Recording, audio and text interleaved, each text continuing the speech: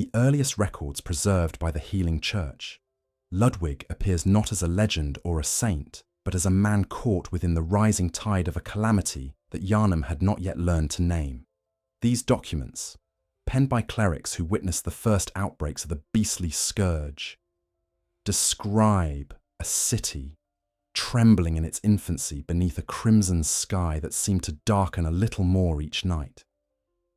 The old blood had only recently become the Church's miracle, administered with the promise of healing and salvation, and the people of Yharnam embraced it wholeheartedly, unaware that this gift carried a shadow.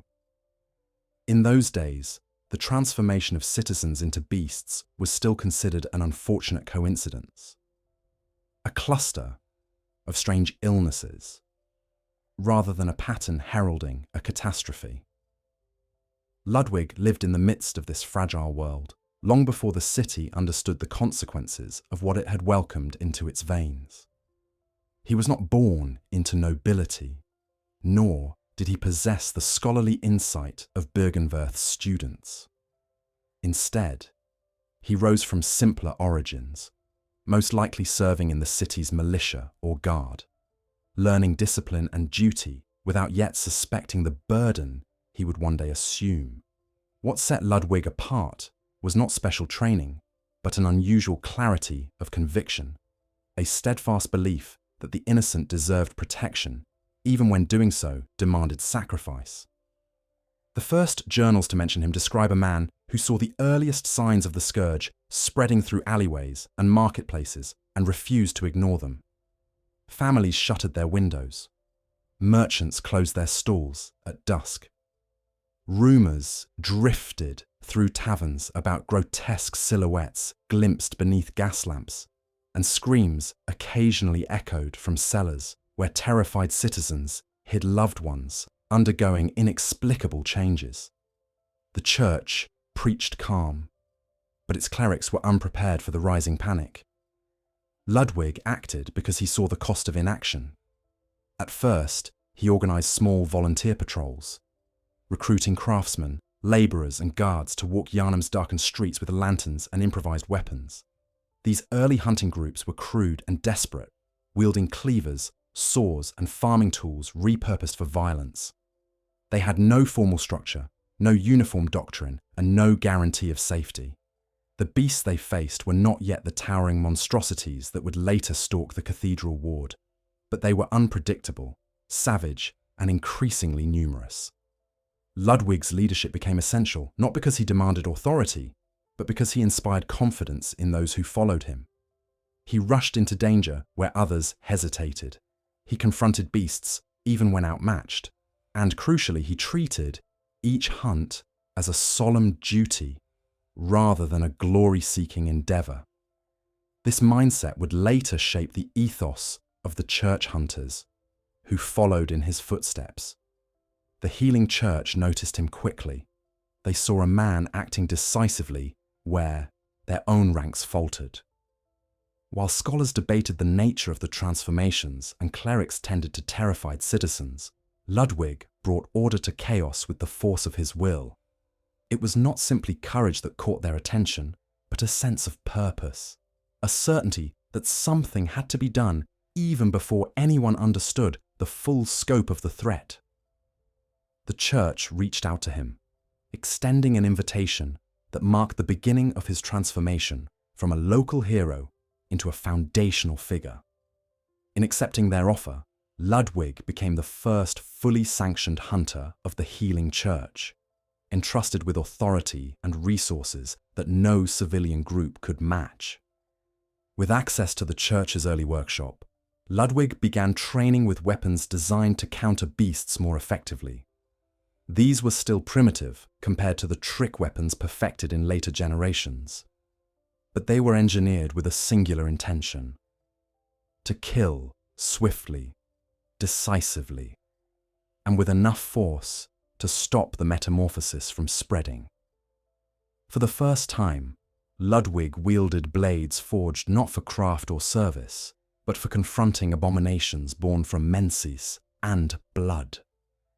His reputation grew as he led more expeditions into infected districts, stabilizing neighborhoods that would have otherwise fallen to fear or violence. Each successful hunt strengthened his resolve, and he began shaping the discipline that would later define all church hunters. Discipline grounded in vigilance, courage, and an unyielding belief that righteousness could stand firm against corruption. Yet even in these early years, the seeds of tragedy were already present. As the church refined its blood rites, Ludwig saw alarming patterns emerge among the newly treated. Some patients healed miraculously, while others returned changed in subtle, disturbing ways. Their eyes gleamed differently, their tempers shortened. They muttered about strange dreams beneath the moon. Hunters themselves, including Ludwig, received transfusions to maintain their strength and stamina. And though he endured them without complaint, he sensed a faint dissonance threading through his mind. A quiet whisper of something foreign mingling with his thoughts. He did not yet recognize this as the creeping influence of the old blood, but the first cracks in his certainty had appeared. Still he pressed forward, convinced that duty demanded nothing less. He founded what became known as the training grounds, instructing recruits who sought to join the church hunters. Ludwig taught them to steel their nerves, to fight without hesitation, and to remember always that the beasts were not monsters born of malice, but victims of a sickness that robbed them of their humanity.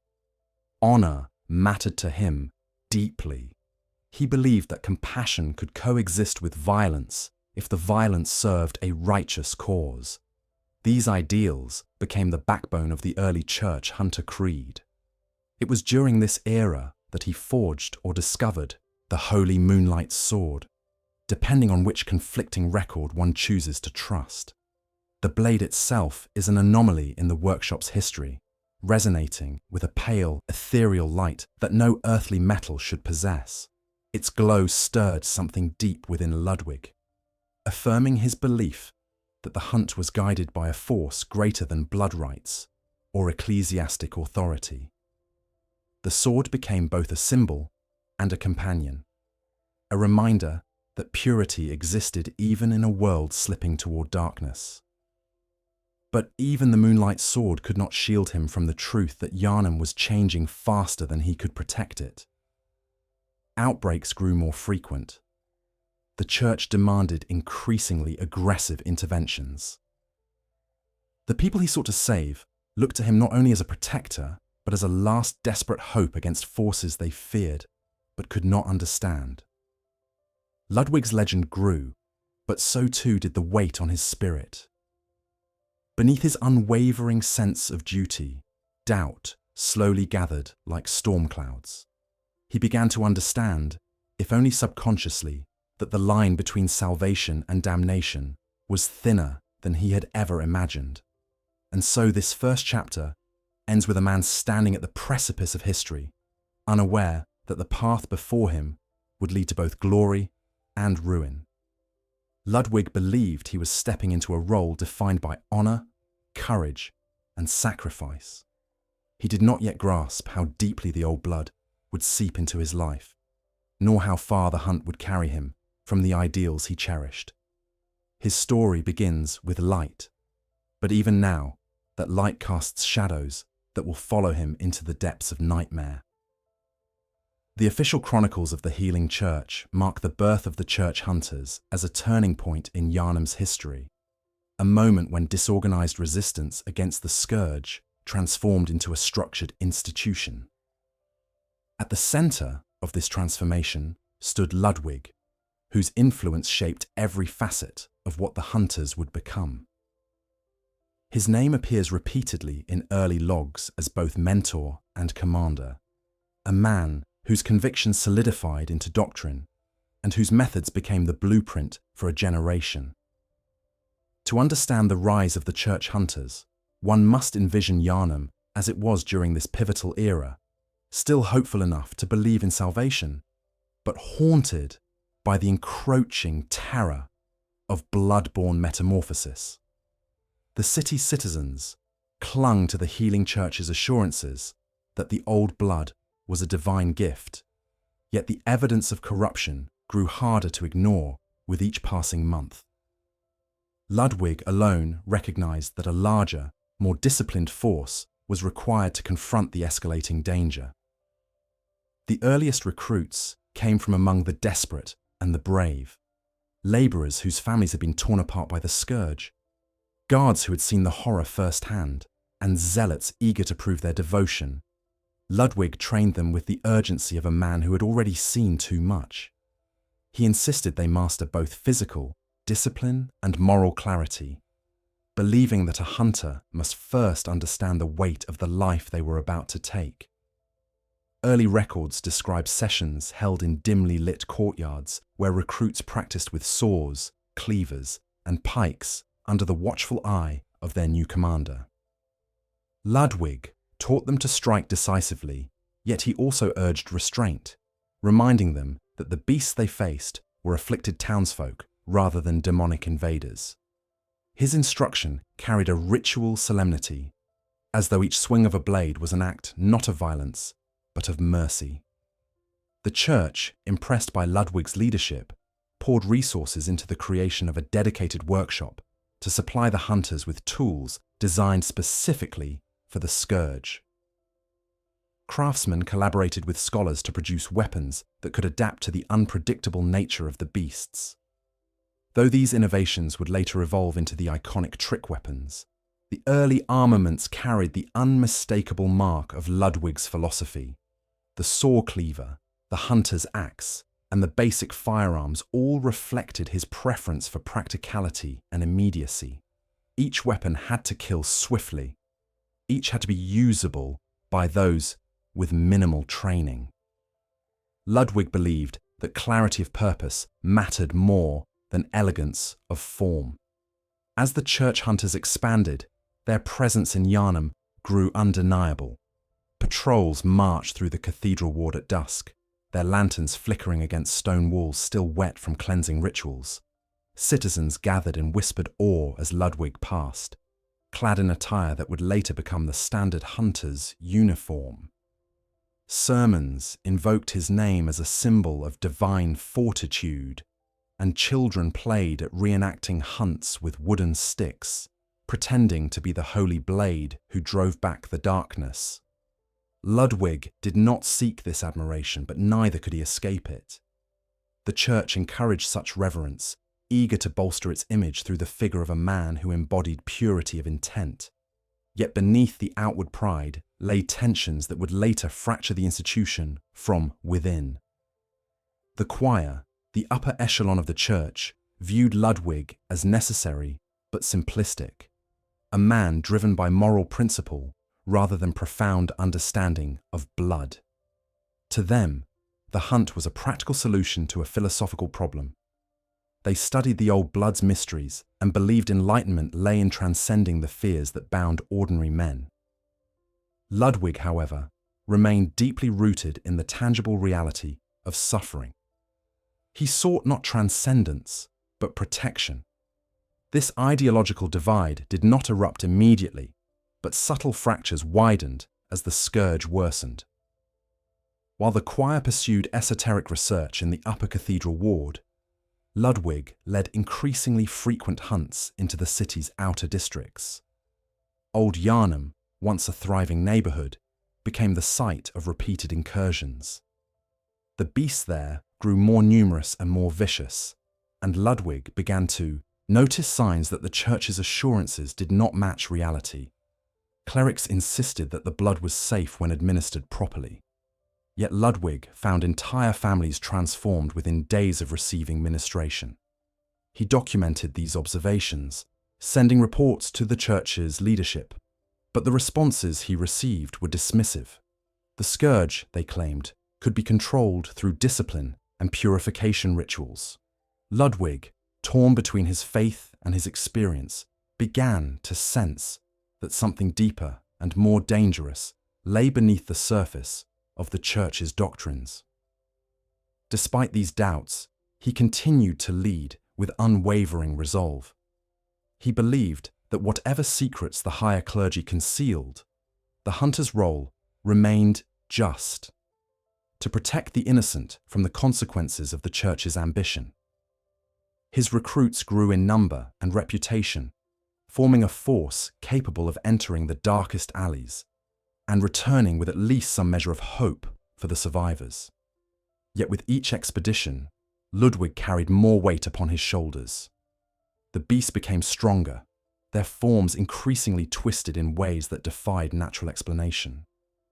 Some were unrecognizable as former humans, bearing characteristics that hinted at something older and more cosmic than any disease born of blood could account for.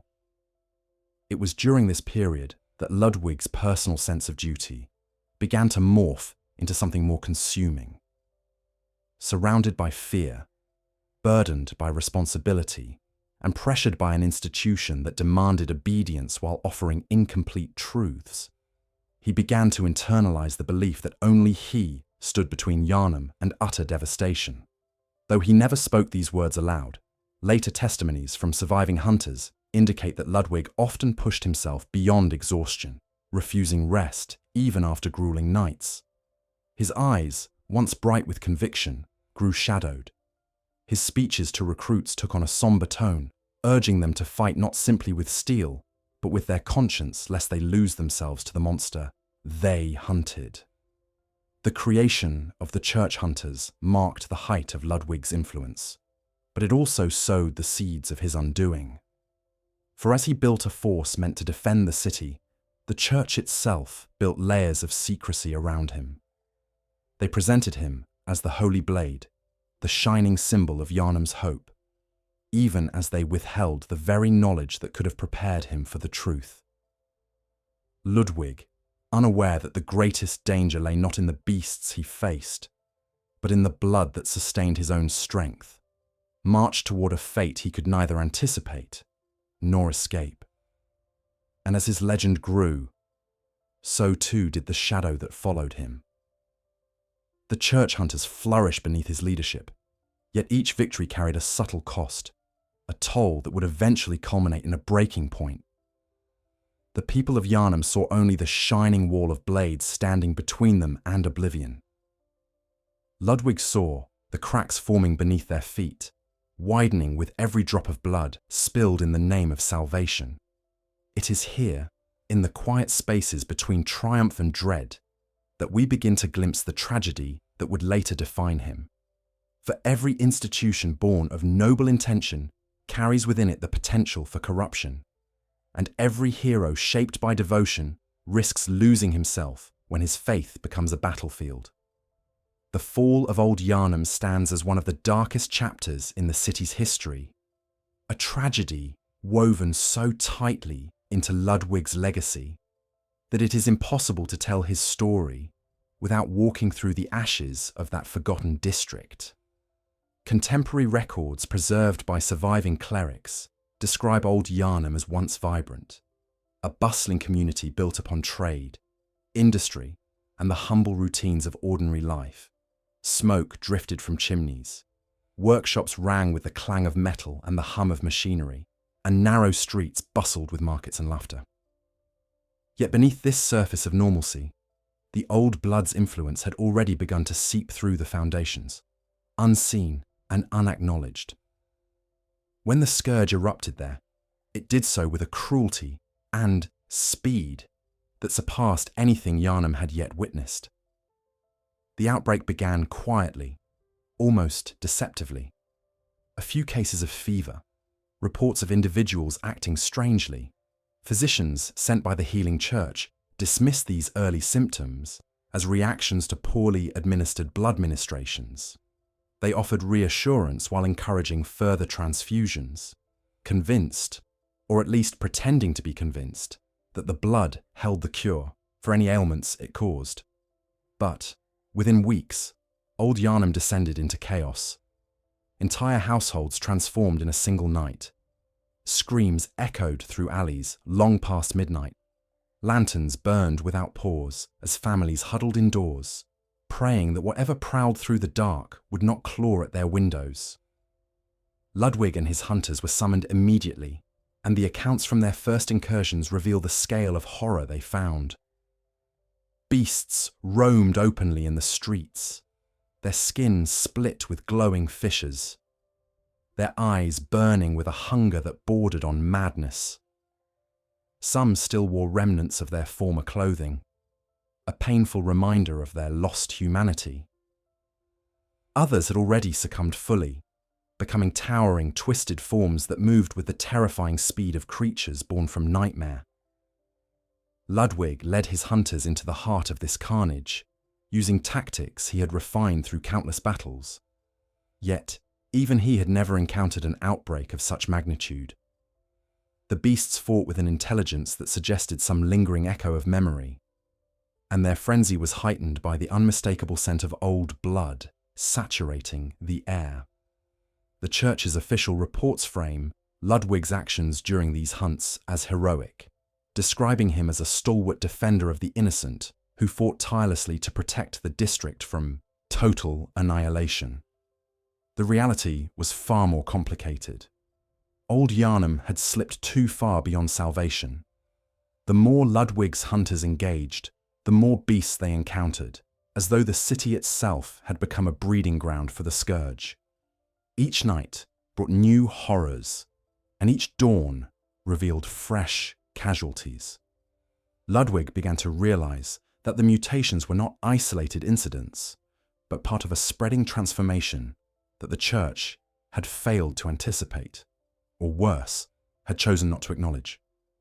As the situation deteriorated, Ludwig wrote increasingly urgent reports to the healing church, begging for more resources, more support, and more transparency about the nature of the blood. The responses he received were formulaic reassurances, emphasizing faith and discipline, but offering no substantive guidance. The choir remained silent. The clerics of the upper Cathedral Ward refused to grant audiences. Ludwig, struggling to reconcile his trust in the church with the carnage before him, felt the first true fracture in his faith.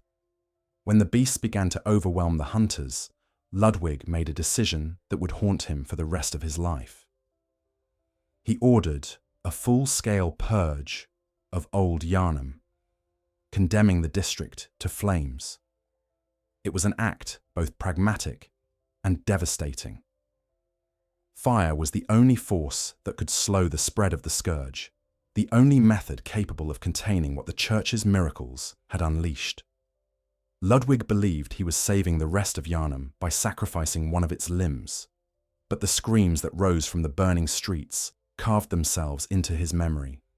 Not all who burned were beasts. Some were citizens trapped in their homes, too afraid to flee, too slow to escape the inferno that consumed their world. Surviving accounts indicate that Ludwig personally led the torch-bearing squads, his face marked by ash and grief as he watched buildings collapse in waves of sparks and embers. Hunters under his command spoke of his trembling hands, his hollow gaze, and the way he whispered apologies into the smoke-filled air. The purge was a turning point not only for Old Yharnam, but for Ludwig himself. Though the church framed the destruction as a necessary act of containment, Ludwig carried the weight of every death as a personal burden. He had sworn to protect the innocent, yet he had become the agent of their annihilation. The aftermath of the purge brought no relief. The few survivors who escaped the flames grew fearful and resentful, and whispers spread throughout Yharnam that the church had abandoned Old Yharnam to hide its own failures. The church hunters returned to the Cathedral Ward in grim silence, carrying wounds both physical and emotional. Ludwig's once unshakable resolve had begun to fray. He still believed in the cause, but the certainty that had guided him through the earliest hunts now flickered in the face of overwhelming doubt. In private, Ludwig retreated into solitude, seeking understanding through prayer and reflection. He clung to the holy moonlight sword as a beacon of purpose, believing that its ethereal glow represented a form of truth, untainted by the church's secrets. The blade comforted him in ways words could not, its gentle radiance reminding him of the ideals he once fought for, a world where the strong protected the weak and where hope could triumph even in the darkest hours. Yet, as he grasped the sword's hilt during sleepless nights, he could not escape the visions of burning houses and the sound of helpless cries swallowed by flame. Meanwhile, the healing church seized upon the narrative it preferred to tell. The official statement declared that Old Yharnam had been too far gone, that the scourge had spread through its streets with such ferocity that cleansing fire was the only possible salvation. They elevated Ludwig in their sermons as the hero who had taken upon himself the sorrowful duty of mercy. Citizens, worn by fear, accepted these words because they needed to believe in a saviour. But Ludwig knew the truth. He had not saved Old Yharnam. He had destroyed it, and in doing so had extinguished a part of himself. This event marked the beginning of a subtle yet inexorable transformation within Ludwig. Though he continued to lead, his spirit had been wounded. The purity that once defined his conviction began to erode, replaced by a grim determination, hardened by guilt. He fought on not because he believed the church would guide Yharnam towards salvation, but because he could not imagine abandoning the people who still looked to him for protection. The hunt became not a sacred duty, but an unending penance. And yet, even as his resolve darkened, the old blood continued to weave its influence through his mind. The nights grew longer, the beasts grew stronger, and Ludwig, haunted by the fires of Old Yharnam, took his first steps toward the abyss that would one day engulf him completely. In the years following the destruction of Old Yharnam, Ludwig's legend grew even as the man behind it quietly unraveled. Official records from the Healing Church describe this period as the golden age of the church hunters, an era during which Ludwig refined their doctrines, expanded their numbers, and brought a semblance of stability to a city teetering on the edge of becoming a nightmare.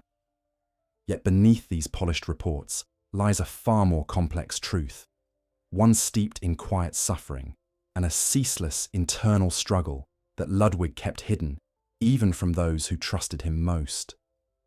To understand how the Holy Blade became both symbol and burden, we must examine the shifting tides within Yharnam and within Ludwig himself, for the two were inseparable.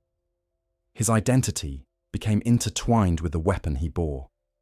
And as the city succumbed to the old blood's corruption, so too did Ludwig drift toward a fate he could not escape.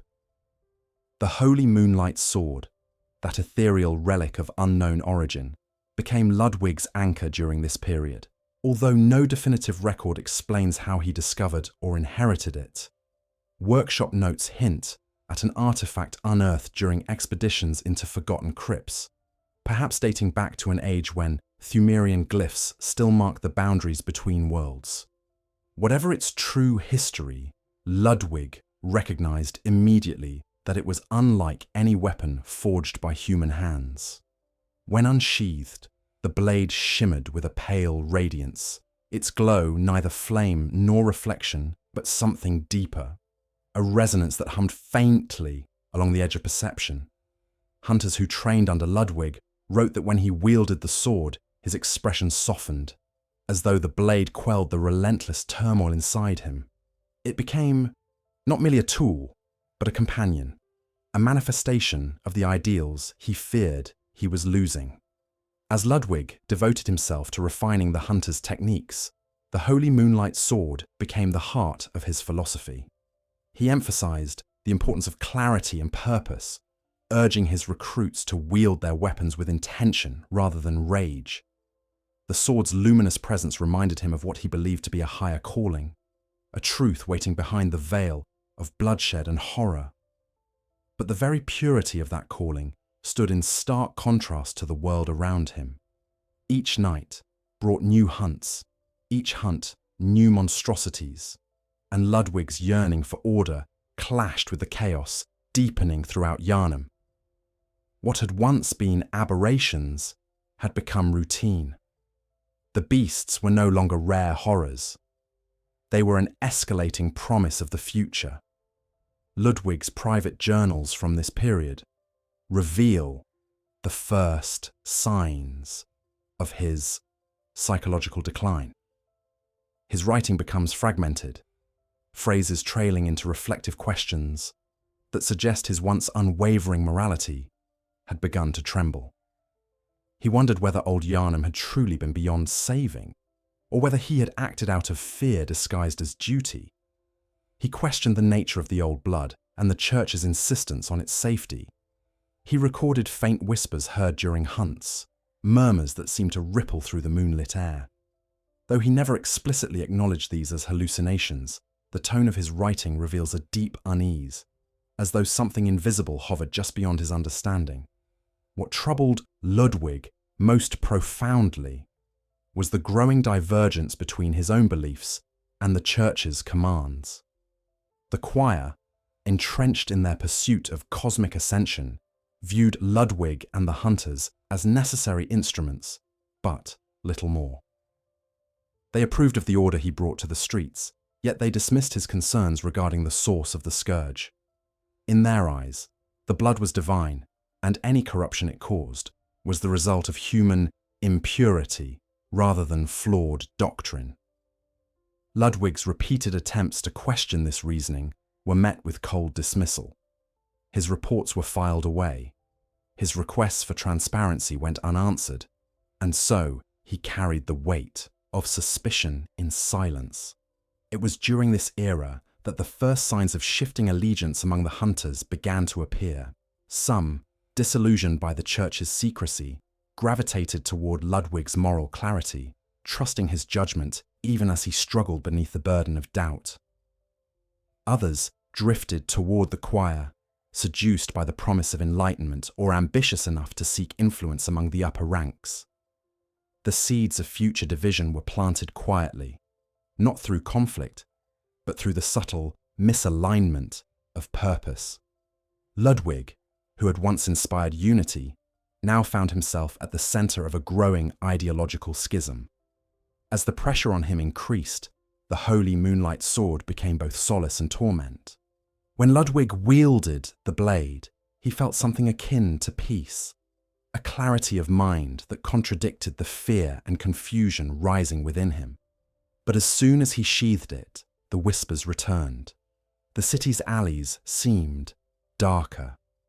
The beast's howls carried a deeper resonance, as though something within the old blood pulsed in response to his doubts. He began to sense patterns he could not explain, an ebb and flow of corruption that seemed tied to the moon's shifting phases. Hunters later described Ludwig as a man torn between two worlds, his gaze often fixed not on his surroundings, but on some distant point beyond the horizon, as though he were listening for a voice only he could hear. The duality of his existence intensified as Yharnam continued to unravel. To the public, Ludwig remained a hero, the Holy Blade who led the church hunters with unwavering courage. Sermons invoked his name. Statues were erected in his honor. Children whispered tales of his bravery. But the man behind the legend felt increasingly disconnected from the image projected upon him. His sense of self began to fracture. He feared that the purity, symbolized by the holy moonlight sword, was slipping beyond his grasp. And in quiet moments, he questioned whether he still deserved to wield it.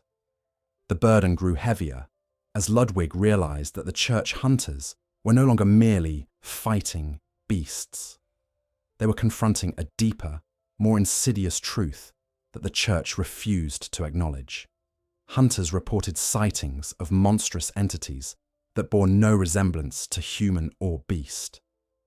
Some described voices echoing through the night, others strange distortions in the air near cathedral spires. Ludwig documented these accounts, but found no support from the choir, who dismissed them as stress-induced hallucinations. Yet, Ludwig knew better. He had seen such things himself. He had witnessed shapes that flickered beneath moonlight, forms that defied reason. The more he tried to understand, the more he sensed that the scourge was not merely a biological affliction, but a symptom of something far greater, a cosmic influence interwoven with the old blood. This realization haunted him. He began to fear that the holy moonlight sword, far from being a symbol of purity, was in fact a reminder of his own insignificance in the face of forces beyond human comprehension. The blade's glow, once comforting, now carried an undertone of melancholy, as though it were mourning what he was becoming. In the sword's radiance, he glimpsed not salvation, but the enormity of his burden. And in its faint hum, he felt a sorrow that echoed the cries of the beasts he slew. By this time, Ludwig had become a figure suspended between hope and despair. He fought tirelessly to protect Yharnam, yet he no longer trusted the institution he served. He wielded a blade of celestial light, yet he felt the creeping darkness within himself. His duty remained unchanged, but the foundation of that duty had crumbled. And though he continued to lead the hunts, guiding his followers with steadfast resolve, the man who had once shone so brightly was dimming beneath the weight of truths he could not yet speak. It is here, in the silent conflict between the man and the myth, that Ludwig's fate begins to turn.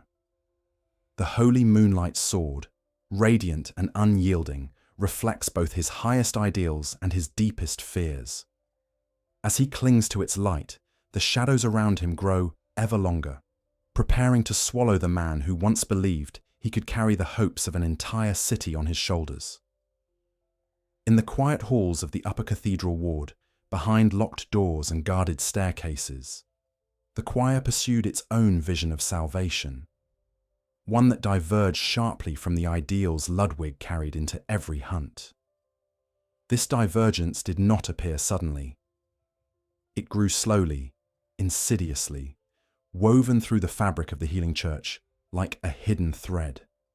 To understand how Ludwig's path began to fracture irrevocably, we must step into the world of the choir, a world defined not by steel and bloodshed, but by transcendence, secrecy, and a belief that the scourge was not a curse, but an evolutionary step towards something sublime.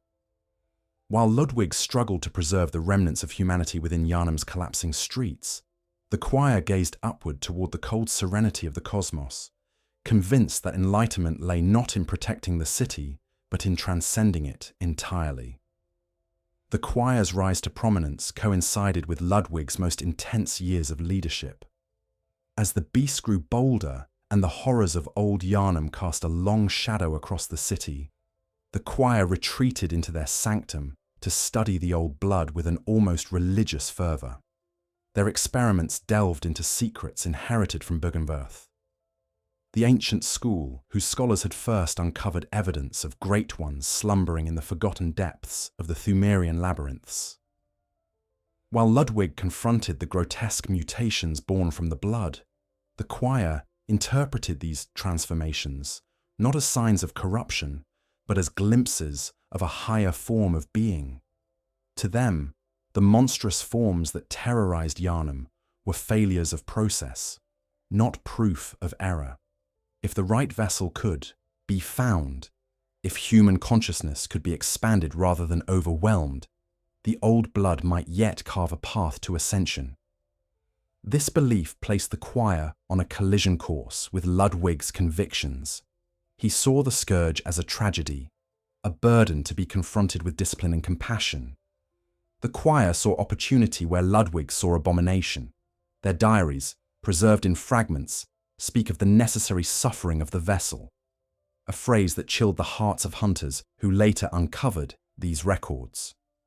For the choir, the people of Yharnam were not innocents to protect, but potential conduits for cosmic revelation.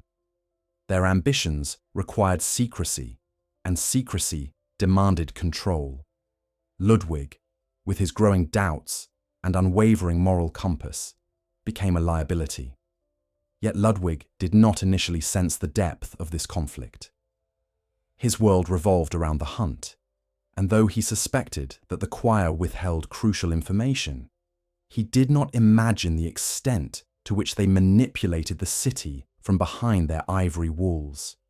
He continued to send reports detailing the strange phenomena hunters witnessed during their nightly battles. Distortions in the air, unnatural lights shimmering atop cathedral rooftops, and beasts emerging from patterns that seemed not random, but orchestrated. These reports vanished into archives without response.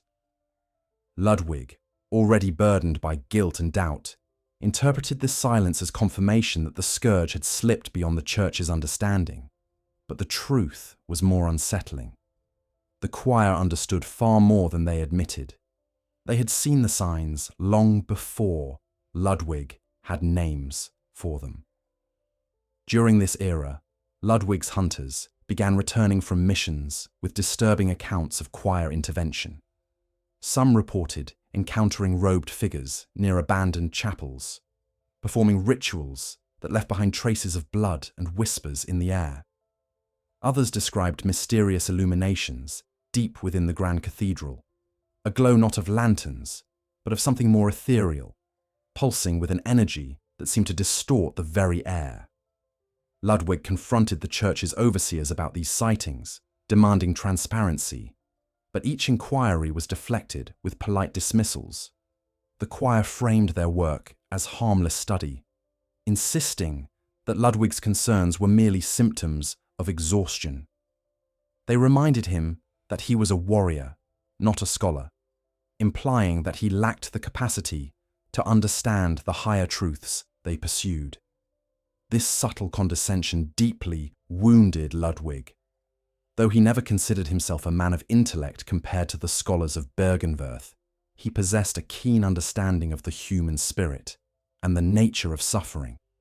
He suspected that the choir's detached perspective blinded them to the consequences of their actions. Yet the structure of the healing church made it impossible for him to challenge them openly. The choir occupied the highest tier of authority, and Ludwig, despite his influence among hunters, remained subordinate. This imbalance forced him into isolation, making his doubts fester more sharply. The cracks spreading through Ludwig's psyche widened when he discovered evidence connecting the choir's research to the mutations he witnessed in the field. Hunters under his command brought back documents retrieved from abandoned workshops, notes describing experimental transfusions, attempts to infuse subjects with diluted Great One essence, and references to a creature the choir believed represented their greatest discovery, the celestial being known as Ebrietas, daughter of the cosmos.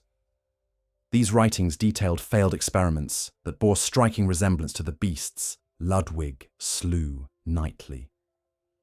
He began to suspect that the scourge's rapid intensification in Old Yharnam was not an accident, but a consequence of the choir's reckless pursuit of transcendence.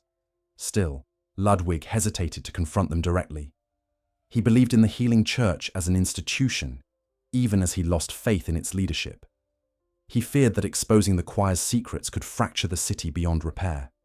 And perhaps, though he would never admit it, he feared discovering that the church he devoted his life to had been corrupted long before he took up the holy moonlight sword.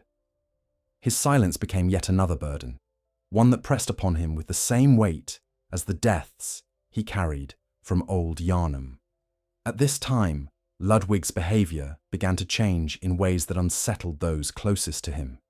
He withdrew from public gatherings, avoiding sermons and ceremonies designed to celebrate the hunters' victories. He spent long hours alone in the workshop, sharpening his weapon with mechanical precision, or standing motionless before the altar where the holy moonlight sword rested. Hunters reported finding him there in the deep hours of the night, whispering to himself in tones they could not interpret. His once commanding presence grew subdued, his voice quieter, his posture more burdened. Some believed he had lost faith. Others feared he had lost hope. Yet the truth was more complicated. Ludwig's struggle did not stem from weakness, but from a moral awakening that the church could not afford to acknowledge. He sensed that the scourge was not a divine test, but a symptom of humanity's reckless ambition. The monsters he faced were not enemies, but victims. And the holy moonlight sword, once a beacon of clarity, now illuminated the dissonance between the man he was and the institution he served. This conflict marked the beginning of Ludwig's slow descent, a descent not into monstrosity, but into despair. The fractures within the church paralleled the fractures within his soul. And though he continued to lead the hunts with unwavering resolve, his nights were haunted by visions of cosmic forms he could not explain, and his days were marked by an exhaustion that no amount of rest could mend. Ludwig's story, from this point forward, cannot be told without acknowledging these secrets, for they shaped every choice he made and every step he took toward the transformation that would one day eclipse his identity. The man who had once carried Yharnam's hope upon his shoulders now carried its hidden sins, bearing their weight with a dignity that made his inevitable fall all the more tragic. In the years after Ludwig first sensed the choir's secrets slipping like cracks beneath his feet, the moon above Yharnam began to change. Hunters, who had once dismissed the sky as little more than a backdrop to their nightly struggle, found themselves gazing upward with unease, noticing patterns they could not explain. The pale moon, once a symbol of distant serenity, took on a deeper hue, its edges tinged with crimson as though stained by the blood spilled across Yharnam's cobblestones. Though records from this era describe these changes in scientific or poetic terms, the hunters who witnessed them knew instinctively that something ancient and unfathomable was stirring. For Ludwig, these celestial shifts marked the beginning of a profound and irreversible transformation, not yet physical, but psychological, spiritual, and deeply entwined with the burden he carried. Ludwig had always been sensitive to the rhythms of the hunt, the subtle ways the world seemed to respond to the actions of hunters and beasts alike. In the early days, these perceptions had been grounded in instinct and experience, the natural intuition of a man who spent countless nights navigating shadows and listening for danger. But as the moon's colour deepened and the old blood's influence grew more chaotic, Ludwig began to sense something different, an undercurrent beneath reality, a distant resonance that called to him from the edges of consciousness. He found himself waking in the middle of the night with the unsettling certainty that something had watched him from beyond the window. At times, he caught flickers of motion in his peripheral vision, shapes that vanished when he turned his head. He told no one of these visions, for he feared they would be interpreted as madness, yet he recognized in them the same cosmic whispers that had haunted his dreams since Old Yharnam's fall. These experiences intensified during hunts. Where once Ludwig had seen only beasts driven by bloodlust, he now perceived a strange coherence in their movements, as though they responded to a silent conductor guiding their frenzy. The moonlight seemed to bend subtly around their forms, illuminating them not merely as creatures of flesh, but as manifestations of something deeper. Ludwig began to suspect that the scourge was not spreading randomly, but according to a pattern he could not yet decipher. The beast's cries carried echoes of something mournful rather than monstrous, and he wondered whether he had misunderstood the nature of their existence from the beginning. The certainty that had once defined him now wavered beneath the weight of questions he feared to examine too closely. The choir, upon hearing rumours of these celestial anomalies, intensified their own investigations. Though they shared none of their findings with Ludwig or the hunters, they secluded themselves within the upper Cathedral Ward, performing rituals unknown to the rest of the church. Hunters reported strange lights flickering through the tall windows at night, accompanied by faint, melodic hums that resonated through the Cathedral Ward like an otherworldly song.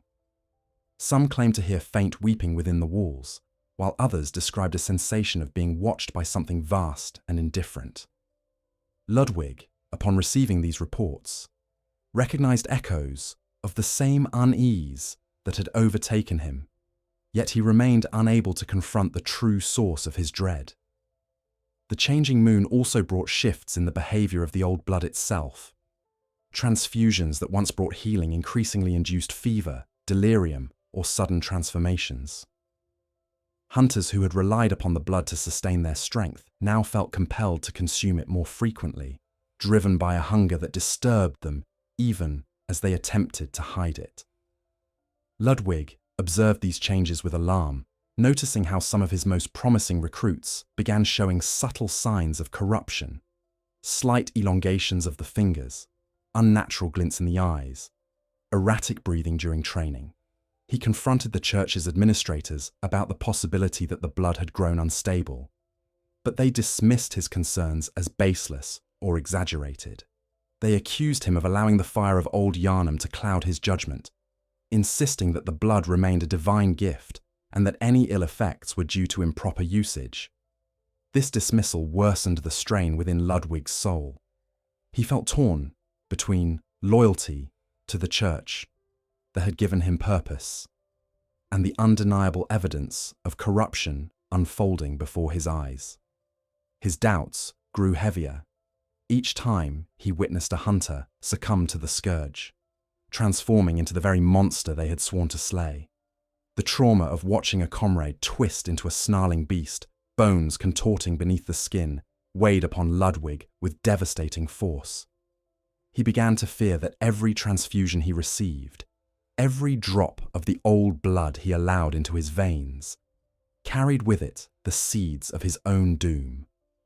The holy moonlight sword remained his refuge during this time, though even its radiant glow offered diminishing solace. Rulad would stand before the blade in the stillness of night, the faint hum resonating through the workshop, as though the sword itself mourned the changes overtaking its wielder. Sometimes he believed he heard whispers emanating from the blade, not in words, but in impressions, gentle, sorrowful, pleading. He interpreted these sensations as warnings, though he could not discern their meaning. The sword, always a symbol of clarity, now reflected the growing storm within him. It was during this era that the first rumors of the moon presence circulated among the hunters, whispered in hushed tones by those who had glimpsed strange silhouettes in the sky, or felt an oppressive weight pressing upon their minds during hunts. These accounts, though vague and inconsistent, suggested that the moon itself housed an intelligence, a being whose presence fluctuated with the celestial shifts above Yharnam. Ludwig did not know whether these rumors held truth, but he felt a profound disturbance each time he lifted his gaze toward the deepening crimson glow. Something about the moon had begun to respond to the city's suffering, and Ludwig feared that the church's rituals had awakened forces beyond their comprehension. The shift in the moon's power also brought with it an alarming increase in phenomena that defied reason. Hunters reported encountering entities that flickered between visibility and shadow, forms that resembled phantoms made of moonlight.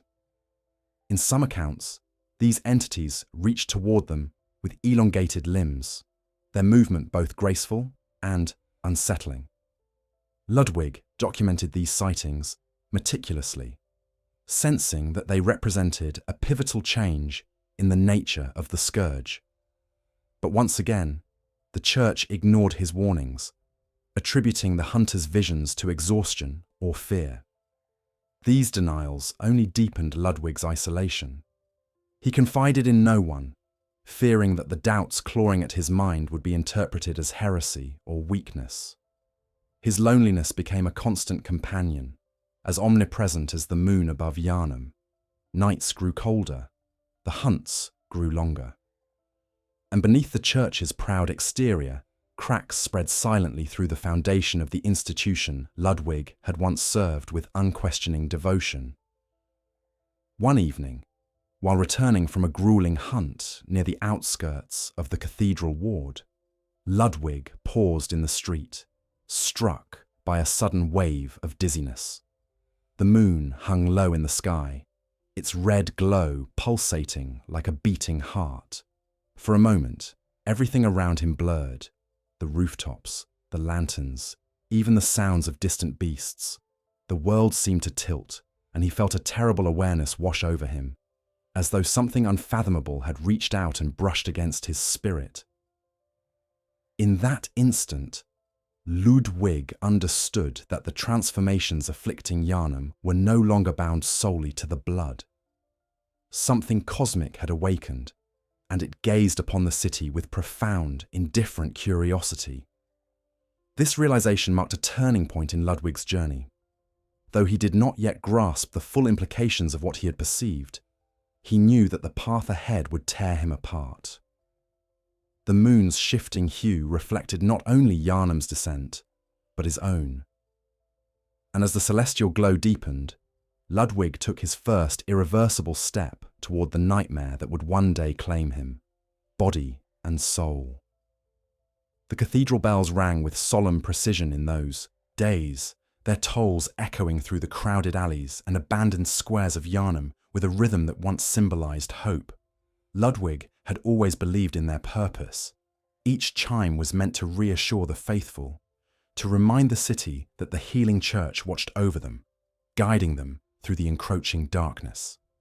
But as the moon's hue deepened and the scourge spread like a wound across the night, the bells took on a different quality. Their resonance no longer soothed the heart. Instead, it carried a note of hollowing despair, as though each toll marked the passing of something irretrievable. Ludwig, standing beneath the sweeping arches of the grand cathedral, heard the difference. He felt it reverberate through him like an unanswered plea. In the wake of the celestial shifts and the choir's tightening grip upon the church's secrets, Ludwig found himself walking the narrow paths between faith and disillusionment with increasing difficulty. Each hunt brought new horrors that defied explanation. Each night revealed changes in the city that made the world feel thinner, the divide between earth and nightmare more porous. Ludwig prayed for guidance, not out of ritual, but from genuine desperation. He knelt in the cathedral's silent chambers, whispering for clarity, for strength, for a sign that the burden he carried was not his alone. Yet no answer came. The silence felt absolute, as though the very divinity the church promised had withdrawn its presence from Yharnam, leaving behind only echoes of a hollow promise. This crisis of faith did not weaken Ludwig's resolve. It strengthened his determination to act. If the church refused to face the truth of the scourge, if the choir hid behind esoteric theories and cosmic ambitions, then Ludwig would shoulder the responsibility himself. His devotion shifted from faith in the church to a steadfast commitment to the people he sought to protect. Every frightened family, every wounded hunter, every child who clutched their mother's hand in the shadows became the heart of Ludwig's purpose. Yet, the more he devoted himself to this cause, the more he realized that he was fighting a war against forces far beyond the reach of mortal effort. It was during this tumultuous period that Ludwig began to spend more time in the lower sanctuaries, quiet, dimly lit spaces beneath the cathedral, where hunters often retreated to tend wounds or catch their breath. Here, the air smelled of incense and dried herbs, a comforting contrast to the metallic tang of blood that saturated the battlefields above. Ludwig found solace in these chambers, speaking with wounded hunters, listening to the fears they dared not voice elsewhere, and offering them what little reassurance he could. But even there, he sensed a deepening despair. Hunters who once fought with honored conviction now whispered of visions, nightmares that lingered long after sleep ended, and voices calling to them from beneath the earth. Ludwig recognized these signs, for he experienced them too. The voices often reached him at the edges of his consciousness during the hunts. They were neither commanding nor malicious. Instead, they carried a distant melancholy, as though mourning the suffering they observed. Ludwig initially dismissed them as the lingering trauma of Old Yharnam. echoes of screams burned into his memory. But as time wore on, the voices grew clearer. They whispered warnings, fragments of insight, or vague impressions that felt foreign yet familiar. Ludwig did not understand their origin, but sensed they were bound to the moonlit presence looming above Yharnam. He feared these voices not because they threatened him, but because they stirred something deep within him, an empathy for the beasts he hunted, a recognition of their tragedy that conflicted painfully with the necessity of his duty. This inner conflict intensified as Ludwig encountered more transformed hunters. The first time he slew one of his own, he did so with trembling hands, silently begging forgiveness. He watched the beast's body collapse, the features flickering between monstrous distortion and faint, human resemblance. The dying creature made a noise that sounded not like a roar, but like a sob. Ludwig knelt beside the fallen hunter, feeling the weight of responsibility crush his chest. He knew then that the old blood's corruption had infiltrated every corner of their efforts, turning camaraderie into potential tragedy. Each transfusion brought the risk of transformation. Each night of battle threatened to steal another soul. Disturbed by these revelations, Ludwig sought answers from the church's leaders, demanding once again that they acknowledge the danger of the old blood. But the responses he received were colder than ever. Some dismissed his concerns outright, accusing him of undermining the church's authority. Others insisted that the scourge was a temporary setback on the path toward greater understanding. The choir remained silent behind their locked doors. Ludwig began to feel as though the church saw hunters not as protectors, but as expendable tools, soldiers to be sacrificed in pursuit of hidden knowledge. This realization planted a seed of bitterness in Ludwig's heart, a quiet resentment that grew alongside his fear. Yet even as his faith in the church crumbled, Ludwig clung desperately to the holy moonlight sword. In moments of despair, he laid the blade across his lap, fingers tracing its luminous edge. The sword's glow pulsed gently beneath his touch, a soft radiance that steadied his breath and calmed his racing thoughts. He believed, or perhaps needed to believe, that the sword represented something pure, something untainted by the church's ambitions. It became his conduit for prayer, his silent companion in a world that felt increasingly devoid of grace. When alone, Ludwig spoke to the blade in hushed tones, confiding his fears as if hoping it might, somehow, carry his burdens. During one of these quiet nights, Ludwig experienced a vision unlike any he had known before. He sat beneath the cathedral's vaulted ceiling, the moonlight sword resting before him on the stone floor. The moon's crimson glow filtered through the stained glass, casting patterns across the blade. Suddenly, the sword's radiance intensified, filling the chamber with a pale blue light. Ludwig felt his thoughts quiet, as though something reached into his mind, soothing the turmoil within him. In that moment, he sensed not a voice, but an awareness, vast, sorrowful, and impossibly ancient. The presence did not speak, yet he understood its intent, to steady him, to guide him, to remind him that he was not alone in his struggle. Tears blurred his vision as he bowed his head, unsure whether this blessing came from a great one or from the very essence of the blade itself. But even this moment of serenity carried an undercurrent of tragedy, for Ludwig could not distinguish whether the presence he sensed was benevolent or indifferent. The Great Ones were renowned for their inscrutability, for granting insight that could drive men to madness. As the blade dimmed and the presence faded, Ludwig felt both comforted and unsettled. He questioned whether this vision was a gift or a warning. Yet he clung to the experience with fervour, for it offered him a clarity the church had long since abandoned. The unanswered prayers that haunted Ludwig during this era shaped the path he would follow into the nightmare. His loneliness deepened, his doubts sharpened, and though he still led the hunters with unwavering discipline, he felt increasingly separated from the very people he sought to protect. Each step forward carried him further from the world of men and closer to a realm defined by sorrow, moonlight, and the quiet whisper of truths too great for mortal minds to bear. As the moon deepened into its crimson phase and Ludwig's unanswered prayers accumulated like dust upon the quiet altars of Yharnam, the fractures running through the healing church began manifesting not only in its leadership, but in the hunters themselves.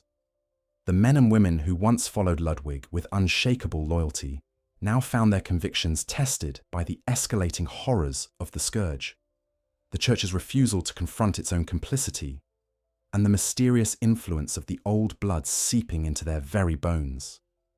What had once been a unified order forged through shared purpose slowly warped into a fragmented brotherhood marked by doubt, fear, and competing ideologies.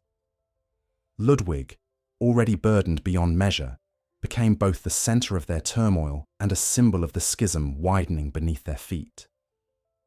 The first signs of dissent emerged quietly, almost imperceptibly. Hunters who once took pride in their duty began to question the church's guidance. They whispered that the scourge no longer behaved like a disease, but like a curse with intent. They murmured about the choir's strange activities, about the locked chambers above the grand cathedral, about the faint sounds of chanting drifting through the upper ward at odd hours of the night. Some hunters wondered whether the church had already abandoned Yharnam, choosing to pursue cosmic discovery rather than protect the faithful. Ludwig listened to these concerns, but his responses grew increasingly strained. Though he understood their fears, he lacked answers. His silence, intended to prevent panic, instead fed the growing suspicion that the church hunters themselves were being manipulated. Another faction emerged from among those who clung tightly to duty despite the deepening crisis. These hunters believed that Ludwig's doubts made him unfit to lead. They interpreted his quiet melancholy as weakness and his concern for the citizens of Yharnam as misguided sentimentality. In their view, the scourge required ruthless efficiency, not compassion. They argued that fear clouded Ludwig's judgment and that a firmer, more unyielding hand was needed to maintain order. Though they did not yet challenge him openly, their loyalty shifted subtly from Ludwig to the church's broader mission, guided by a belief that obedience superseded morality. This faction's rise foreshadowed the future emergence of the healing church hunters, who would later define the church's militant arm. But in Ludwig's time, they formed a quiet but significant undercurrent of disapproval. A third group began to form, composed of hunters who had seen too much and endured too little relief. These men and women, worn thin by endless night battles, began succumbing to the psychological burden of the scourge. Exhaustion distorted their perceptions. They spoke of shadows moving in unnatural ways, of whispers that reached them during moments of vulnerability, and of a growing certainty that the city itself resented their presence. Some believed that the beasts retained fragments of memory, and that every hunt eroded their own humanity. Ludwig, attuned to their suffering, spent countless hours attempting to counsel them, but his words could no longer reach hearts weighed down by despair.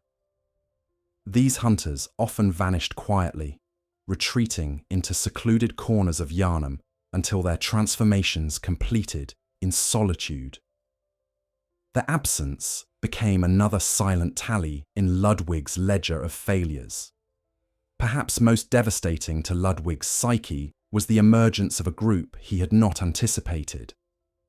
Hunters who looked upon the choir's cosmic pursuits with awe rather than suspicion. These individuals, already fraying beneath the strain of the hunt, found solace in the idea that the old blood represented a path toward enlightenment rather than a curse. They believed the scourge revealed not humanity's downfall, but its potential. Some began experimenting with transfusions in secret, convinced that they could control the transformation process through discipline or faith. The results were uniformly catastrophic. Ludwig discovered several such hunters in the throes of metamorphosis, their bodies contorted between human and beast, their screams echoing with both agony and misguided hope. These encounters seared themselves into Ludwig's memory, intensifying his dread of what the old blood had already begun to carve within him. Ludwig's attempts to maintain unity among these disparate factions were noble, but futile. The hunters who once saw him as the embodiment of purpose now saw in him a reflection of their own fears. Some worshipped him as a beacon of purity. Others pitied him as a relic of an idealistic past. Still others viewed him as an obstacle to progress, a man clinging to outdated notions of mercy and restraint, while the world around them demanded ruthless adaptation. Ludwig, unaware of the full extent of these shifting loyalties, continued to fight for cohesion. He believed that if he could guide his hunters through the storm, they might emerge stronger on the other side. But the fractures ran deeper than he could mend. Tensions reached a new height when a small group of hunters defected entirely, abandoning the church to join those who pursued the nascent ideals that would later define the League. Though this movement would not fully mature until after Ludwig's fall, its roots were visible even now. These hunters rejected the church's secrecy and the choir's pursuit of transcendence, embracing instead a creed of righteous justice and communal duty. They believed that the hunt had lost its meaning, corrupted by ambition and deceit, and sought to reclaim its original purpose: to defend the innocent without the burden of institutional agendas. Their departure wounded Ludwig deeply, not because he disagreed with their ideals, but because he felt personally responsible for their disillusionment. In his eyes, their abandonment marked another failure, another life driven from the path he had tried to illuminate. As these divisions deepened, Ludwig's authority weakened. He still commanded respect, for his strength and devotion were unquestioned, but respect alone could not heal the widening fractures. The hunters began operating with increasing autonomy, taking on missions without Ludwig's consultation, or withholding information they believed might further burden him. Even those who remained loyal grew hesitant in his presence, sensing the weight of sorrow pressing upon him. The camaraderie that once defined the hunters devolved into a fragile alliance, maintained more by necessity than shared purpose. Yet it was not external conflict that delivered the sharpest blow to Ludwig's spirit. It was the betrayal of his closest companions. Among the hunters he trusted most were a handful he had trained personally, individuals he believed shared his moral compass.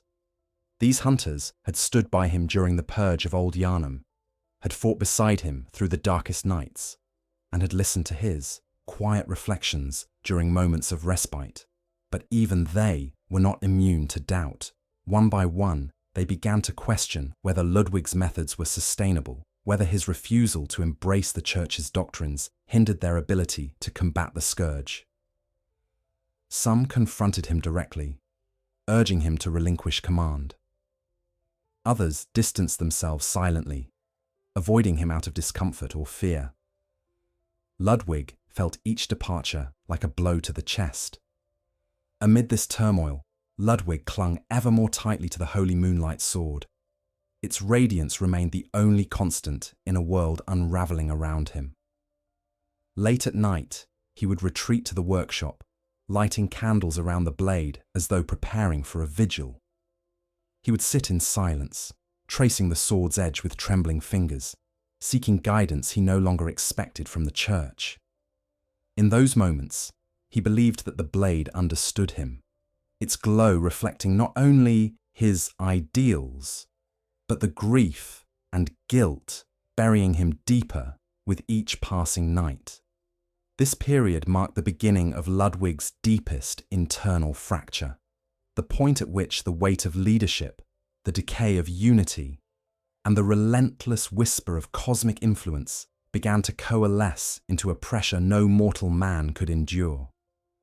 The hunters were divided, the church was fracturing, and Ludwig, standing at the center of this unraveling web, could feel himself slipping toward an abyss he could neither name nor escape. The older hunters would later remember this era as the time when Ludwig, once the firm pillar supporting the entire weight of Yharnam's hope, began to walk a path lined not with triumphs, but with quiet, painful failures. They called it the failing of the silvered path, a phrase whispered with reverence and sorrow long after Ludwig's name had become associated with both heroism and horror. This path did not represent a single moment of collapse, but a gradual erosion, a slow, almost imperceptible crumbling of the ideals that once defined him. It was here, in this chapter of his life, that Ludwig's transformation began not in body, but in spirit. And though his fall would one day manifest in monstrous form, its origins were heartbreakingly human. During these years, Ludwig's image remained carefully preserved by the healing church's public voice. Pamphlets distributed among the citizens proclaimed him the Holy Blade, a man chosen by divine will to lead Yharnam through the darkness. Priests invoked his legend as though he were already a saint. Children crafted wooden replicas of the Moonlight Sword, pretending to strike down imaginary beasts in the narrow alleys outside their homes. But beneath this layer of crafted reverence, Ludwig struggled with a suffocating sense of failure. Every hunt revealed more evidence that the scourge was not diminishing, but evolving. New forms of beasts emerged, creatures twisted into shapes no hunter's manual had ever accounted for. Their cries echoed with terrifying intelligence, as though some unseen force guided their rage. Ludwig sensed this shift before any of the other hunters. The beasts' movements felt coordinated, their attacks driven by more than mindless hunger. At times, Ludwig believed he saw something in their eyes, a flicker of recognition, a glimmer of memory that suggested the human soul had not been entirely consumed. This haunted him deeply. Each beast he slew felt less like an act of mercy and more like an execution. The line between righteousness and cruelty blurred, and Ludwig, once so certain in his judgment, found himself hesitating at the worst possible moments. Some hunters interpreted this hesitation as weakness, whispering among themselves that the Holy Blade had lost his steel. Ludwig ignored these insults, yet they burrowed into his thoughts like splinters. The situation worsened as Ludwig began to experience abrupt lapses during the hunts. He would feel a sudden disorientation, a momentary blurring of the world around him, as though the moonlight itself shifted to reveal a second layer of reality beneath ordinary sight. Sometimes he saw faint silhouettes drifting through the edges of the battlefield, their forms humanoid but distorted, like reflections in rippling water. At other times, he heard whispers overlapping with the beast's cries, a chorus of distant voices lamenting in tones he could neither decipher nor silence. These visions left him trembling in their wake, unsure whether he had glimpsed some cosmic truth or simply the unraveling of his own mind.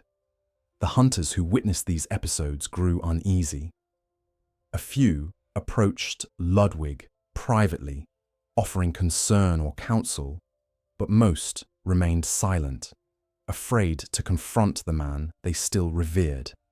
They wondered whether the Holy Blade's mind had begun to fracture beneath the pressures of leadership. Ludwig sensed their fear, and though he attempted to conceal his growing instability, he knew he was losing control of something essential within himself. The sword became his only anchor. Whenever he felt the world slipping, he sought out the holy moonlight sword, gripping its hilt as though it were the only thing preventing him from collapsing into the abyss. The blade's glow steadied him, but its solace grew weaker with each passing day. Amid these internal struggles, Ludwig sought answers from the church, hoping that someone, anyone, would acknowledge the truth he and his hunters faced nightly. But the responses he received were colder than ever. The choir insisted that the intensifying scourge was merely an unavoidable step toward enlightenment, dismissing Ludwig's reports of cosmic phenomena as misinterpretations or delusions. They grew increasingly impatient with his questions, advising him to focus on his duties rather than matters beyond his comprehension. Ludwig realized then that the choir did not simply disagree with him. They saw him as an impediment, an obstacle to their ascension. This realization cut deeper than any wound inflicted by a beast. Ludwig had given everything to the church: his strength, his years, his unyielding faith. To discover that he had been used, that the church valued him only as a symbol to pacify the masses, left him hollow. He continued to lead the hunts with unwavering diligence, but the warmth that once illuminated his purpose had dimmed. He moved through Yharnam like a ghost, visible but unseen, burdened by truths he could neither share nor escape. As his doubts grew, so too did the physical toll of his efforts. Ludwig began to feel abnormalities in his body, subtle at first, then unmistakable. His muscles ached beyond natural fatigue, trembling even during routine movements. His senses sharpened unpredictably. The scent of blood became overwhelming, almost intoxicating. At times, his pupils dilated in ways that startled even the seasoned hunters who trained beside him. He dismissed these symptoms as exhaustion, the inevitable result of years spent on the front lines. But in his heart, he recognized the signs. He was beginning to change. These changes terrified him, not because they threatened his life, but because they threatened his very identity. Ludwig had devoted himself to preserving humanity, to resisting the scourge that stole the minds and bodies of the afflicted. To feel the old blood's hunger stirring within him was to confront the possibility that he would become the very monster he had sworn to eradicate. He prayed more fervently than ever, yet each prayer felt as though it dissolved into the air, unanswered and unheard. One evening, as dusk settled over the Cathedral Ward, Ludwig climbed the steps to the Grand Cathedral and gazed upon the moon. Its crimson glow pulsed like a living thing, casting shadows that seemed to shift independently of the lanterns lining the streets. Ludwig felt an overwhelming sense of insignificance, as though the moon regarded him with the indifferent curiosity of a god observing an insect. In that moment, he understood that the celestial forces shaping Yharnam did not care for the struggles of men, no matter how noble their intentions. The scourge was not a punishment or a trial. It was a byproduct of something vast and unknowable. This revelation broke something within him.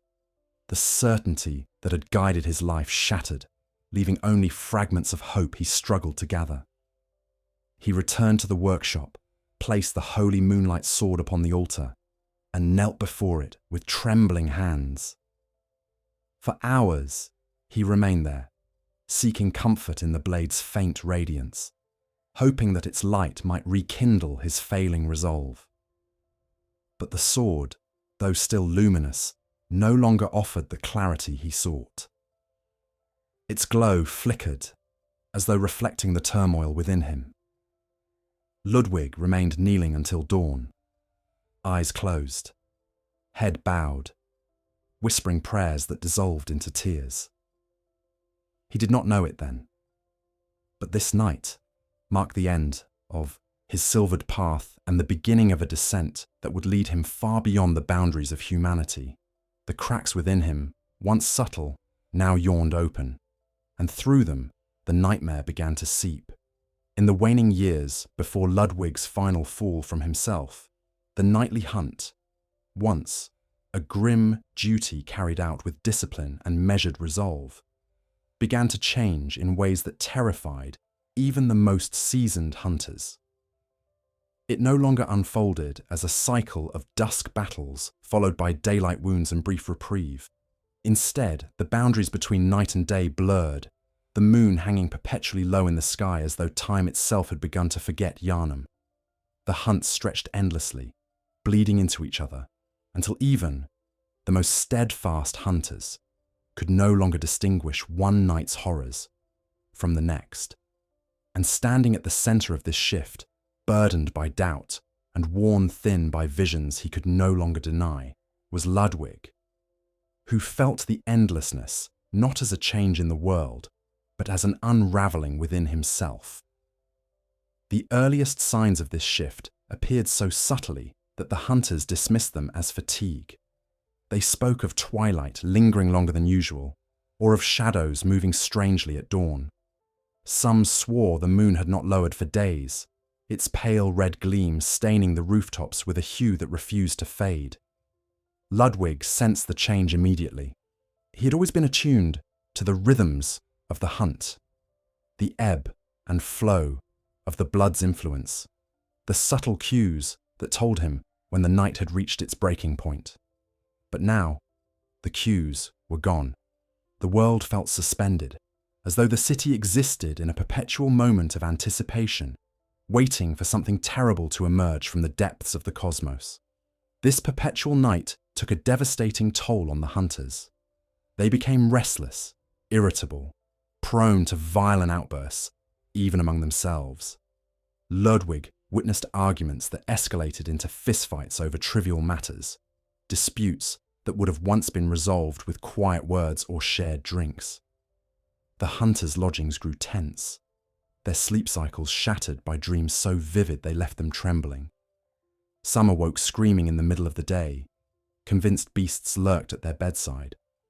Others wandered the workshop grounds in a trance, muttering fragments of prayers or echoing the agonized howls of beasts they had slain. Ludwig recognized these signs all too well. They mirrored the symptoms of those who had begun the early stages of transformation. Yet none of these hunters displayed physical changes, only a growing desperation that blurred the line between sanity and nightmare. What frightened Ludwig most was that he, too, felt these effects. His dreams, once fragmented and sorrowful, became coherent in ways that unsettled him. He saw towering figures draped in moonlight, beings whose forms shifted between beauty and horror. He saw Yharnam's streets twisting into labyrinths that led not to familiar districts but to ancient corridors carved of stone older than the city itself. He heard chants in a language he did not understand, yet somehow recognized. And always the moon was present, vast, watching, pulsing with silent intention. Ludwig woke from these dreams, drenched in sweat, heart pounding as though he had run for miles. The moonlight sword resting against his hand, even when he did not remember grasping it. Daylight brought no comfort. When Ludwig walked through the Cathedral Ward, he felt as though an invisible veil draped over the city, filtering the world through a faint distortion. The cobblestones shimmered at the edges of his vision. Lantern flames flickered unnaturally, swaying in patterns that matched the rhythm of whispers he tried desperately to ignore. The faithful who visited the cathedral seemed distant, their faces blurred with uncertainty. Ludwig sensed their prayers hanging unanswered in the air, their hope faltering beneath the weight of a world slipping out of balance. He feared that the scourge had begun to affect the fabric of reality itself, twisting Yharnam into a liminal space between waking and dream. The endless nature of the hunts had another consequence, one far more devastating. Hunters began to suffer from temporal disorientation. They could no longer remember which night's events belonged to which hunt. They spoke of battles that Ludwig knew had not yet happened, of comrades who had not yet fallen, of beasts whose forms did not match any recorded mutation. Ludwig realized that their minds were fraying under the strain of exposure to the old blood, the moon's influence, and the ceaseless slaughter. The hunt was meant to be a rhythm, a cycle that allowed hunters to rest, recover, and rebuild their strength. Now, without that cycle, the hunt became an unbroken nightmare, eroding the very identity of those who participated in it.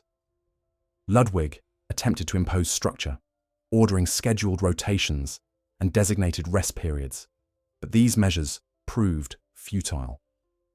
Hunters who attempted to sleep found no respite. Their dreams mirrored the hunts in horrifying detail, trapping them in battles that felt as real as the waking world. Some refused to rest at all, claiming sleep was more dangerous than facing beasts with trembling hands and exhausted bodies. Ludwig, desperate to restore some semblance of order, patrolled the hunters' quarters at night, urging those still awake to find peace. Yet each attempt felt hollow. He could not soothe fears he himself carried. And though he tried to hide the tremor in his voice, the hunters sensed his uncertainty, fueling their own dread. It was during one of these nights that Ludwig encountered a young hunter kneeling before a lantern, his face pale and eyes bloodshot. The hunter whispered that he had seen Ludwig in his dreams, not as a man, but as a beast, towering, misshapen, dripping with pale light. Ludwig dismissed the vision as a nightmare, yet the hunter insisted he had witnessed a future event, a moment when the Holy Blade would fall and rise again as something monstrous. The conviction in the hunter's voice shook Ludwig deeply. Though he knew dreams could not be trusted in Yharnam, he could not ignore the fear clawing at the edges of his spirit. The old blood had given him strength, but now it whispered to him in the dark, promising a destiny he could not bear to contemplate. As the endless hunts continued, Ludwig's behavior grew increasingly erratic. He oscillated between moments of fierce determination and paralyzing doubt. Some hunts found him leading from the front with unmatched fervor, slicing through beasts with precise, luminous strikes that left even the most seasoned hunters awestruck. Other nights, he hesitated, staring at the moonlight sword, as though questioning whether he deserved to wield it. At times, he spoke to the blade softly, pleading for guidance. At other times, he held it at arm's length, as though fearing it might reveal truths he could not face. Despite his internal turmoil, Ludwig pressed onward, driven by a belief that the endless night could not last forever. He told himself that if he could hold the line a little longer, if he could rally the hunters and restore their faith, then perhaps Yharnam might yet see dawn again. But deep down, he sensed the truth. The city had crossed a threshold. Something ancient had awakened, and the endless night was not a temporary aberration, but a transformation.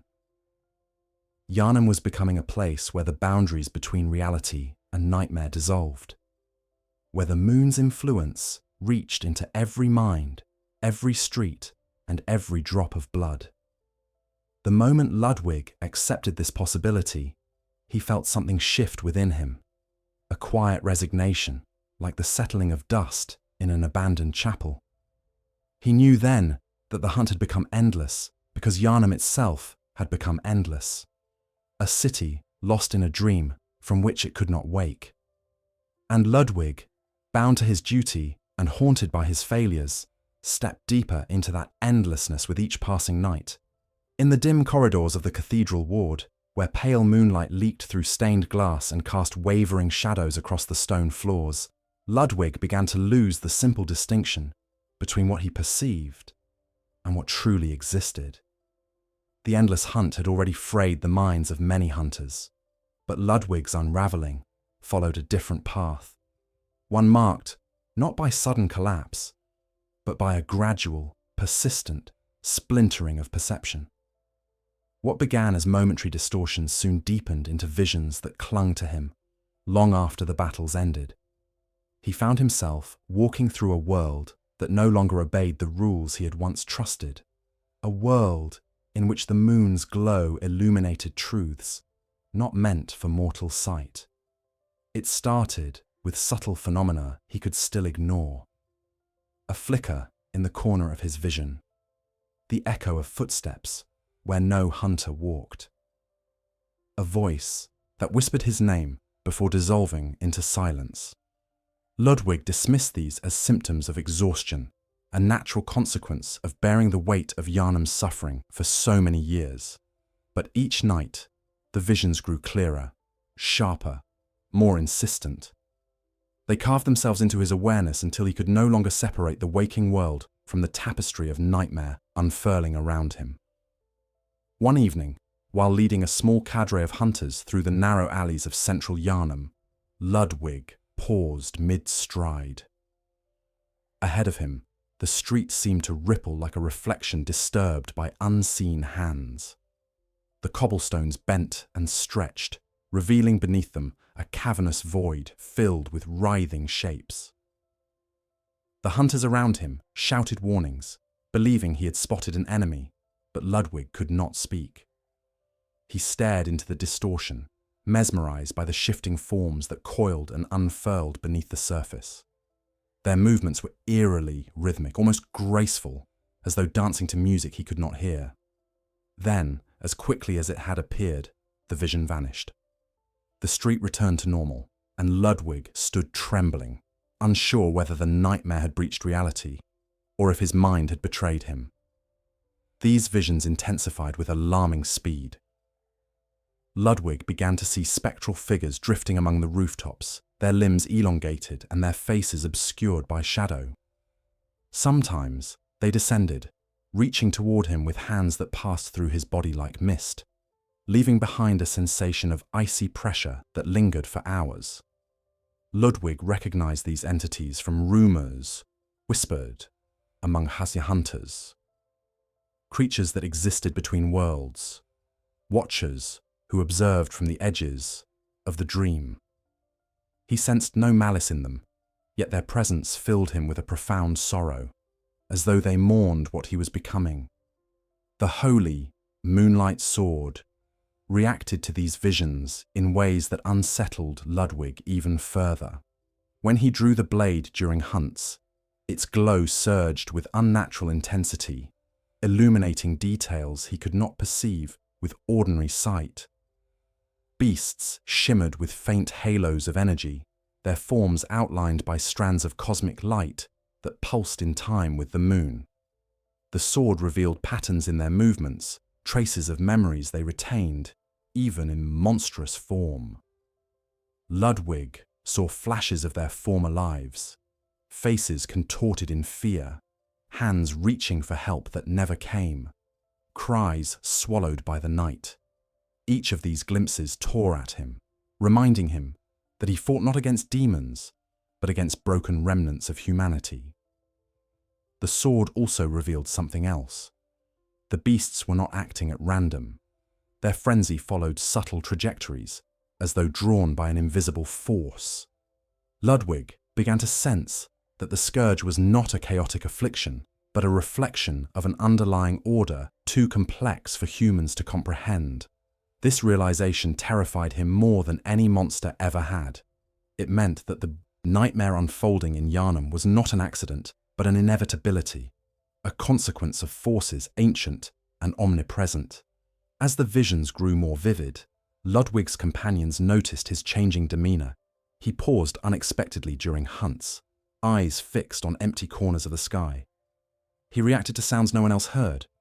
He spoke to the moonlight sword in hushed tones, seeking guidance from the only companion that still felt tangible to him. Some hunters believed he was receiving divine insight.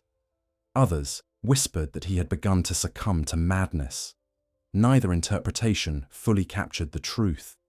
Ludwig existed in a liminal state, poised between clarity and delirium. between the world of men and the realm of nightmares. The worst of these episodes occurred after a particularly brutal hunt near the burning remnants of Old Yharnam. Ludwig stood atop a crumbling wall, blood dripping from his armor, the moonlight sword gleaming faintly at his side. As he gazed upon the charred ruins, the world suddenly shifted around him. The flames froze in place, suspended like crimson blossoms in the air. The smoke curled backward into the ground as though inhaled by the earth. The sky split open, revealing a vast, swirling void filled with stars that pulsed like living eyes. From within this celestial abyss, a figure descended, enormous, formless, wrapped in tendrils of pale light. Ludwig fell to his knees, overwhelmed by the immense presence. He felt its gaze settle upon him, cold and ancient. It offered no words, yet Ludwig understood its intent. It showed him the inevitable future, a world consumed by nightmare, a city drowned beneath the weight of cosmic truth. It showed him his own transformation, his body bending, twisting, reshaping beneath the blood's influence until he no longer resembled the man he once was. It showed him the holy moonlight sword glowing in the darkness, the last remnant of his fading humanity. And then, just as suddenly, the vision vanished. Ludwig found himself alone on the wall, breathing heavily, his sword trembling in his hand. This encounter left Ludwig irrevocably changed. He no longer feared the nightmare. He accepted that he was already entangled within it. The visions felt less like intrusions and more like revelations, fragments of a truth he had been blind to for too long. He began to see patterns in his own behavior, moments of hesitation or ferocity that felt guided by invisible threads. He realized that his mind had become a battleground between the man he once was and the beast he would one day become. In the days that followed, Ludwig withdrew further into isolation, retreating into the workshop for long hours. He spoke to no one. He barely slept. The hunters, though worried, respected his solitude. They believed he was seeking clarity, training for the battles yet to come. But in truth, Ludwig was wrestling with a reality too immense to speak aloud. He did not fear the beast within him. He feared the moment he would lose the ability to distinguish between visions and truth, between nightmare and waking, between the holy blade and the monstrosity he sensed lurking beneath his skin. The splintering of Ludwig's mind was not madness, but awakening. A forced confrontation with truths no human was meant to carry. And as each fragment of insight pierced deeper into his psyche, he felt himself drifting toward a threshold he could neither avoid nor comprehend, a threshold beyond which no hunter had ever returned unchanged. The workshop, once a sanctuary of purpose and creation, became during these years the quiet heart of Ludwig's unraveling. It was here that the earliest hunters had gathered to forge their tools, to refine techniques, and to carve meaning into the chaos of the scourge. It was here that the holy moonlight sword had rested upon its humble altar, radiating its gentle, unearthly glow. And it was here, beneath the vaulted beams and oil lamps that flickered with uncertain flame, that Ludwig sought refuge as the world beyond the doors slipped deeper into nightmare. The workshop had always been a place where the hunt was given structure, where steel was shaped with solemn intent, where the weary found brief respite. But for Ludwig, it became something far more private, a dimly lit chamber where he tried desperately to hold together the fragments of his failing mind. The first signs of change within the workshop were subtle. Tools left upon benches seemed to shift position between visits. Lanterns flickered in ways that suggested drafts where none existed. The soft hum that had always emanated from the holy moonlight sword grew louder on some nights, as though responding to something unseen. Ludwig initially dismissed these phenomena as tricks of fatigue, But as the visions outside grew sharper, the workshop no longer felt immune to the distortions seeping through Yharnam. He found himself drawn here more frequently, lingering long after the other hunters had retired to their quarters. Sometimes he stood before the sword for hours, his breath shallow, waiting for some revelation or comfort that might anchor him against the storm inside his head. The hunters noticed his absence from their nightly gatherings. His presence at training sessions became sporadic. His once steady voice now strained and distant. Younger hunters who idolized him lingered outside the workshop's doors, unsure whether they should enter or allow him his solitude. They spoke in hushed tones of his changing demeanor, the way he often seemed lost in thought, his eyes unfocused as if gazing through walls into realms unseen. Yet none dared approach him directly. Ludwig had always commanded respect, but now that respect was tinged with fear, not of his authority, but of his fragility.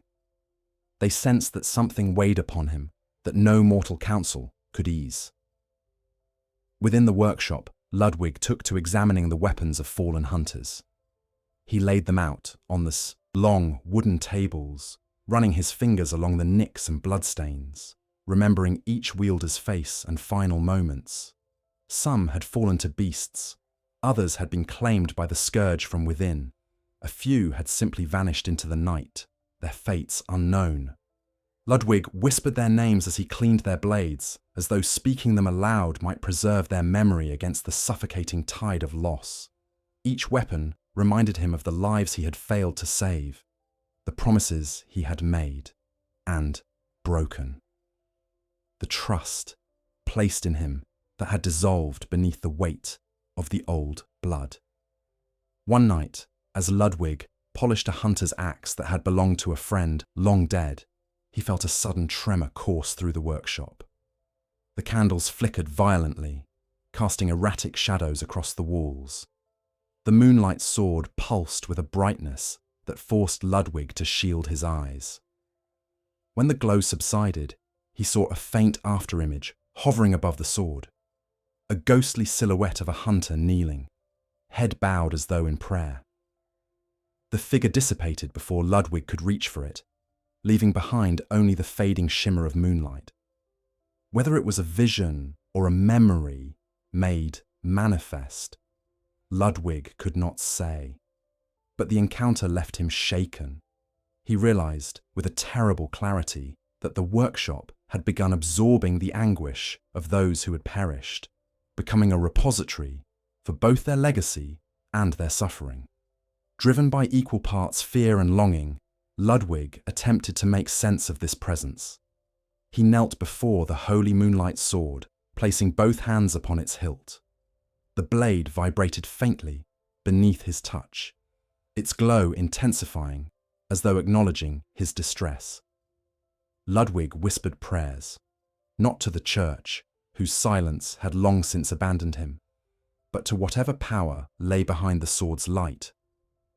He asked for strength, for clarity, for the ability to continue fighting the nightmare encroaching upon Yharnam's soul. But even as he prayed, he felt the old blood's influence stirring within him, warping his perception, distorting the chamber around him. The wooden beams stretched impossibly high. The floor seemed to tilt beneath his knees. The sword's radiance separated into dozens of luminous tendrils that curled through the air, like living threads. In the midst of this hallucination, or revelation, Ludwig heard the voice. Not the whispers that had haunted him before, nor the mournful echoes of the beasts, but a single clear tone that vibrated through the workshop. It did not speak words, yet Ludwig felt its meaning resonate deeply within him. It was a call, gentle, urgent, sorrowful, a summons from beyond the veil of reality, beckoning him toward a truth he had spent his life resisting. Ludwig gasped as the sensation washed over him, gripping the sword tightly to steady himself. The voice seemed to come from everywhere and nowhere, its presence enveloping him with both comfort and unbearable gravity. But as quickly as it came, the presence withdrew. The workshop returned to its dim stillness, the sword's glow fading to its usual pale luminescence. Ludwig collapsed forward, breath ragged, his forehead resting against the altar. He wept, not out of fear, but out of the crushing weight of revelation he could not fully comprehend. Whatever force had reached out to him was not merciful. It was not cruel. It was indifferent. Its motives unfathomable. Ludwig realized then that his fate was no longer bound to the healing church or the hunters, or even to Yharnam. He had entered a liminal space, a threshold between man and monster, between truth and nightmare, between the known world and the cosmic expanse that hovered just beyond mortal sight. In the days that followed, Ludwig's connection to the workshop grew more intense. He spent his waking hours among the relics of the hunters, tending to their weapons with the precision of a craftsman and the reverence of a priest. He trained alone, practicing swings of the moonlight sword, with movements that became increasingly fluid, as though guided by an unseen hand.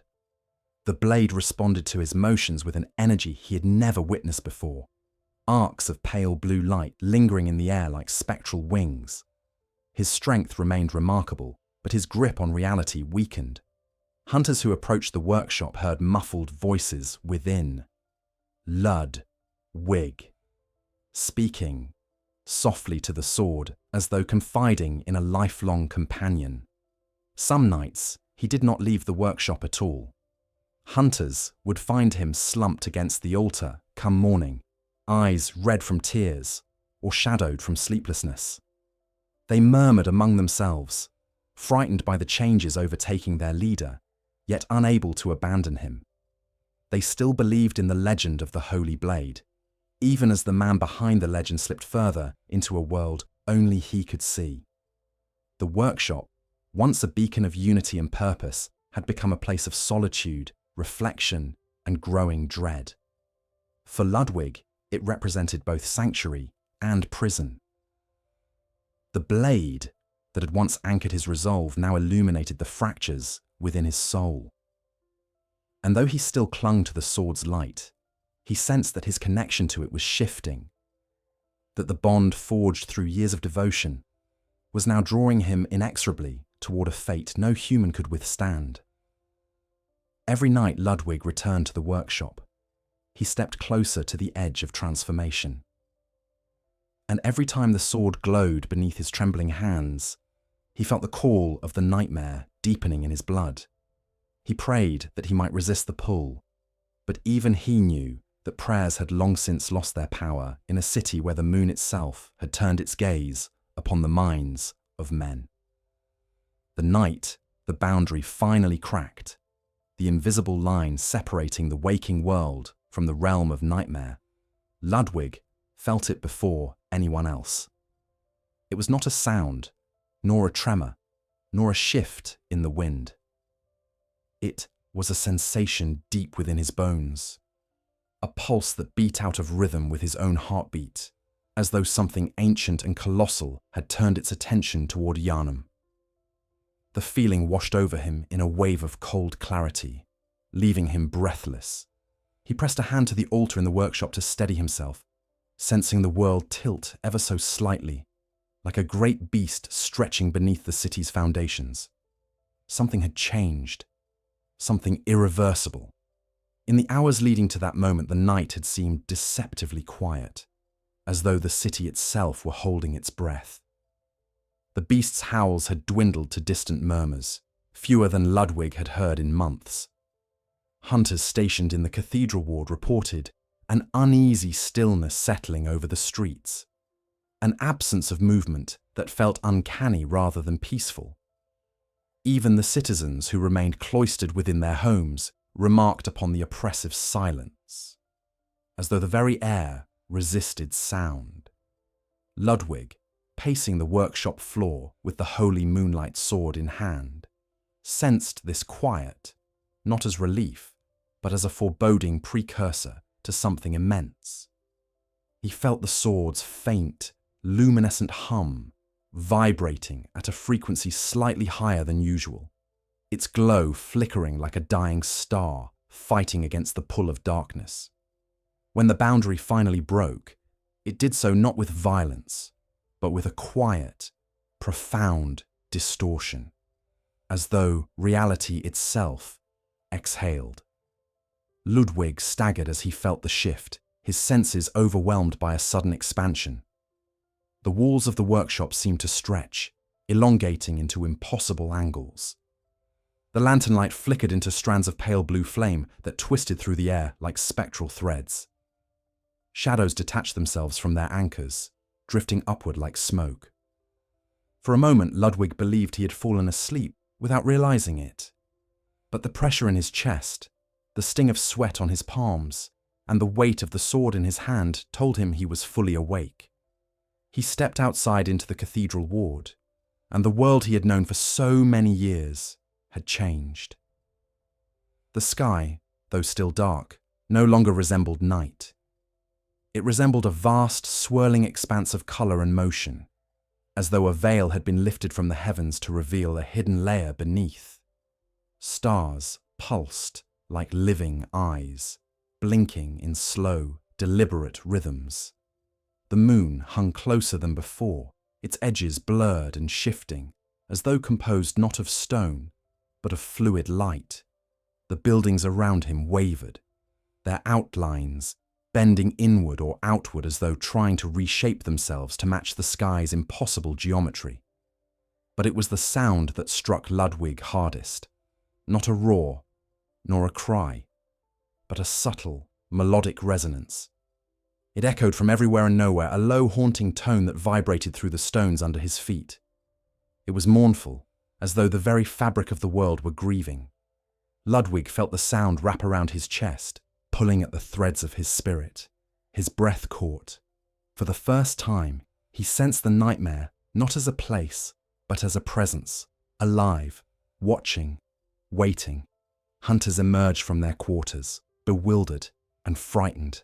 Some clutched their heads in pain, overwhelmed by the dissonance between sight and comprehension. Others fell to their knees, whispering prayers to a god they feared could no longer hear them. A few lifted their weapons instinctively, wary of threats they could not see. Ludwig moved among them, trying to calm their trembling hands, but his own voice wavered with uncertainty. He looked into their eyes and saw reflections of the sky's distortion, glimmers of moonlight swirling like darkened galaxies. The boundary had cracked, and the nightmare had begun to bleed through. The beasts were the first to respond. They emerged from alleys and abandoned homes, their movements erratic and trembling, as if caught between transformation and paralysis. They stared at the sky with wide, glistening eyes, their bodies swaying as though entranced by the celestial song. Some collapsed, convulsing as their forms warped unpredictably. Others howled in unison, their cries harmonizing with the haunting resonance in the air. Ludwig watched these creatures, once victims, now instruments of some cosmic design, and felt an overwhelming ache. He understood now that the old blood had always been a conduit, a fragile thread linking humanity to the nightmare. And now that the boundary had ruptured, no force on earth could sever that thread. Driven by instinct and dread, Ludwig rallied the hunters, commanding them to hold formation. His voice echoed through the Cathedral Ward, steadying those who faltered. For a moment, his presence restored a fragment of clarity. The hunters readied their weapons, though their eyes darted nervously to the sky. Ludwig raised the holy moonlight sword. Its glow intensified, illuminating the swirling distortion above. The blade vibrated in his hand with a resonance that matched the celestial hum, as though answering a call from beyond the veil. Then the world shifted again. The cobblestones beneath Ludwig's boots sank a fraction of an inch, as though softening. The air thickened, warping light into slow, undulating waves. A scent, like decaying flowers, drifted through the ward, sweet, heavy, nauseating. Ludwig saw shapes coalesce at the edges of his vision, figures slender and towering, their limbs too long, their motion fluid as though wading through water. These entities did not attack. They hovered, watching with silent curiosity, their presence both ethereal and oppressive. Hunters slashed at them, but their weapons passed through harmlessly. The entities flickered like illusions, yet their presence left a tangible chill in the air. Ludwig felt the moon's pull strengthen, tugging at something deep within his being. He clutched the moonlight sword with both hands, struggling to remain grounded. The blade's glow pushed back the distortion around him, creating a small space of clarity amid the warring currents of nightmare and reality. In that moment, Ludwig sensed the truth with agonizing clarity. The boundary had not simply cracked, it had been forced open. The nightmare had not slipped through by accident, it had been invited. He thought of the choir, of their forbidden rituals, of the trembling walls of the upper Cathedral Ward where strange lights had flickered for months. He understood now that the celestial song was not a byproduct of coincidence, but the culmination of the Church's ambition, a resonance born from communion with something far beyond human comprehension. Ludwig felt a wave of fury surge through him, a rare and powerful emotion.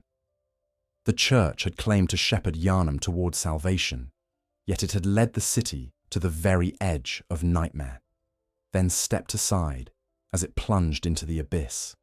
But beneath the fury lay something deeper. Sorrow. Sorrow for the hunters who still clung to hope. Sorrow for the citizens trapped in their homes, whispering prayers that no longer mattered. Sorrow for the beasts, once men and women with dreams of their own, now twisted into forms that mirrored the nightmare overtaking the sky. And sorrow for himself, for he felt the nightmare's pull tightening around him like a noose. The hunters regrouped around Ludwig, breathing heavily, their eyes wide with fear. They awaited his command, trusting him even now. Ludwig raised the moonlight sword, its luminous arc casting pale light across their faces. He forced his voice to remain steady, telling them that as long as he stood, they would not face the nightmare alone. But as the words left his lips, he felt something inside him tremble. A subtle crack, like the faintest fracture beneath the weight of unbearable truth. He knew, then, that the boundary had broken not only around Yharnam, but within him. And though he resolved to walk forward, sword in hand, he could sense that every step he took would lead him closer to a fate sealed long before he ever lifted a blade. The night after the boundary broke, Ludwig felt a heaviness settle over Yharnam that no hunter's lantern could pierce. The Cathedral Ward, once the emblem of the healing church's power and piety, now seemed to brood in silence, its towering spires casting long, fractured shadows that twisted unnaturally across the cobblestones. It was beneath these shadows, beneath the great weight of the church's history and ambition, that Ludwig found himself drawn as though by invisible hands.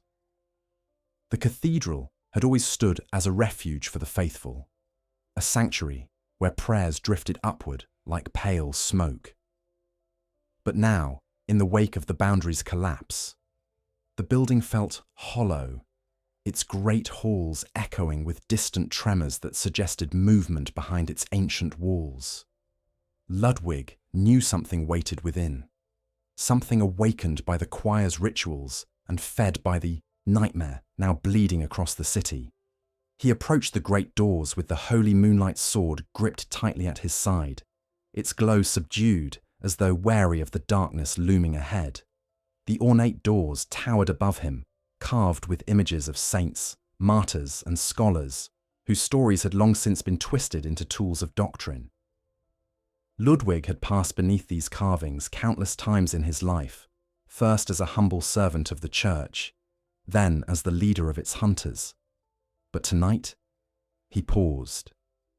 He sensed a presence beyond the door, one that pressed against his mind with quiet insistence. It was not hostile, nor welcoming. It was simply aware, an intellect woven into the very stones, observing his approach with a patience that unsettled him deeply.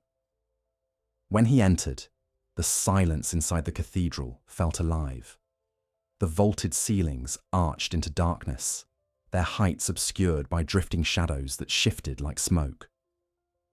The faint glow of candles scattered across the chamber flickered in unusual patterns, as though reacting to some unseen current. Ludwig moved with caution, each step echoing through the great hall. He had always known the cathedral to feel solemn, but now it felt funereal, as though he were walking through a tomb built not for the dead, but for the living who did not yet know their fate. He approached the central nave, where the choir once conducted their most sacred rites. The altar stood draped in heavy fabric, embroidered with symbols Ludwig had once found comforting. Now they seemed contorted, their lines bending in ways that defied logic. He sensed traces of power lingering in the air, remnants of rituals performed with reckless fervour. His eyes drifted toward the upper levels, where narrow staircases wound upward into the darkness. He remembered the rumours whispered among hunters, that the choir hid their greatest secret at the cathedral's highest point, a being they called the Daughter of the Cosmos. And though Ludwig had never been permitted to ascend those stairs, he had felt her presence even from below, a faint pulse in the air, like a heartbeat echoing through stone. Tonight, the pulse felt stronger. As he stepped deeper into the cathedral, Ludwig's visions resumed with renewed intensity. The walls rippled faintly, revealing momentary glimpses of vast caverns filled with undulating tendrils. The floor beneath him seemed to glow with faint traces of energy that shifted like starlight beneath a pool of water. He blinked, struggling to steady himself. His mind felt split between the waking world and the nightmare, as though a thin membrane between the two thinned further with every breath he took. He reached the altar and knelt, not out of ritual, but out of exhaustion. His hands trembled as he placed the moonlight sword before him, resting the blade across his knees. The sword's glow pulsed weakly, responding to the cathedral's oppressive energy. Ludwig bowed his head, his breath steadying as he whispered a prayer, not for salvation, but for clarity. He asked for guidance, for the strength to face whatever truth the cathedral concealed. But the silence that followed felt different from the unanswered prayers of his earlier years. It felt receptive, as though something listened with vast, inscrutable interest. The silence was broken by a sound, soft, rhythmic, like the beating of a distant heart. Ludwig lifted his head, scanning the shadows. The sound came from behind the altar, where a narrow passage descended into darkness. He hesitated, sensing that the path led not to answers, but to revelations that might break him entirely. Yet he rose, guided by a mix of dread and duty. He retrieved the moonlight sword, its glow brightening slightly, and stepped toward the hidden passage. The air grew colder as he descended the narrow stairway, the walls closing around him like the throat of some ancient creature. The stone beneath his feet curved downward, spiraling into depths that felt far older than the cathedral above. He sensed the shift in architecture. This lower chamber had not been constructed by the healing church. It had been uncovered, discovered, claimed. Ludwig's breath grew shallow as he descended, each step taking him further from the world of men and deeper into the remnants of something primordial. When he reached the bottom, he found himself in a vast subterranean hall, illuminated by a faint, otherworldly glow. The stone walls curved inward, marked with intricate runes that pulsed faintly with blue-green light. Pools of shimmering fluid collected in low basins, reflecting distorted shapes that moved independently of the water. And at the far end of the chamber stood a structure unlike anything Ludwig had ever seen. A massive stone obelisk carved with imagery of celestial beings and spiraling constellations. Its surface flickered as though alive, threads of luminous energy winding through its carvings like veins. Ludwig felt the presence emanating from the obelisk long before he approached it. It pressed against his thoughts, seeking entry, shaping his perception in subtle, haunting ways. He saw visions overlay the stone surface, images of scholars kneeling in reverence, of hunters turning into beasts beneath the moon, of great ones whispering across the cosmos. He saw glimpses of the choir standing before this very monument, hands raised in supplication. Their faces shone with awe, fear, and hunger. He realized with horror that this obelisk had been their conduit, their link to the daughter they revered above all others. As he approached, the visions intensified. He saw his own reflection in the stone, first as the man he was, then as a towering beast with luminous eyes and a maw filled with jagged fangs. He recoiled, gripping the moonlight sword so tightly that his knuckles whitened. The reflection shifted again, revealing him as both forms simultaneously. Man and beast, hunter and monster, saint and abomination. Ludwig felt his breath catch. The boundary within him, already weakened, splintered further. The obelisk pulsed again, sending a wave of energy through the chamber. Ludwig felt it strike him in the chest, radiating through his veins with cold fire. He staggered, dropping to one knee. The moonlight sword flared violently, reacting to the surge. Its light filled the chamber, pushing back the shadows for a moment. Ludwig sensed a struggle between the sword's pure luminescence and the obelisk's darkened pull. He clutched the blade, leaning into its glow. For a moment, his mind cleared, and he heard the sword's familiar hum, a soft, reassuring vibration that reminded him of the ideals he once fought for. But the clarity lasted only a breath. The chamber darkened. The obelisk's glow intensified. Ludwig felt something reach from within it.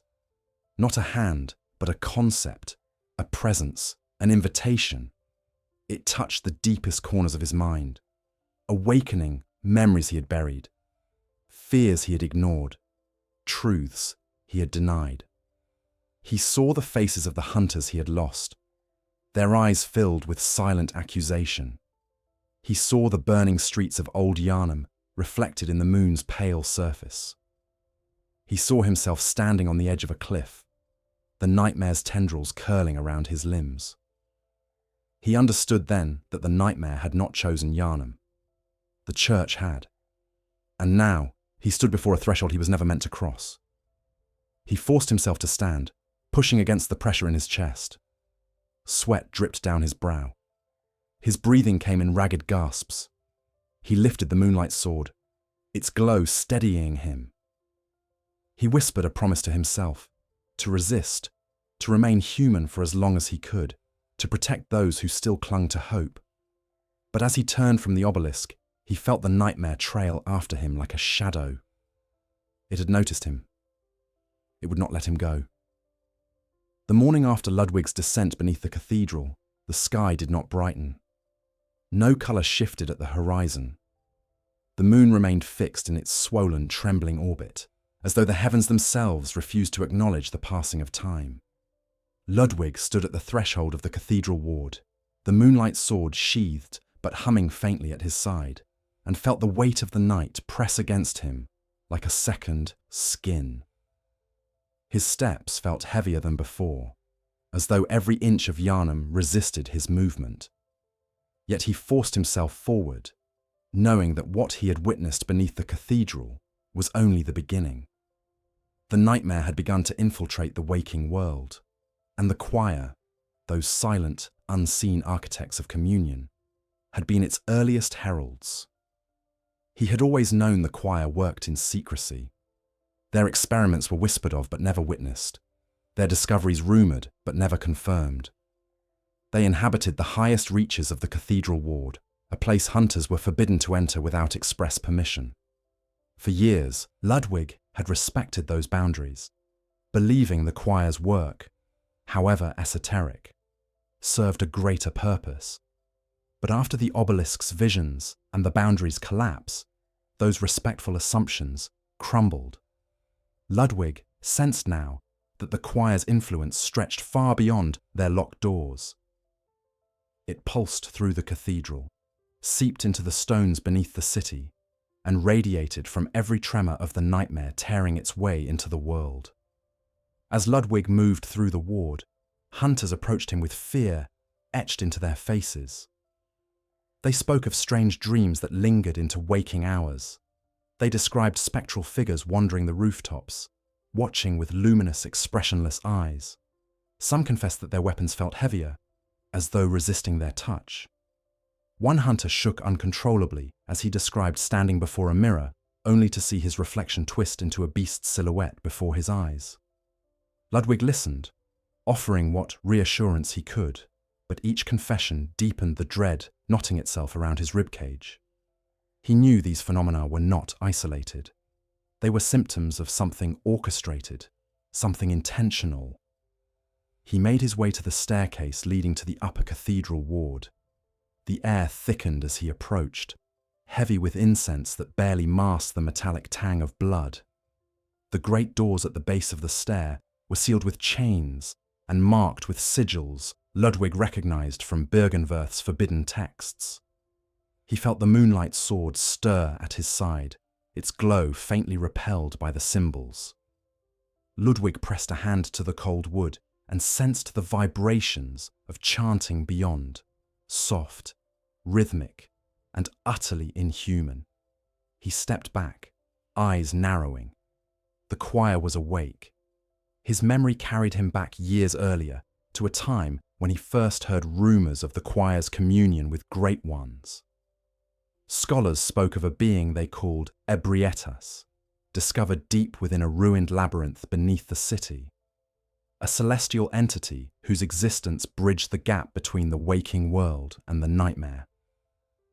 The choir worshipped her not as a god, but as a key, an emissary to higher truths beyond mortal grasp. Ludwig had dismissed these rumors then, considering them matters for scholars and mystics. But after the visions beneath the cathedral, after witnessing the obelisk's pulse, he realized the choir had not simply studied the great ones. They had followed them, they had listened, and they had answered. The choir's influence had seeped into the church's doctrines with subtle precision. Sermons shifted, emphasizing ascension rather than salvation. The emphasis on blood ministrations grew fervent. Citizens were encouraged to embrace the old blood as a path toward enlightenment. And even the hunters, Ludwig's hunters, were urged to accept more transfusions, to strengthen their bodies beyond natural limits. Ludwig had resisted these pressures, guiding his hunters with caution and restraint. But now, he feared the choir had never intended for restraint. They had needed Yharnam to reach a threshold. They had needed the city to fracture. The realization that the choir had orchestrated the catastrophe did not enrage Ludwig. Instead, it filled him with a quiet grief that hollowed him. He had believed in the church, had given his life to its ideals, had fought tooth and nail to protect its people. And now he understood that the church's highest order had seen those people not as souls to save, but as vessels to empty. The nightmare had not descended upon Yharnam uninvited. It had been beckoned. Ludwig climbed the steps toward the upper ward, ignoring the trembling in his legs. The doors remained sealed, but he sensed the presence behind them, silent and immense, like a tide gathering strength before the flood. He knew better than to attempt entry. The choir's domain was a fortress sharpened by ritual and warded by cosmic forces he could not yet comprehend. Instead, he closed his eyes and listened. The chanting resonated with an eerie harmony, each voice overlapping in dissonant layers that formed an unsettling melody. Ludwig understood only fragments, words borrowed from ancient tongues that scraped against his mind like cold claws. Ascension, communion, evolution. He opened his eyes sharply, stepping back as the chanting ceased. A hushed stillness followed, heavy and expectant. Ludwig turned his gaze to the rooftops.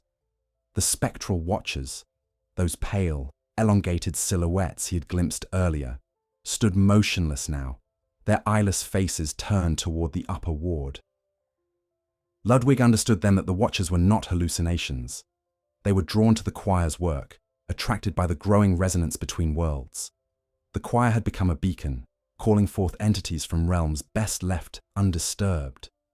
As Ludwig descended the steps, he sensed movement in the shadows. A pair of hunters emerged, men he recognized from his earliest campaigns.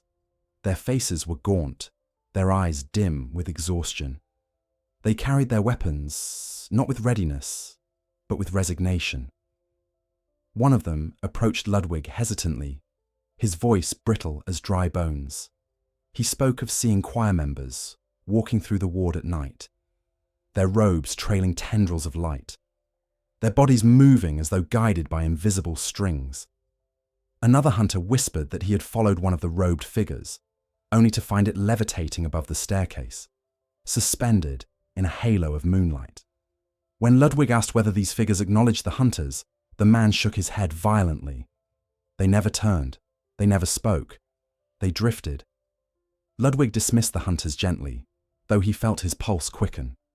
He could not allow panic to spread among them, even as his own fear mounted.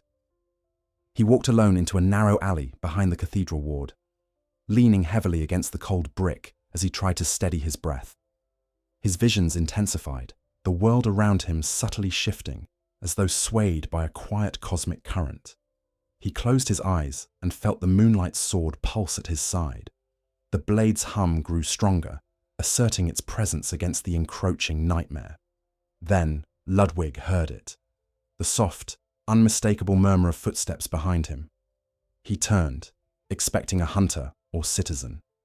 Instead, he saw a figure cloaked in choir robes, the fabric shimmering faintly as though woven from moonlight. The figure's feet did not touch the ground. Its face was hidden behind a mask carved with symbols Ludwig recognized from the obelisk. The figure tilted its head, observing him with silent curiosity.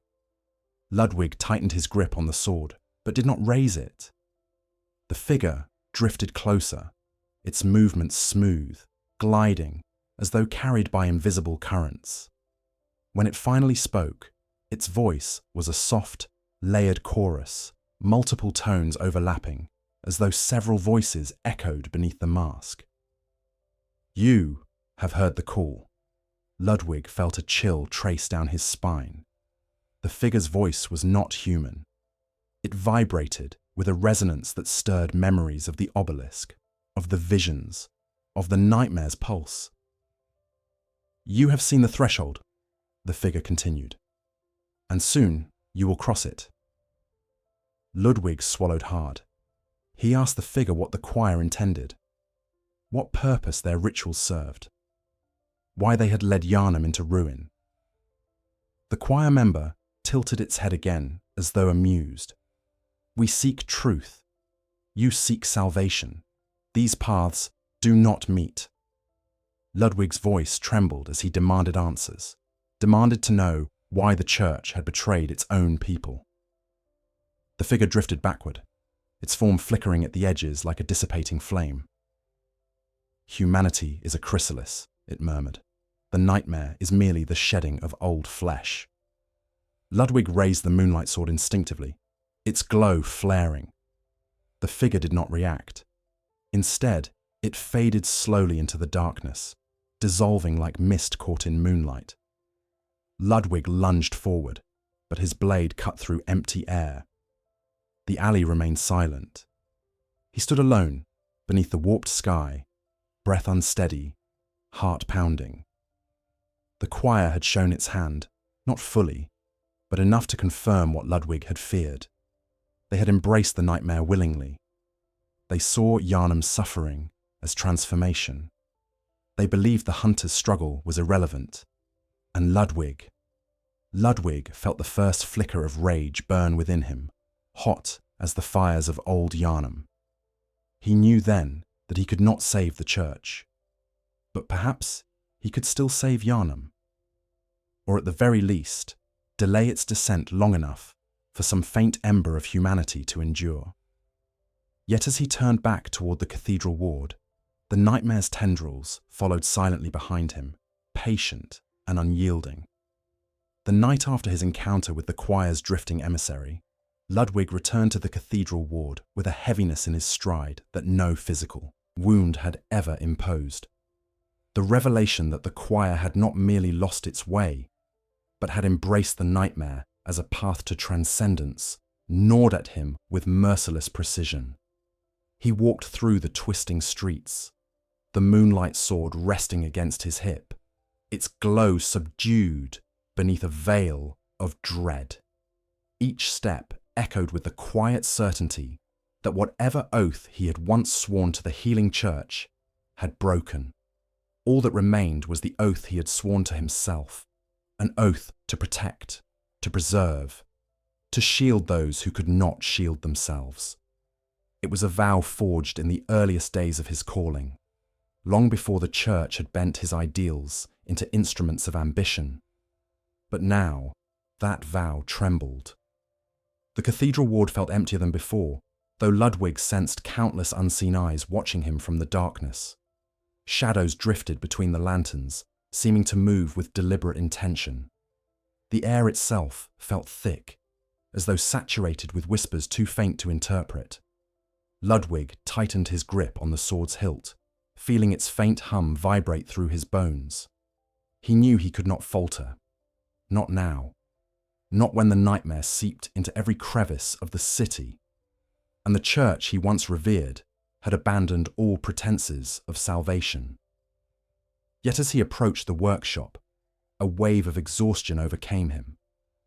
Not the simple fatigue of battle, but a profound weariness that sank into his soul like sinking stone. He paused before the door, feeling the weight of countless hunts bearing down upon him. The memory of the obelisk beneath the cathedral flashed in his mind, its pulsing light, its ancient inscriptions, its revelations that had stripped away the last illusions he clung to. Ludwig exhaled slowly, pushing open the workshop door as though crossing a threshold into a final refuge. Inside, the room welcomed him with familiar scents: oil, steel, weathered wood. But something felt different. The air vibrated faintly, as though charged with residual energy from the visions that had haunted him in earlier nights. The holy moonlight swords glow, intensified, reflecting off the workshop walls in soft arcs of pale blue light.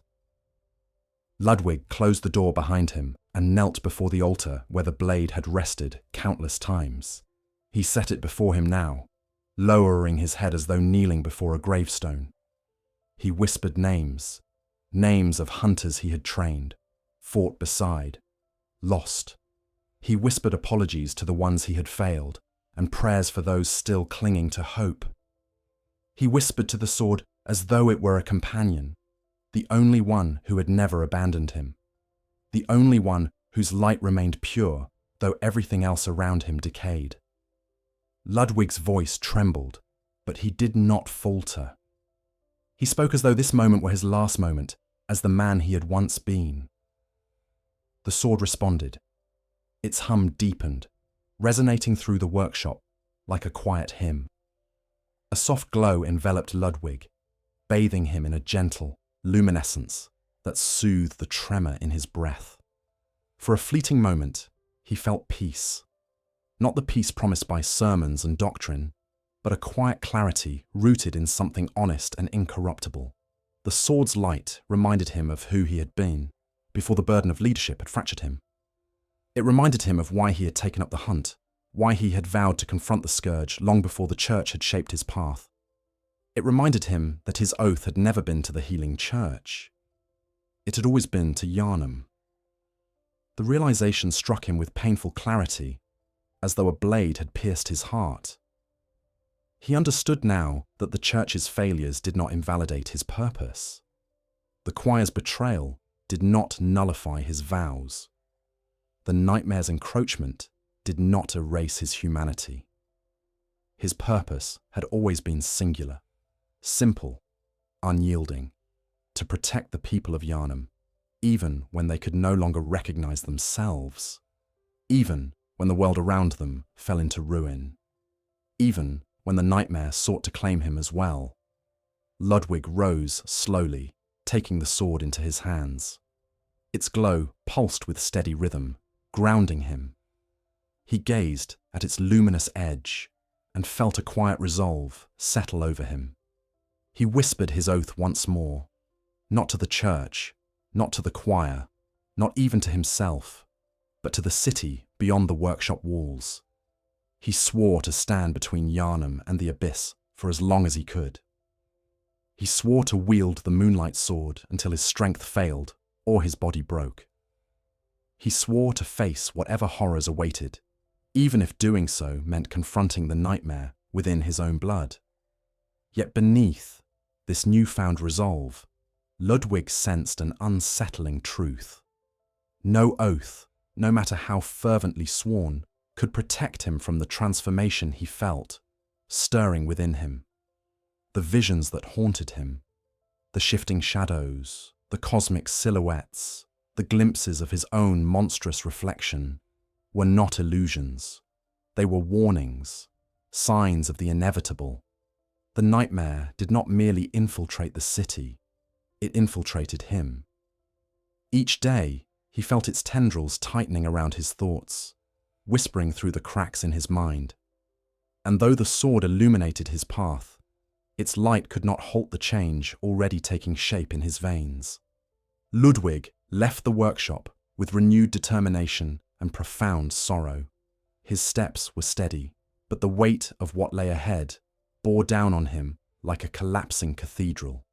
The streets of Yharnam greeted him with their shifting shadows and warping angles. He felt the nightmare's pulse beneath the cobblestones.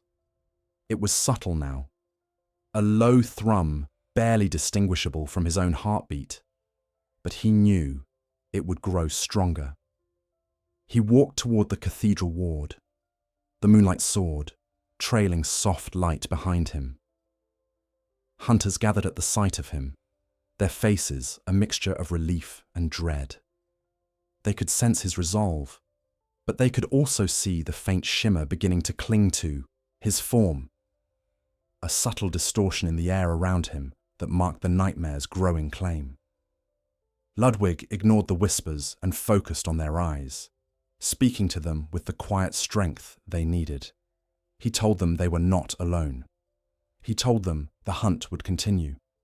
He told them that as long as he could lift the holy sword, he would lead them. His words steadied them, but the truth pierced him. He knew the time was approaching, when he would no longer stand beside them as a man. He would stand before them as something else. Later that night, as he patrolled the Cathedral Ward alone, Ludwig felt a sudden pang in his chest. Pain radiated outward, sharp and burning. He staggered, gripping the hilt of the moonlight sword to steady himself. His vision blurred, and for a moment, the world around him slipped away. He saw himself reflected in a broken window, tall, imposing, monstrous. His eyes glowed with eerie luminescence, his jaw elongated, his limbs twisted into impossible angles. He blinked, and the image vanished. Not yet, he whispered to himself. Not yet. He pressed onward, determined to defy the nightmare for as long as he had strength. But deep in his heart, beneath the layers of resolve and duty, a quiet dread settled. The oath he had renewed would soon collide with the fate he could no longer escape. And when that moment came, it would test not only the measure of his humanity, but the meaning of the holy blade he clung to with trembling, desperate hands. In the days that followed Ludwig's renewed oath, something changed in the holy moonlight sword. It was subtle at first, barely perceptible, except to the one who carried it with unwavering devotion. A faint shift in tone when it hummed, a tremor in its glow as though stirred by emotion. But Ludwig, whose entire life had been shaped around the relationships forged through steel and spirit, sensed the difference immediately. He felt it in the way the blade's light flickered whenever he hesitated. He felt it when the hum grew soft in moments of sorrow and sharp in moments of dread. The blade, once a beacon of unwavering resolve, now reacted to the turmoil within him. It felt almost alive, as though sharing in the grief that hollowed him with every passing night. The hunters noticed it too. They whispered that the holy blade's glow had dimmed. Its once steady radiance now wavered like a candle struggling against the wind. Some wondered whether the sword's power was fading. Others feared it sensed something in Ludwig that they could not. Their voices carried a note of reverence, but also quiet dread. For if the holy blade, the most sacred weapon ever wielded by a hunter, began to falter, what hope remained for Yharnam? Ludwig ignored their whispers, though he felt their weight. He spent more time than ever with the sword in the workshop, polishing its edge, whispering to it with a tenderness that bordered on prayer. He spoke not as a warrior to his weapon, but as a man to the last fragment of his fading clarity.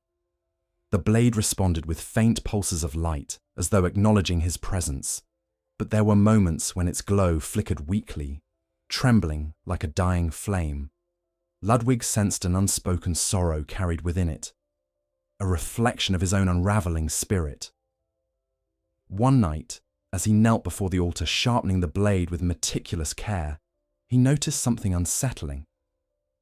A single drop of luminescent liquid formed along the sword's fuller, shimmering like liquid starlight.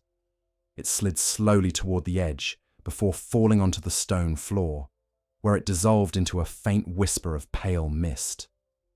Ludwig froze, breath catching in his throat. He touched the surface of the blade with trembling fingers. The metal felt warm, almost feverish. Another droplet formed, smaller, weaker, before disappearing into the air. It was not blood. It was not oil. It was something else entirely. The sword was weeping. The realization nearly broke him. He held the blade against his chest, feeling its faint hum vibrate like a heartbeat. He whispered apologies, though he did not fully understand what he apologized for. He spoke of the vows he had broken, the hunters he had lost, the people he could not save. And then, without warning, he felt the sword respond, not with light, but with sound.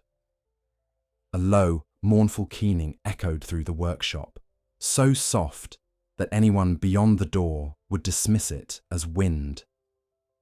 But to Ludwig, it felt like a lamentation, the sorrow of a weapon forged to stand against darkness, yet forced to watch its bearer sink beneath it. From that night onward, the sword's sorrow became a constant companion. Its glow dimmed whenever Ludwig faltered. Its hum trembled whenever he struggled. And at times, during moments of stillness, when the nightmare outside pressed so heavily that even the air seemed to hold its breath, the sword released faint trails of the shimmering droplets, each one dissolving into the workshop floor like tears shed for a world slipping beyond redemption. But the sword did more than mourn. It warned. During hunts, Ludwig began to feel the blade react before threats emerged. Its glow intensified, flaring with sudden urgency. Its hum sharpened, vibrating with a tension he interpreted as caution.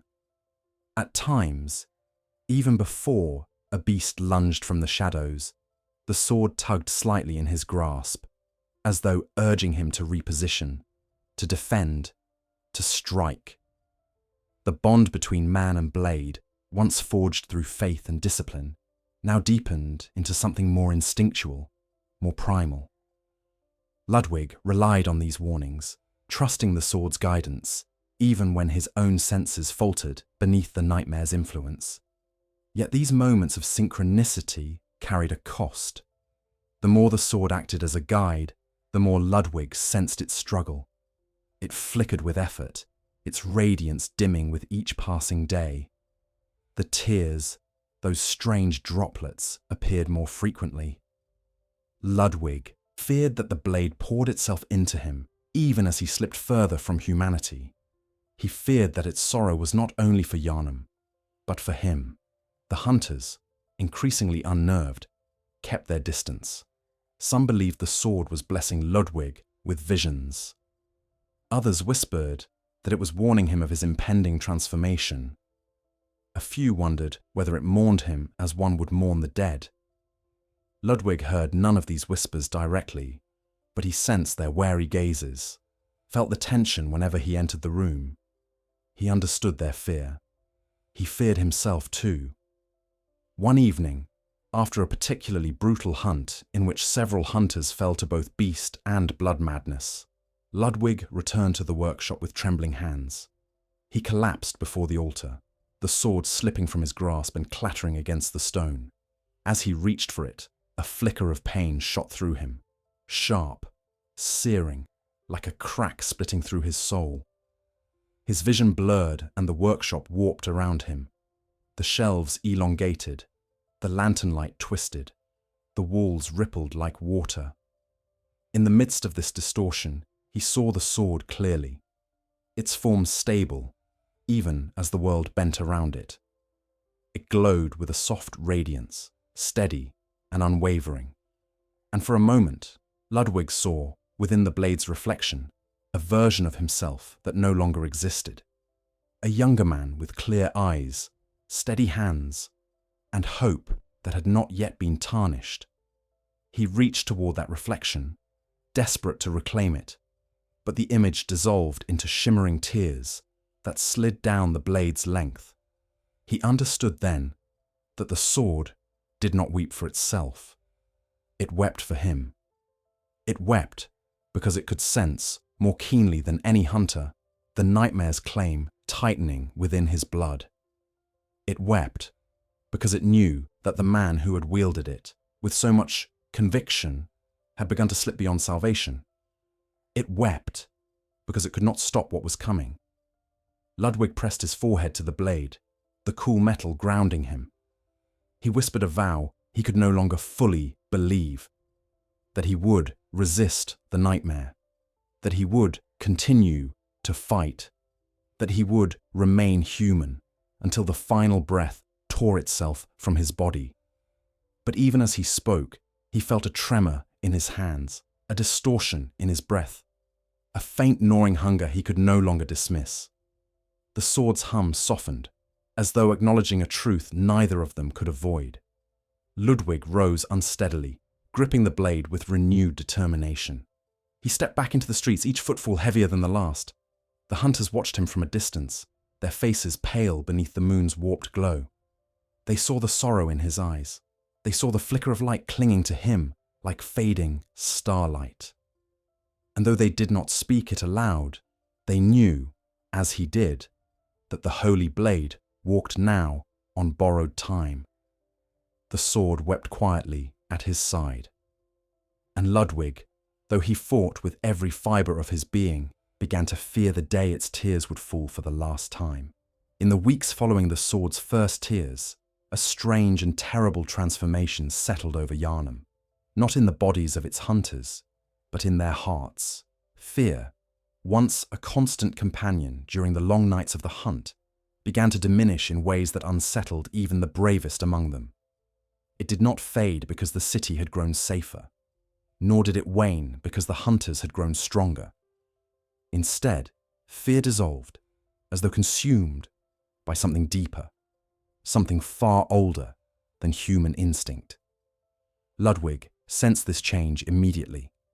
He felt it in the way the hunters looked upon the beasts, not with dread or disgust, but with a strange, hollow indifference. He felt it in the way they moved, more recklessly than ever, as though they had forgotten the fragility of their own bodies. He felt it in the quiet conversations that carried through the barracks, conversations stripped of the trembling edge that once marked every whispered tale of claws, fangs, and blood. Fear had always been their compass. It sharpened their senses. It anchored them in reality. It reminded them of what they fought for and what they fought against.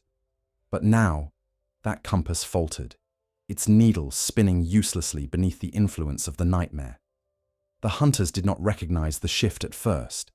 They believed their growing numbness to the horrors around them meant they had finally adapted, finally evolved into the ideal warriors the church had always envisioned.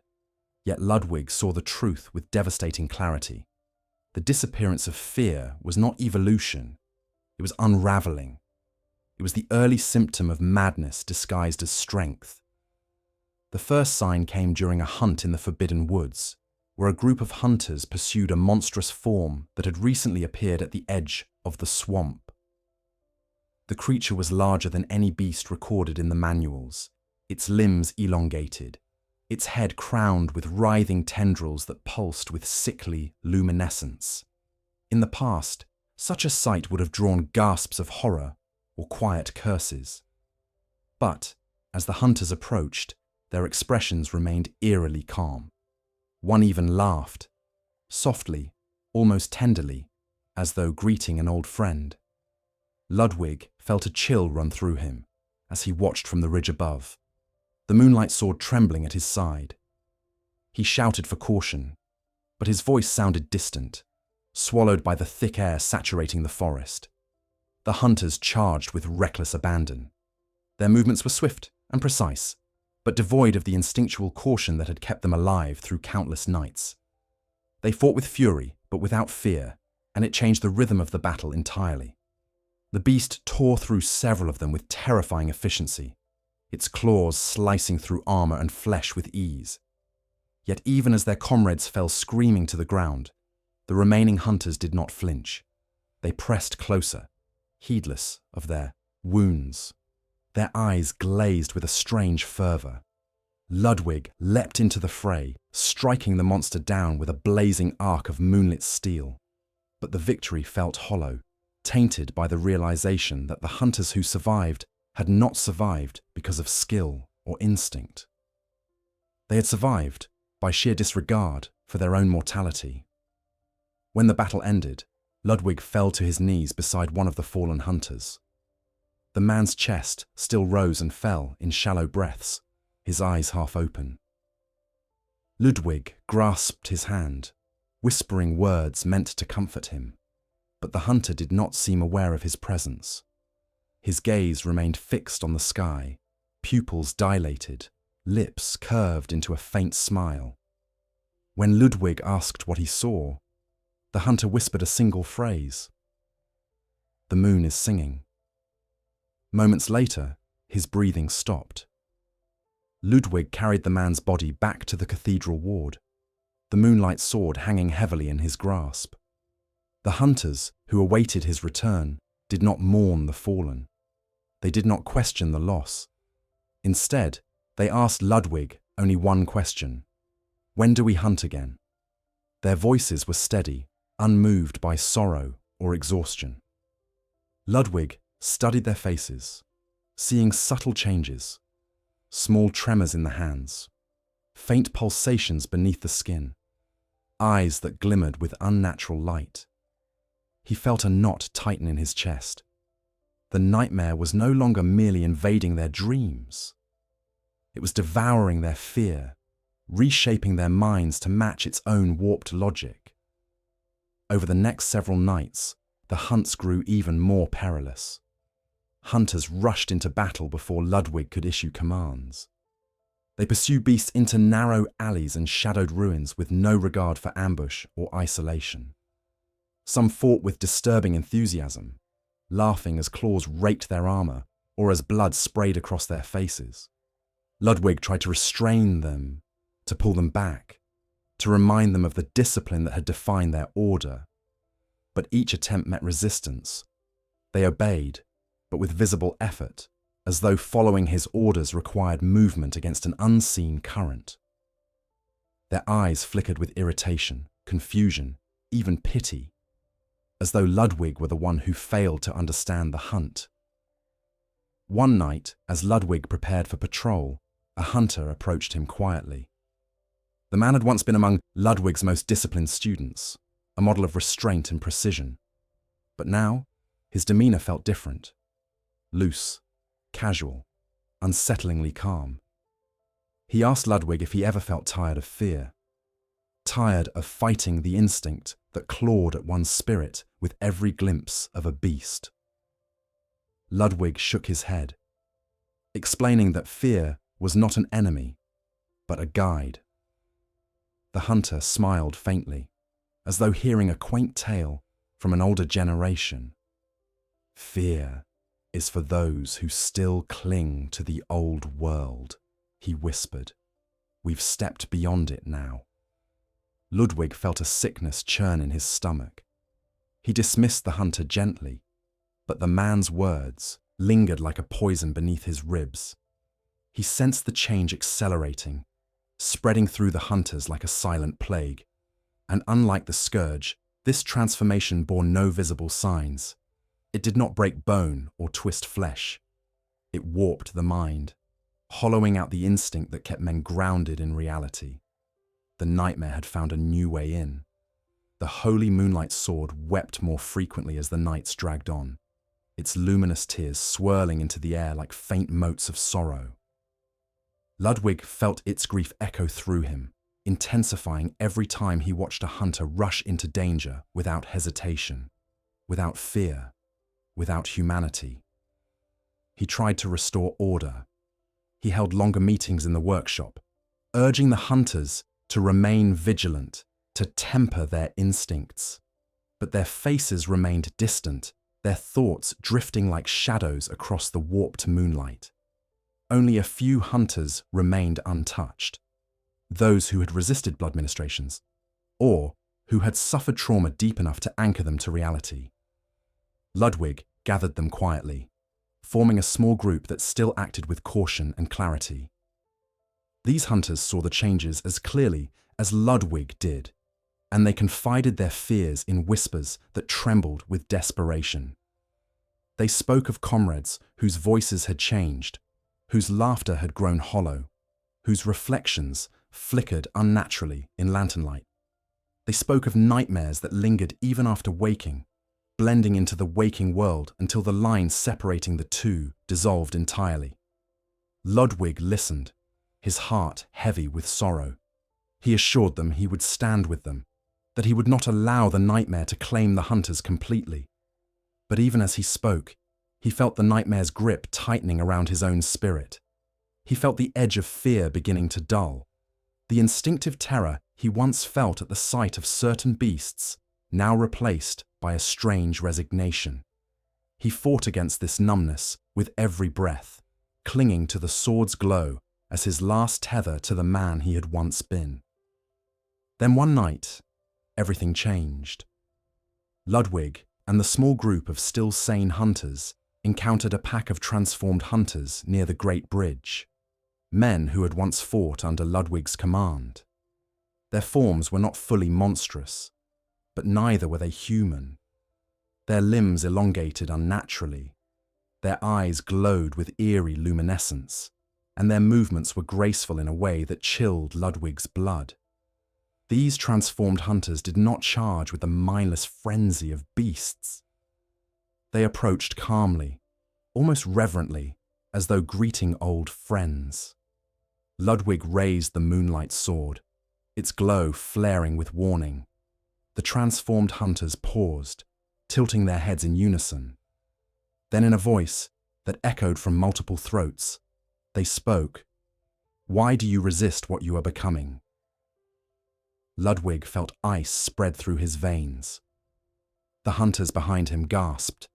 The transformed figures stepped closer, their movements fluid and precise. They spoke of ascension, of liberation from fear, of a world beyond pain and suffering. They urged Ludwig to let go, to embrace what the nightmare offered. They told him the Holy Blade itself would follow him into the new form. Ludwig trembled, gripping the sword with white knuckles. The transformed hunters reached out as though offering comfort, their luminous eyes filled with unsettling serenity. That was when the moonlight sword screamed. A piercing, sorrowful wail filled the night, cutting through the nightmare's whispers and shattering the bridge's silence. The transformed hunters recoiled, hissing with distorted fury. Ludwig felt the sword's pain surge through him, grounding him, reminding him of the humanity he still fought to protect. With a roar fueled by anguish and fear, he charged. The battle was brutal. The transformed hunters fought with grace and speed beyond human capability. But Ludwig fought with desperation, with memory, with the final shreds of fear that still anchored his spirit. The moonlight sword blazed with radiant arcs, each strike tearing through the nightmare's influence. When the battle ended, the transformed hunters lay still, their forms fading into the pale mist that accompanied many beings touched by the nightmare. Ludwig stood trembling, the sword's glow flickering in exhaustion. He heard the hunters behind him weeping softly, some in grief, others in terror. Fear had returned, but it returned only because they had witnessed the future. Ludwig wiped the blade slowly, tears blurring his vision. The sword's glow steadied, as though acknowledging the moment. But Ludwig knew the truth. The nightmare had only just begun to claim them, and he felt its tendrils twisting deeper into his soul with every breath. In the aftermath of the clash on the Great Bridge, the fragile boundary that separated Ludwig from the nightmare grew thinner with every passing hour. He felt it not as a sudden break, but as a gradual erosion, a quiet, relentless wearing away of the instincts and memories that had once grounded him in humanity. Each thought came with an echo, each breath carried a tremor, each heartbeat pulsed with a rhythm not entirely his own. The hunters who remained by his side saw these changes, though they pretended not to, whispering their fears only when Ludwig's back was turned. They did not dare speak openly, not out of disrespect, but out of sorrow, because despite everything, Ludwig was still their leader. Still, the Holy Blade had stood between Yharnam and annihilation for longer than any man should have survived. Yet Ludwig felt their mourning long before he saw it in their eyes. He sensed it in the way their gazes lingered when he believed himself unobserved. He sensed it in the tremor of their voices whenever they spoke his name. He sensed it in the way they clung to the sword's glow rather than to him, as though trusting the blade more than the man who wielded it. He understood their fear. He shared it. For though he still moved with purpose, though he still spoke with clarity, though he still wielded the moonlight sword with unwavering devotion, Ludwig felt the nightmare stirring within him like a beast pacing behind a locked door. The signs were subtle at first, his hearing sharpened, allowing him to detect distant echoes of beasts prowling through the deserted streets. His vision shifted, revealing faint, luminous trails left behind by anything touched by the nightmare. His muscles twitched involuntarily at night, as though responding to an unseen rhythm. He dismissed these changes as the toll of sleeplessness or the effects of bloodshed. But as they intensified, denial became impossible. One night, as he stood alone atop the workshop roof, the moon's warped radiance bathing the city in pale brilliance, Ludwig caught his reflection in a puddle formed by the previous evening's rain. The water shimmered beneath the moonlight, distorting the image slightly. Yet what he saw chilled him deeper than any beast's claws. His eyes glowed faintly, not with the gentle luminescence of the moonlight sword, but with a sharp, predatory gleam that did not belong to a man. His jaw appeared broader, his cheekbones sharper, his expression more feral. He blinked, and the features softened, returning to the familiar contours of his face. But the fleeting glimpse marked him to the core. He knew then that the transformation had begun in earnest. The holy moonlight sword reacted immediately. Its hum deepened, vibrating with a sorrow so palpable, Ludwig felt it in the marrow of his bones. The blade's glow wavered, flickering like the last ember of a dying fire. Ludwig pressed a trembling hand to the hilt, whispering reassurance to the blade, not as a warrior calming his weapon, but as a dying man comforting a beloved companion. He vowed to hold on to himself for as long as possible. He vowed to resist the nightmare's pull. He vowed not to let the sword see him fall. But the nightmare was patient, and it knew his vows could not save him. The next evening, Ludwig led a small group of hunters into the lower districts of Yharnam, where the scourge raged with growing ferocity. Reports had emerged of a massive beast prowling near the aqueducts, its roars shaking the stone tunnels beneath the city. Ludwig felt the nightmare whisper inside him as they tracked the creature, an echo of recognition, an instinctive hunger, not for battle, but for kinship. He recoiled from the sensation, clutching the moonlight sword so tightly his knuckles whitened. The blade pulsed with warning, grounding him. They encountered the beast near a broken waterway, its massive form illuminated by faint moonlight filtering through shattered stone arches. The creature resembled a cleric beast, but larger, its limbs swollen with unnatural muscle, its fur matted with dried blood. It turned toward them slowly, its glowing eyes scanning the hunters. And then, in a moment that froze Ludwig's breath, it paused, not in fear or fury, but in recognition. It tilted its head, emitting a low, rumbling growl that echoed through the aqueduct like a question. Ludwig stepped forward instinctively. The hunters behind him shouted for caution, but their voices sounded muffled, distant. Ludwig raised the moonlight sword, its glow casting pale light across his face. The beast's eyes narrowed. Its growl softened. It stepped closer. Ludwig felt the nightmare surge within him like a tide rising toward an inevitable shore. His heart pounded. His breath grew shallow. For a fleeting moment, he understood the beast, its confusion, its sorrow, its desperate yearning for connection in a world that now rejected it. He took another step forward. The beast mirrored him, its massive frame trembling with a strange, mournful tension. Then one of the hunters panicked. A gunshot cracked through the air. The beast roared in agony and rage. Ludwig snapped back into clarity. The nightmare's whisper drowned beneath the sound of violence. The creature lunged. The hunters scattered. Ludwig raised the moonlight sword unraveling, its radiance flaring with blinding brilliance. He struck the beast with a devastating arc, the impact reverberating through his bones. The creature staggered, wounded but not defeated. It fixed its gaze upon Ludwig, not with hatred, but with confusion, as though asking why he had turned against it. Ludwig hesitated, just for a moment, and in that moment, the beast charged. The blow sent Ludwig crashing against the aqueduct wall, pain exploding through his ribs. He tried to rise, but the nightmare's influence surged within him, distorting his senses. The world twisted. The beast loomed above him, its breath hot against his face. Ludwig felt its sorrow resonate with his own. Then, the moonlight sword shrieked with such intensity that both man and beast recoiled. The hunters seized the moment. They attacked with desperate precision, bringing the creature down in a flurry of blades and gunfire. When it fell, Ludwig's vision cleared. He crawled toward the dying beast, placing a trembling hand upon its massive shoulder.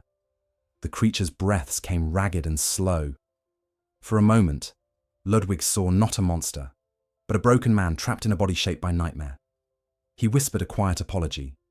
The beast exhaled one final breath, its glowing eyes dimming, as its body dissolved into drifting wisps of pale mist. Ludwig felt something break within him. A fracture in the fragile barrier he had fought so desperately to maintain. The hunters watched him in silence, their expressions torn between sympathy and fear.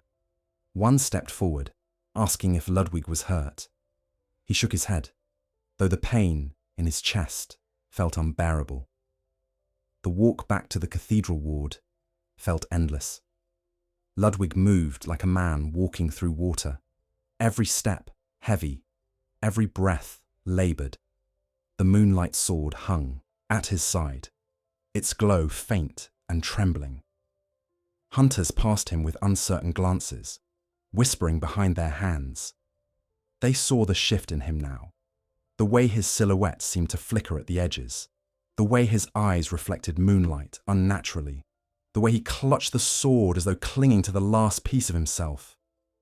That night, Ludwig retreated into the workshop alone.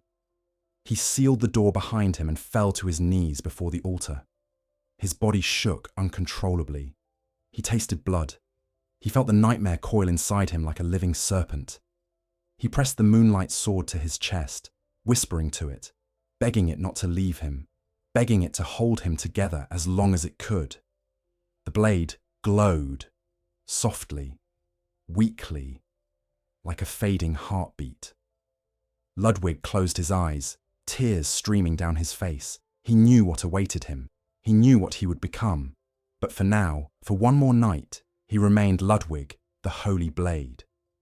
And the sword wept quietly beside him, mourning the man it could no longer save. The night after the aqueduct hunt stretched on with a suffocating stillness, as though the very idea of dawn had abandoned Yharnam entirely. The sky hung motionless, a heavy canvas of swirling moonlight and faint, writhing stars that pulsed with unnatural rhythm. No sunlight threatened the horizon. No warmth touched the rooftops. The city lay frozen beneath the same pale glow that had hovered above it for weeks, a perpetual twilight that eroded the boundary between dream and reality. Ludwig felt this stagnation seep into his bones, settling there like frost that refused to melt.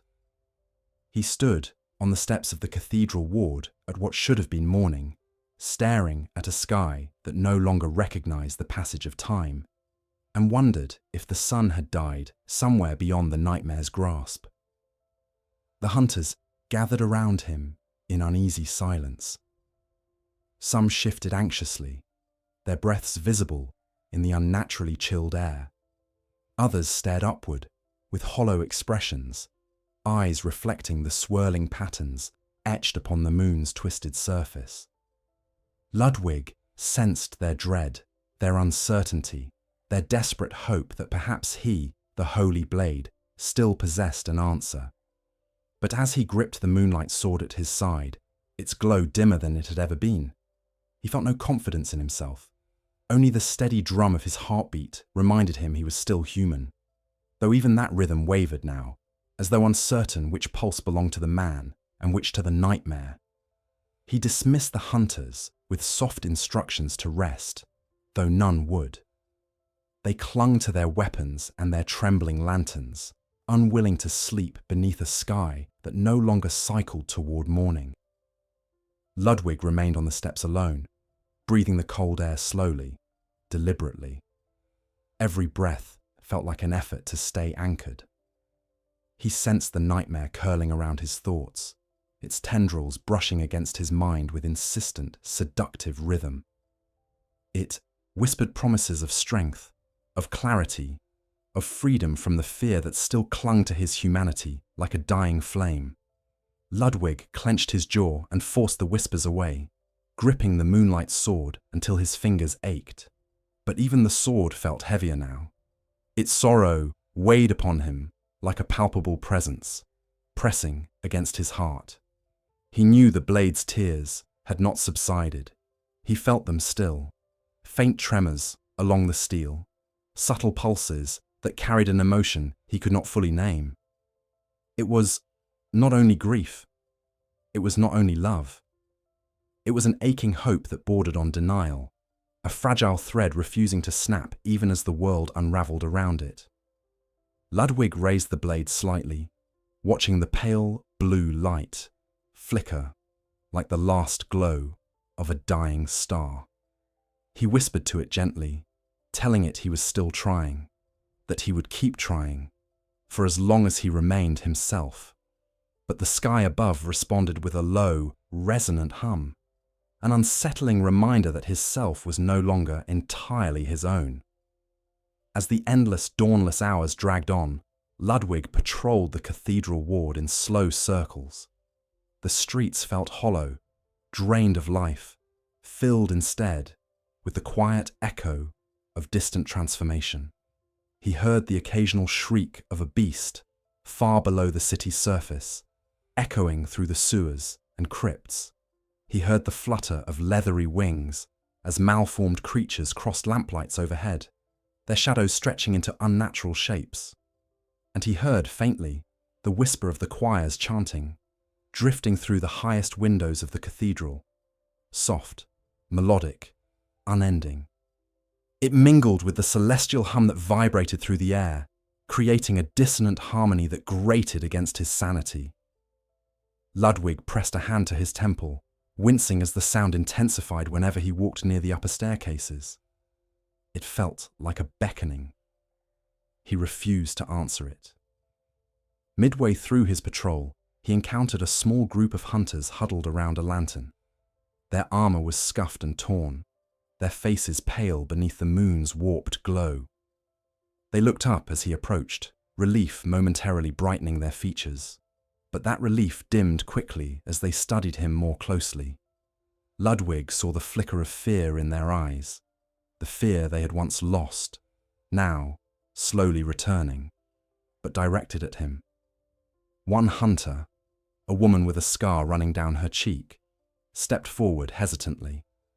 She spoke of a disturbance in the lower districts, of screams echoing through the alley near the blood ministration clinic. But her voice quivered, not from terror of the beasts, but from something else, something unspoken. Ludwig nodded solemnly, promising to investigate. As he turned to leave, she touched his arm lightly, her voice barely more than a whisper. "Master Ludwig, your eyes." He paused. She did not elaborate, but he understood. He thanked her quietly and continued walking, resisting the urge to rub at his eyes or seek a reflective surface. He did not need a mirror to know the truth. The nightmare was bleeding through him now in ways no discipline could suppress.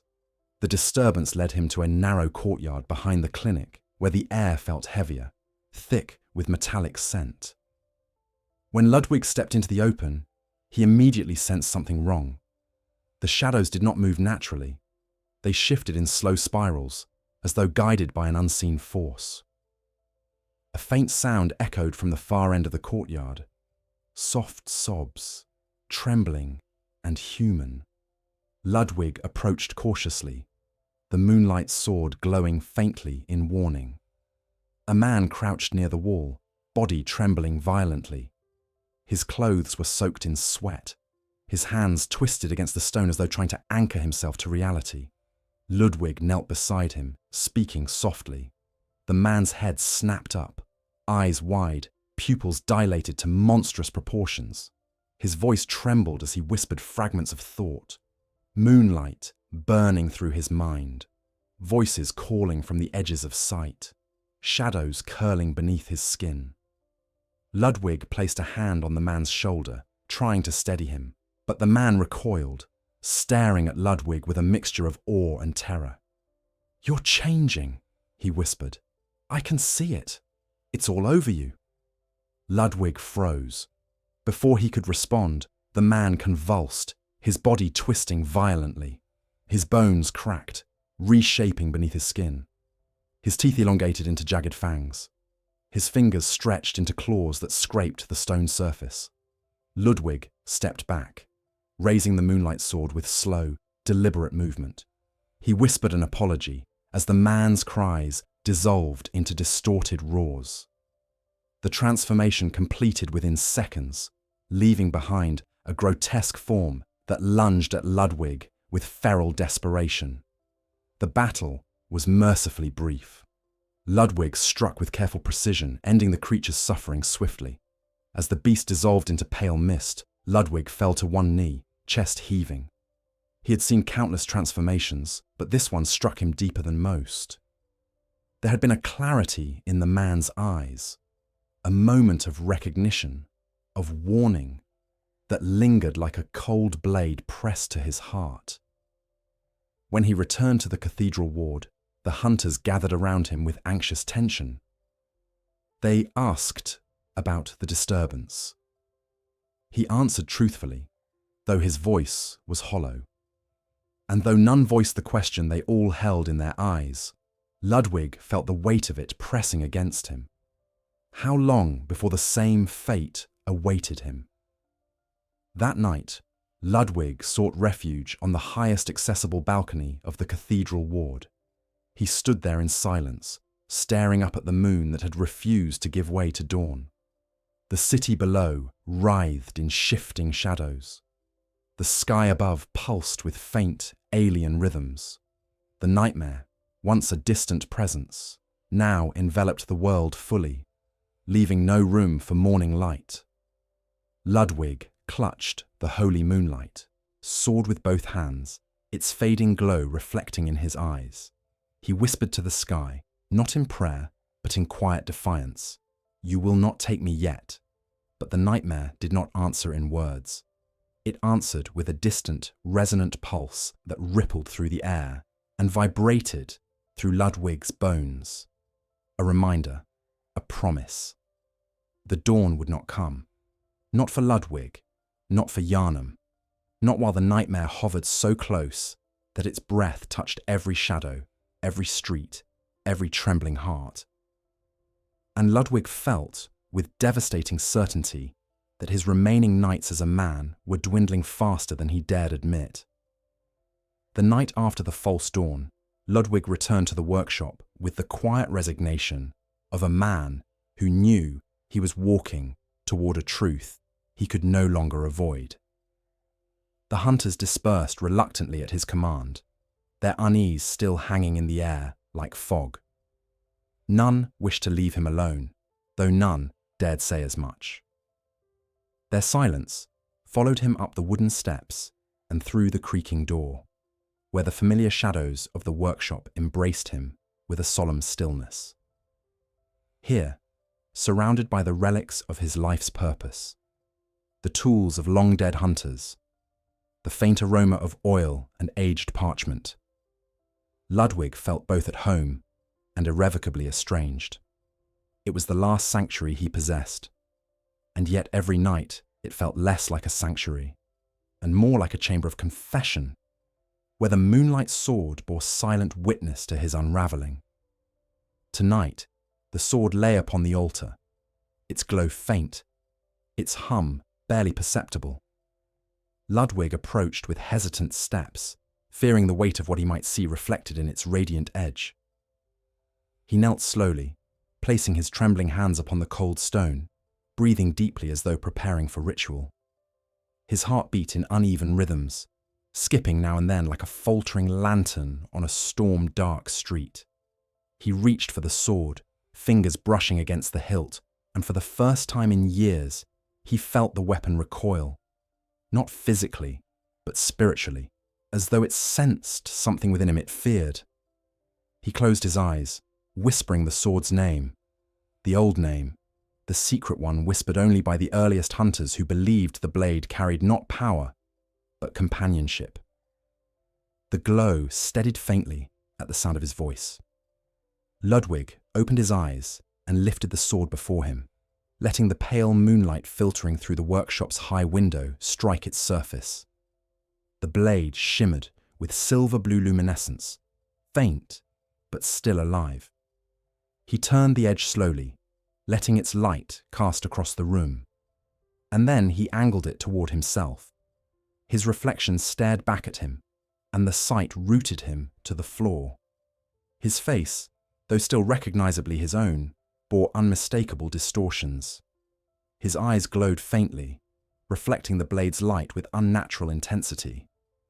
Not the soft glow of faith or determination, but a predatory gleam he had seen countless times in the eyes of beasts.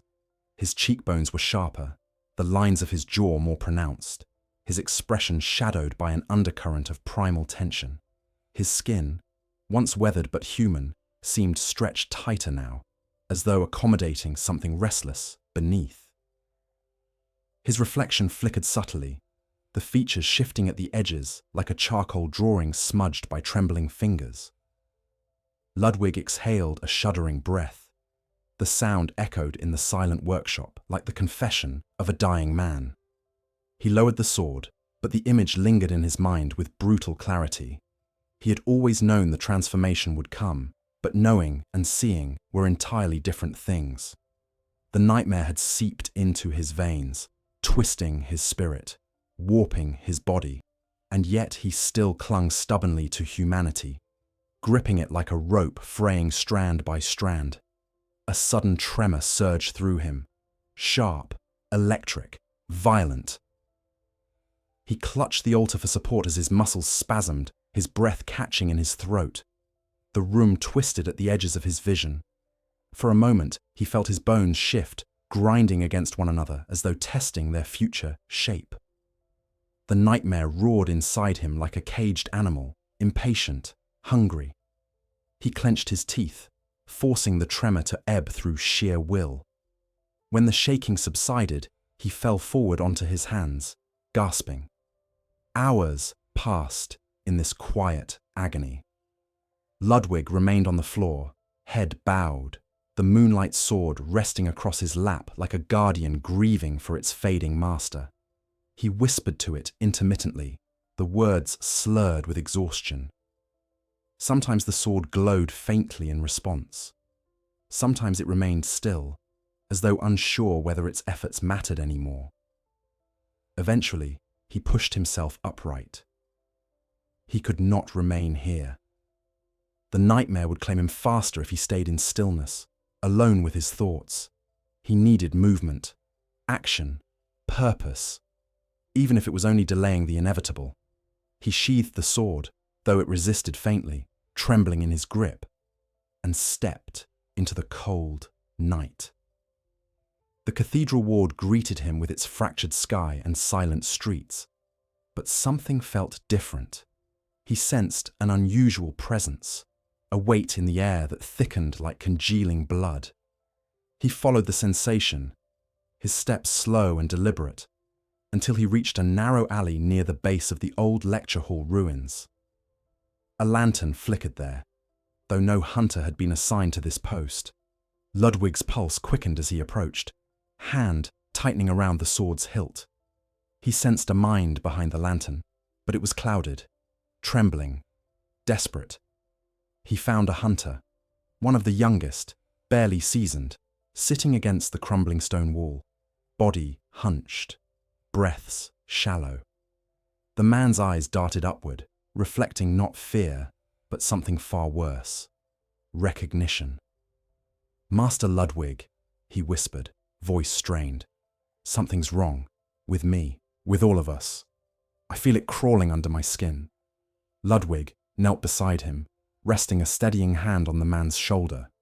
He spoke softly, urging him to breathe, to focus, but the hunter shook his head violently, tears spilling down his cheeks. "I saw myself," the man whispered, "in a window near the plaza. My face, my eyes, they weren't mine anymore. I looked like a beast. And then, I felt it, in me." He pressed trembling fingers to his temple. "I hear them whispering, Master, calling my name, telling me to let go." Ludwig felt the nightmare surge in sympathetic resonance, as though acknowledging a familiar suffering. He steadied his breath and spoke firmly, telling the young man to resist, to cling to humanity, to hold fast to fear. But the hunter's eyes shifted. For the briefest moment, they glowed. A deep, inhuman growl resonated in his chest, so soft it could have been mistaken for a sob. Ludwig's heart broke. He pressed the hunter's hand between his own, the young man trembling beneath his touch. The hunter whispered that he didn't want to become one of the monsters, that he didn't want to be a burden to the others. that he trusted Ludwig more than anyone else in Yharnam. Then he begged, voice cracking, breath hitching, for Ludwig to guide him the way he had guided so many others. The way only Ludwig could. Ludwig understood.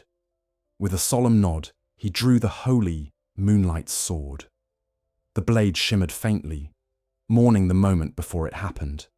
He whispered a blessing for the young hunter's courage, a prayer for peace beyond the nightmare's grasp. The blade descended softly. When it was done, Ludwig lowered his head, the sword trembling weakly in his hand. The courtyard fell silent, the air thick with sorrow. Ludwig carried the young man's body toward the workshop, each step heavier than the last. He felt the nightmare watching him, through the moon, through the shadows, through the trembling echoes in his own blood. He laid the hunter to rest with quiet reverence.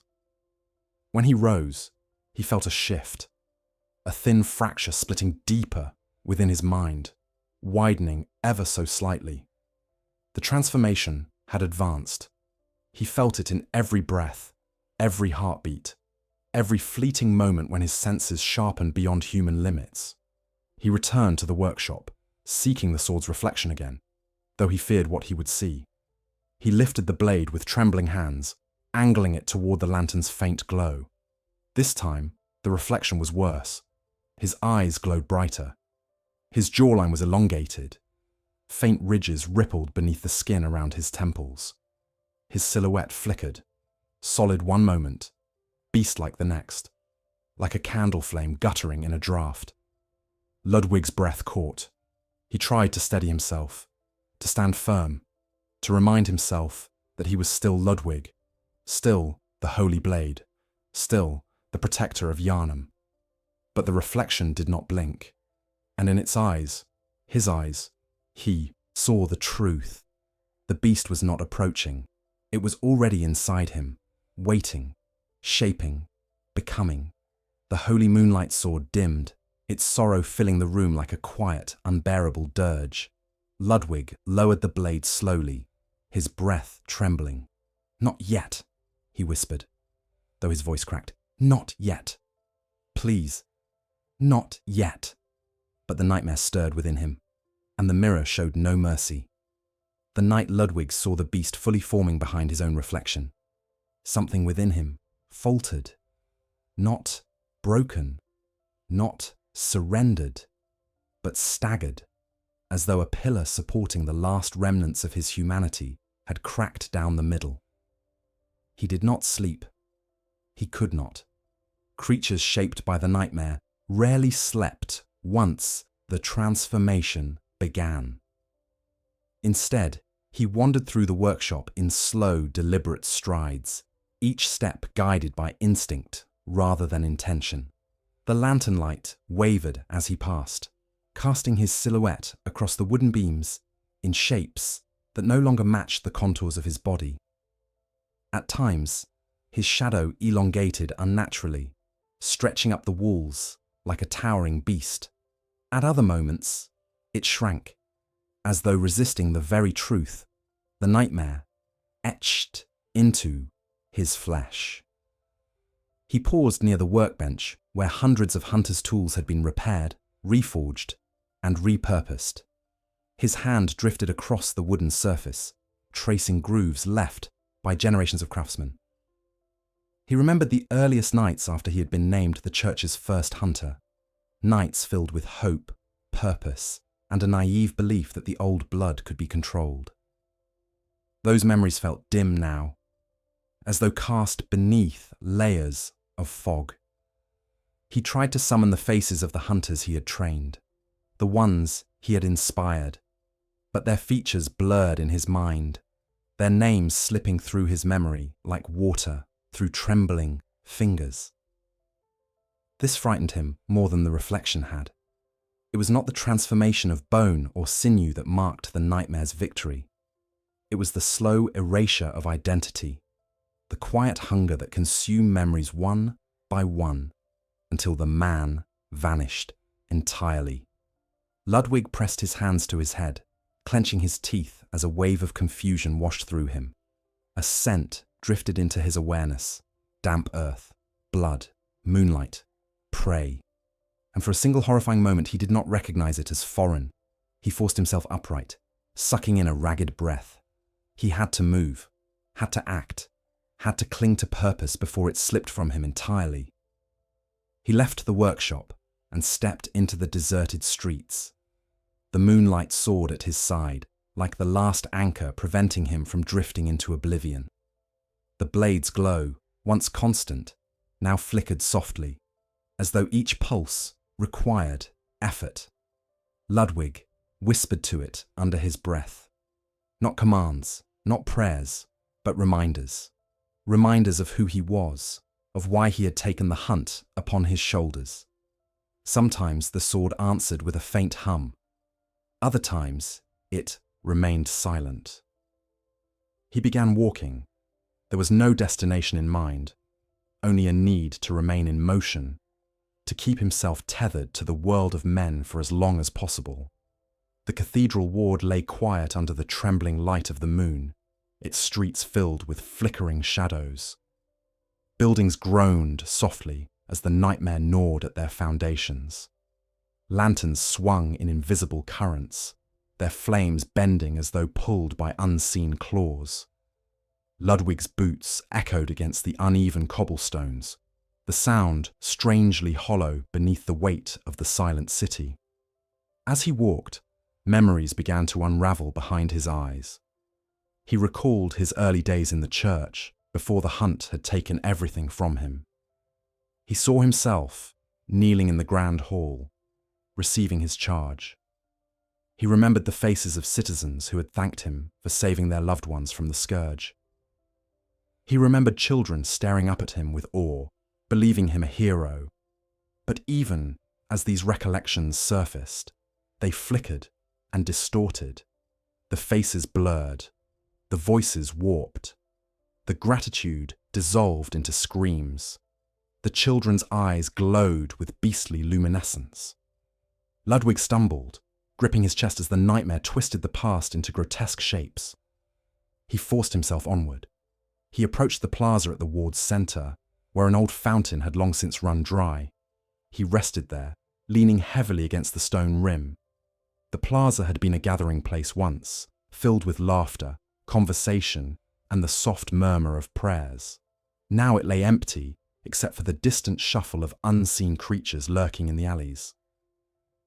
Ludwig closed his eyes, trying to recall the sound of the fountain's waters. But the image that surfaced instead was of the basin filled with blood, thick, dark, rippling beneath the moon's warped glow. He snapped his eyes open, breath hitching. He realized he had begun to forget the color of water. The sound of a soft footfall drew his attention. Ludwig turned slowly, his grip tightening around the moonlight sword's hilt. From the edge of the plaza, a figure approached. A hunter he recognized with sharp pangs of grief. A woman named Mariah, once one of his finest students, her discipline matched only by her clarity of mind. She carried her weapon loosely, her eyes shadowed with exhaustion. When she reached him, she hesitated, as though unsure whether he still recognized her. "Master Ludwig," she whispered. Her voice trembled, not with fear of beasts, but fear of him. He nodded slowly, forcing his features into something resembling composure. She stepped closer and lowered her voice further. "Something is happening to the others, more every night. They lose their names. They forget their families. They walk as though dreaming. And when they wake," she trailed off, her gaze dropping to her trembling hands. "They're not the same." Ludwig swallowed hard, the nightmare stirring within him as though in recognition. They look to you," Mariah continued. "They trust you. You're all we have left." Ludwig forced himself to meet her gaze. He asked if she was still herself. She hesitated, just long enough for him to see the truth. "I don't know," she whispered. That confession struck him deeper than any beast's claws. For a moment, He considered confiding in her, telling her that he too felt his mind slipping, that he too had seen the beast lurking behind his reflection. But he could not. The hunters needed hope, even if that hope was a lie. Instead, he placed a trembling hand on her shoulder and reassured her that he would do everything in his power to keep them anchored. She believed him. He did not. After she left, Ludwig resumed walking. Not toward the cathedral, not toward the workshop, but toward the edge of the ward where the city's oldest buildings leaned precariously over narrow alleys. He found a cracked window pane near an abandoned home and approached it slowly, compelled by a mixture of dread and inevitability. He lifted the moonlight sword, letting its faint glow illuminate his reflection in the fractured glass. What he saw stole the breath from his lungs. This time, the beast did not flicker. It stared back at him plainly. Its eyes glowed with pale, eldritch light. Its jaw hung heavy with nascent fangs. Its form loomed larger than his own silhouette. More horrifying still, it moved a fraction of a second before he did, as though leading him, not mirroring him. Ludwig stumbled back, striking the wall behind him. The nightmare surged violently within him, twisting his insides, clouding his thoughts. He gripped the moonlight sword as though it were the only thing keeping him tethered to the world. He whispered the names of the hunters he had trained, the citizens he had saved, the ideals he once carried like banners above the city. But the names slipped, the faces blurred, the memories evaporated. He could feel himself dissolving into something primal, something ancient, something shaped by the moon. He staggered forward, gripping his head with both hands, desperate to hold on to even a single untainted memory. He pictured the first time he lifted the moonlight sword, felt its weight, saw its glow.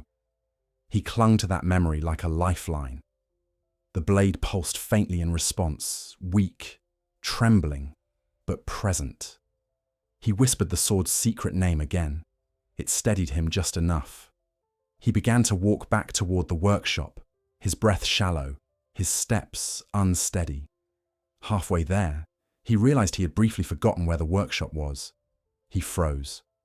The nightmare whispered, softly, patiently, hunger threading every syllable.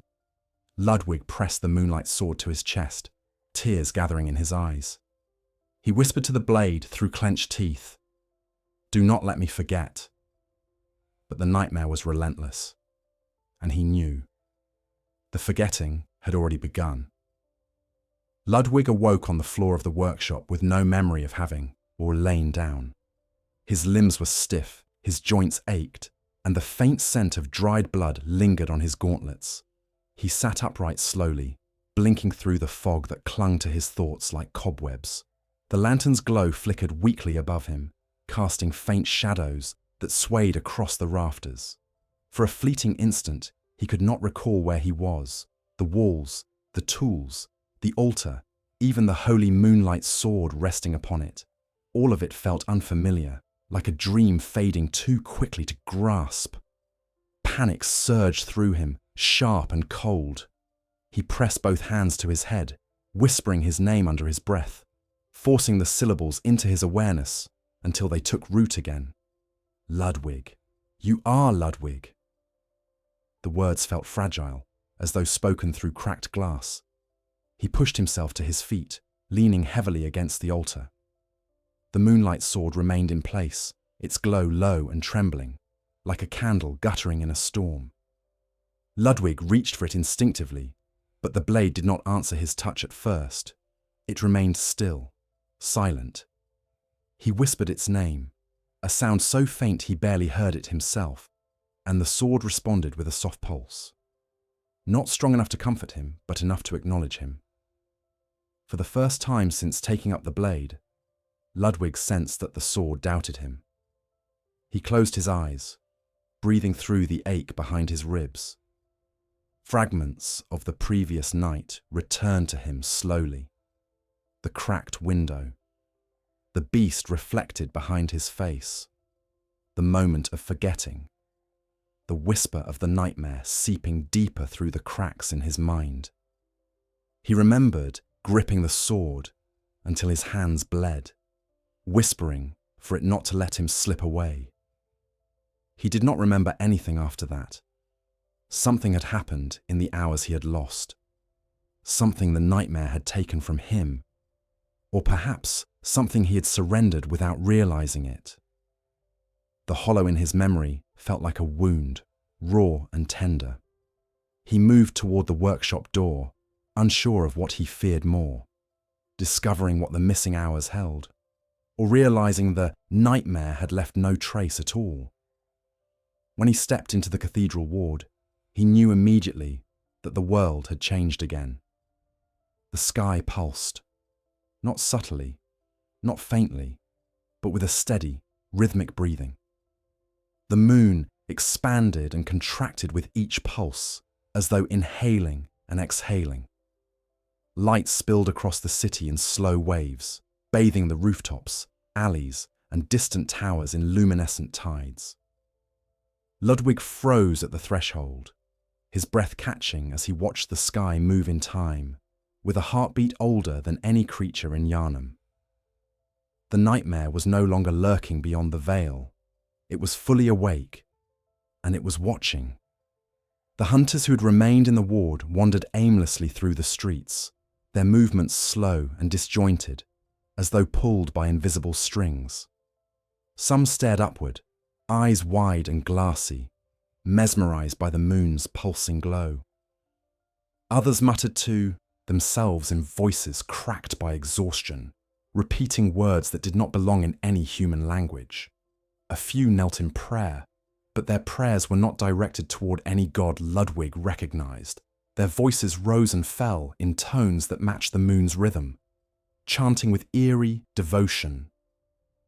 Ludwig approached a young hunter whose eyes tracked the sky with feverish intensity.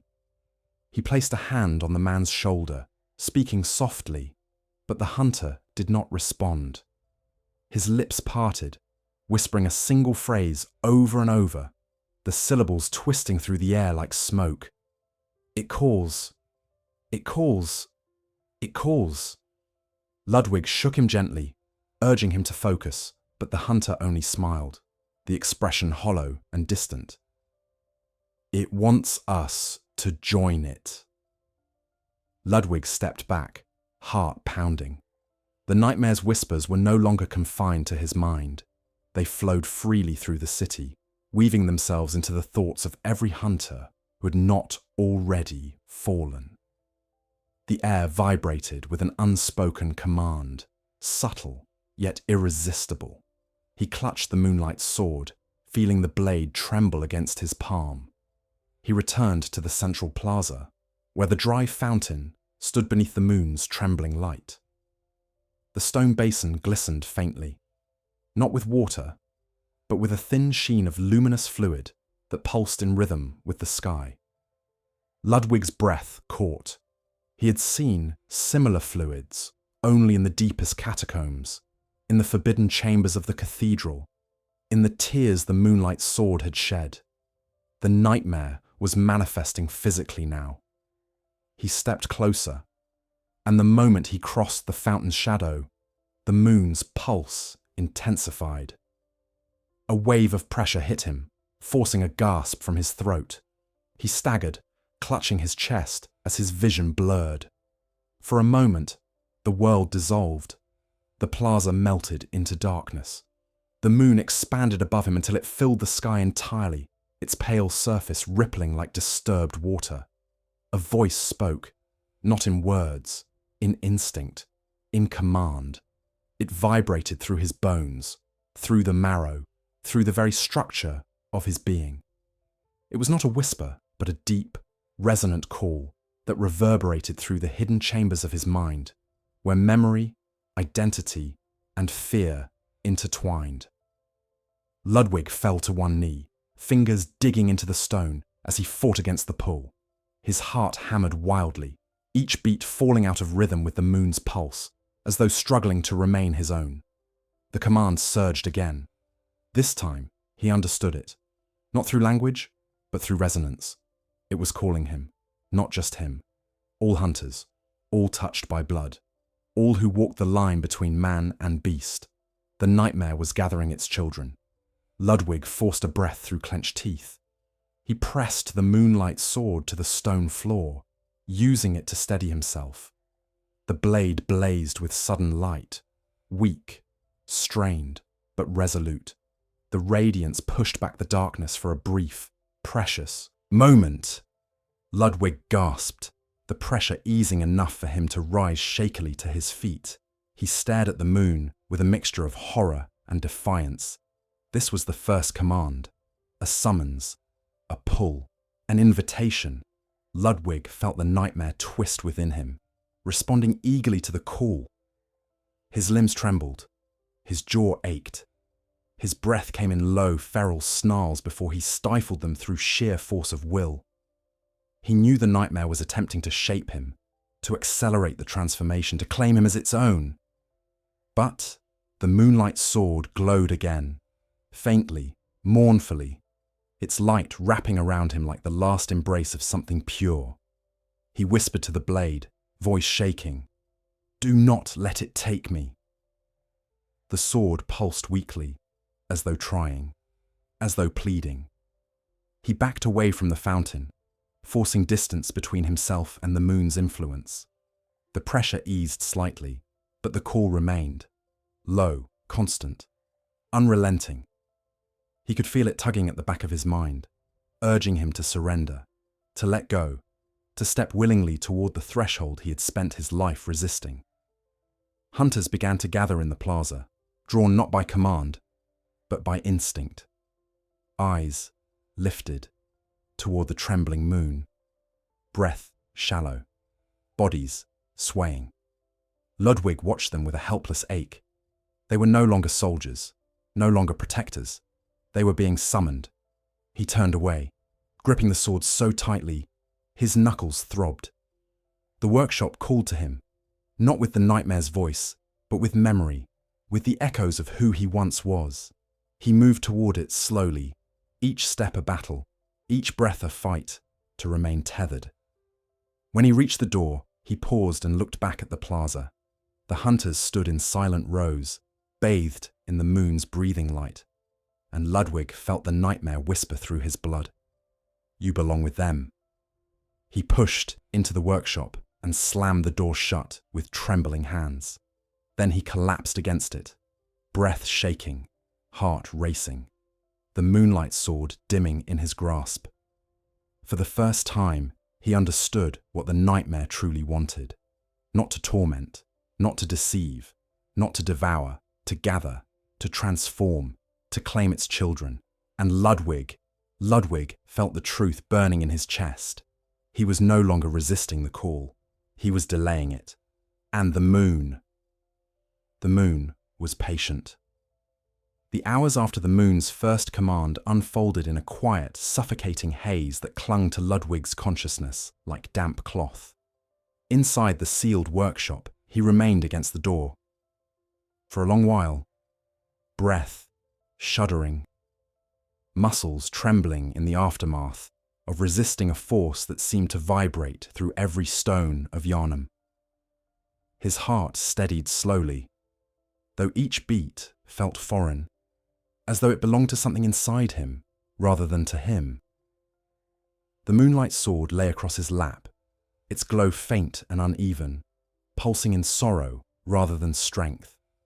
He rested his forehead against the cool metal, drawing in the faint comfort the blade still offered, even as he sensed it growing weaker with every passing moment.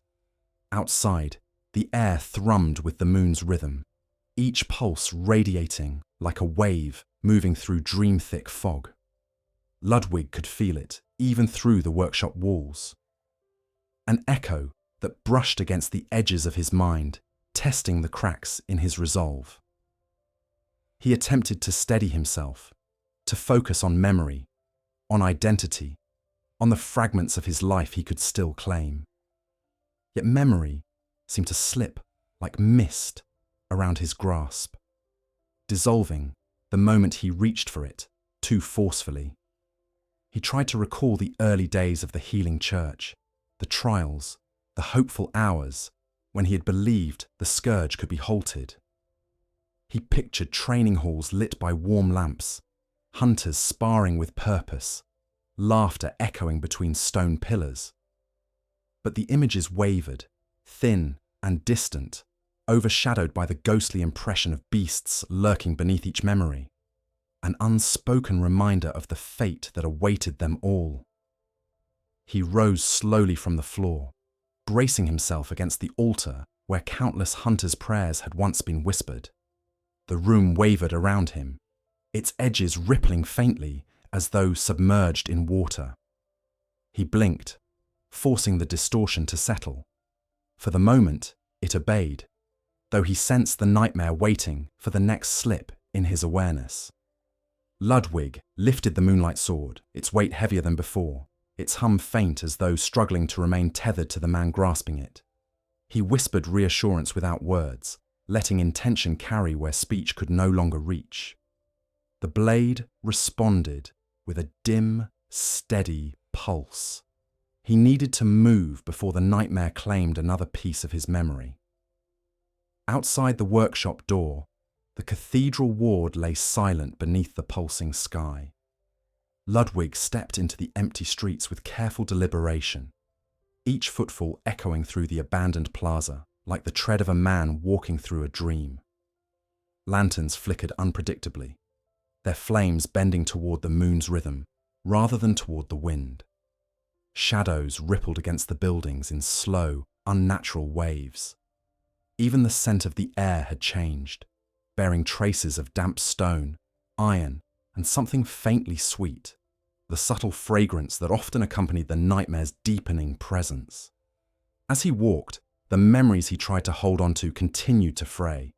He attempted to picture the names of the hunters he had trained, the voices he had encouraged during long nights of fear and uncertainty. Some names surfaced weakly before dissolving into static. Others surfaced clearly, but with unfamiliar faces attached, as though his mind were stitching pieces together without regard for truth.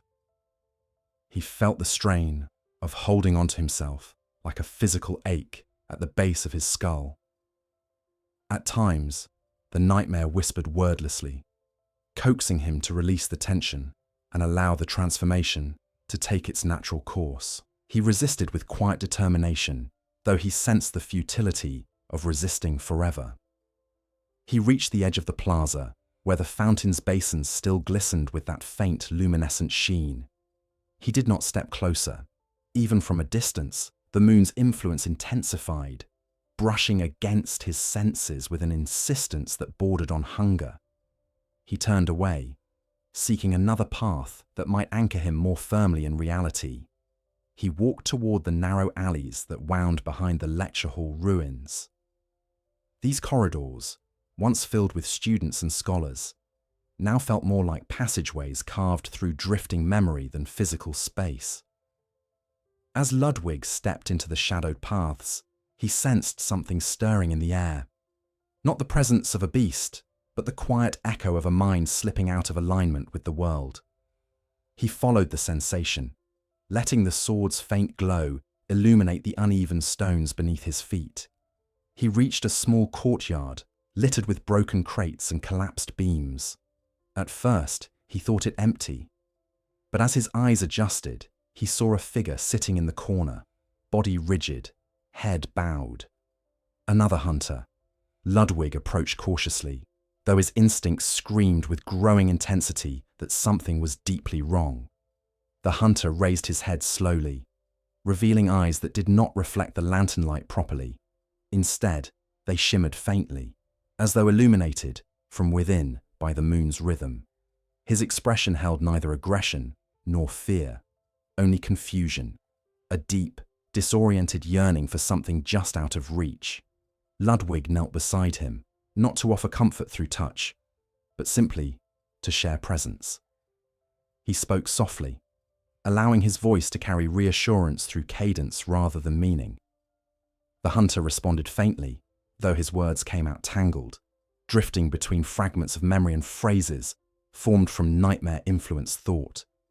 Ludwig could not discern meaning from the mutterings, only an ache that resonated in the hunter's voice, a sorrow shaped by the recognition of losing oneself. For a moment, Ludwig felt an uncanny kinship, a mirrored grief. The hunter attempted to stand, but faltered. Ludwig steadied him and guided him back to the central ward, where the other hunters had begun to gather. As they approached the plaza, Ludwig noticed more hunters wandering its edges. Some paced in tight circles, their movements repetitive and mechanical. Others stared at the sky, their bodies swaying with the moon's pulse.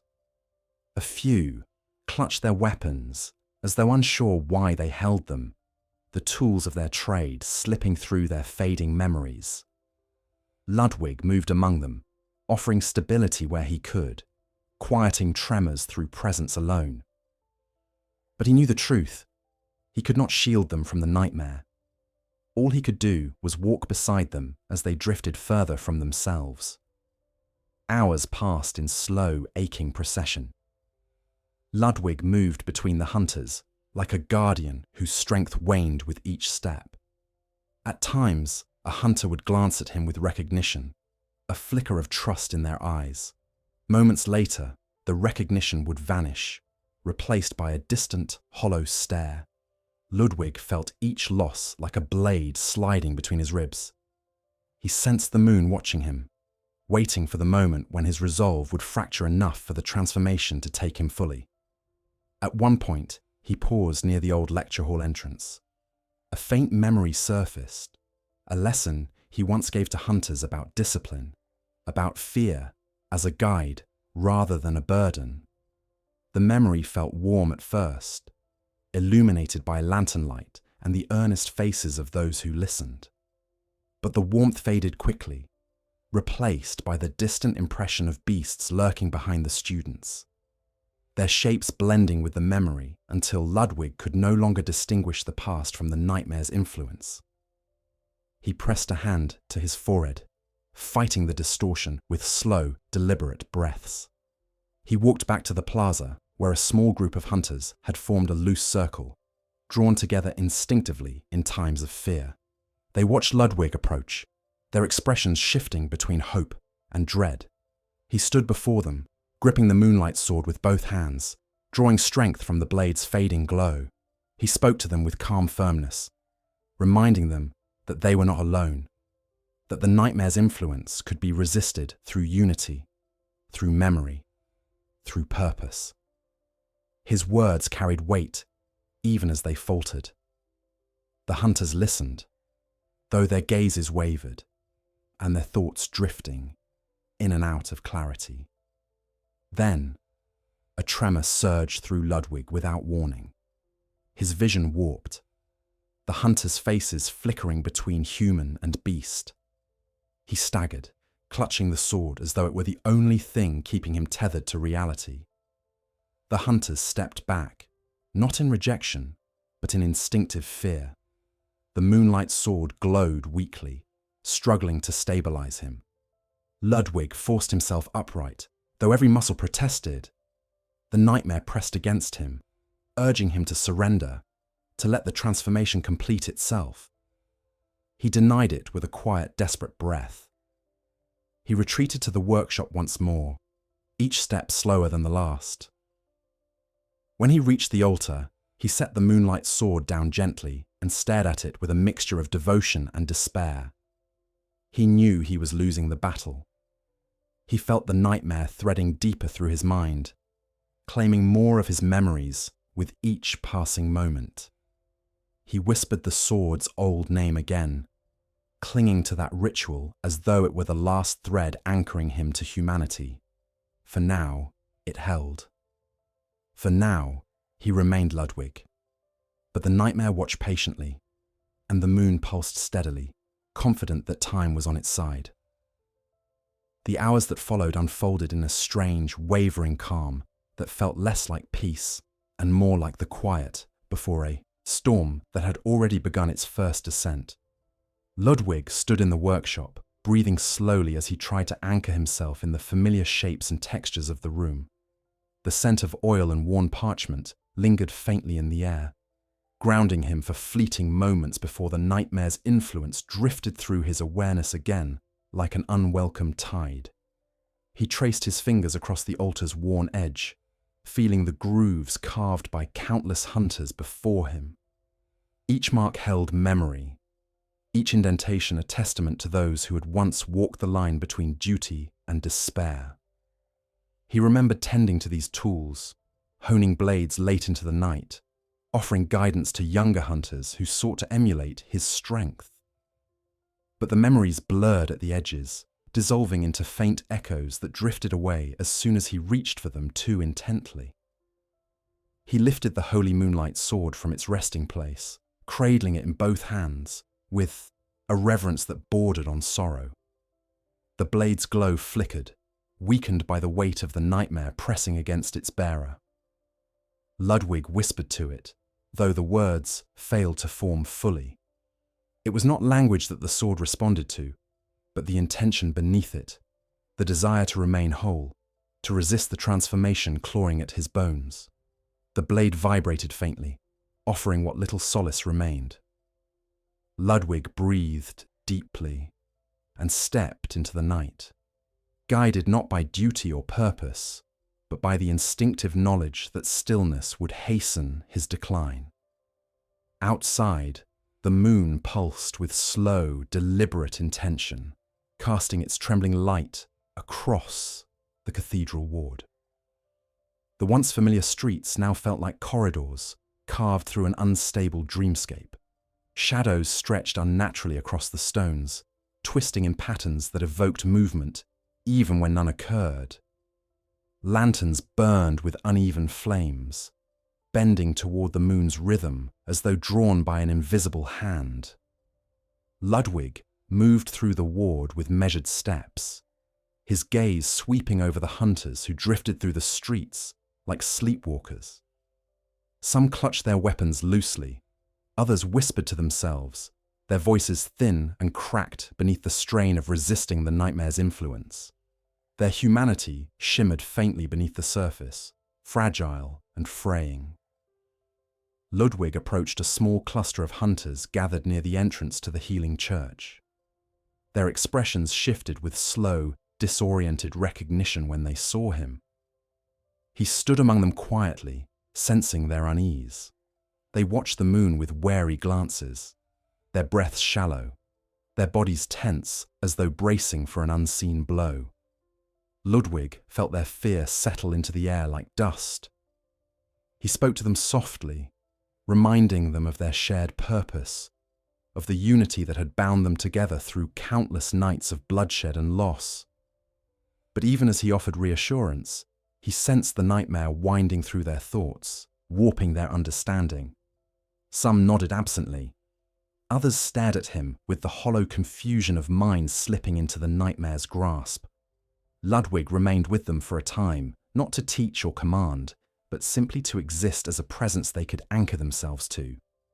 Eventually, he felt the pull drawing him back into motion. He walked toward the old chapel near the base of the Cathedral Ward, a place that had once served as a sanctuary for injured hunters. Its doors hung open, swaying faintly in the moonlit breeze. The interior was dim, illuminated only by the faint glow of abandoned lanterns. As Ludwig stepped inside, the floorboards creaked beneath his weight, echoing through the hollow space. He remembered tending to wounded hunters here, offering comfort in the quiet hours between hunts. He remembered prayers muttered through clenched teeth, whispered hopes of survival, promises to return to the field once strength allowed. But these memories blurred like smoke rising through cold air, their edges dissolving into the vague sense of a past slipping beyond reach. He sat beside one of the empty cots, resting the moonlight sword across his knees. The chapel's silence pressed against him, thick and heavy.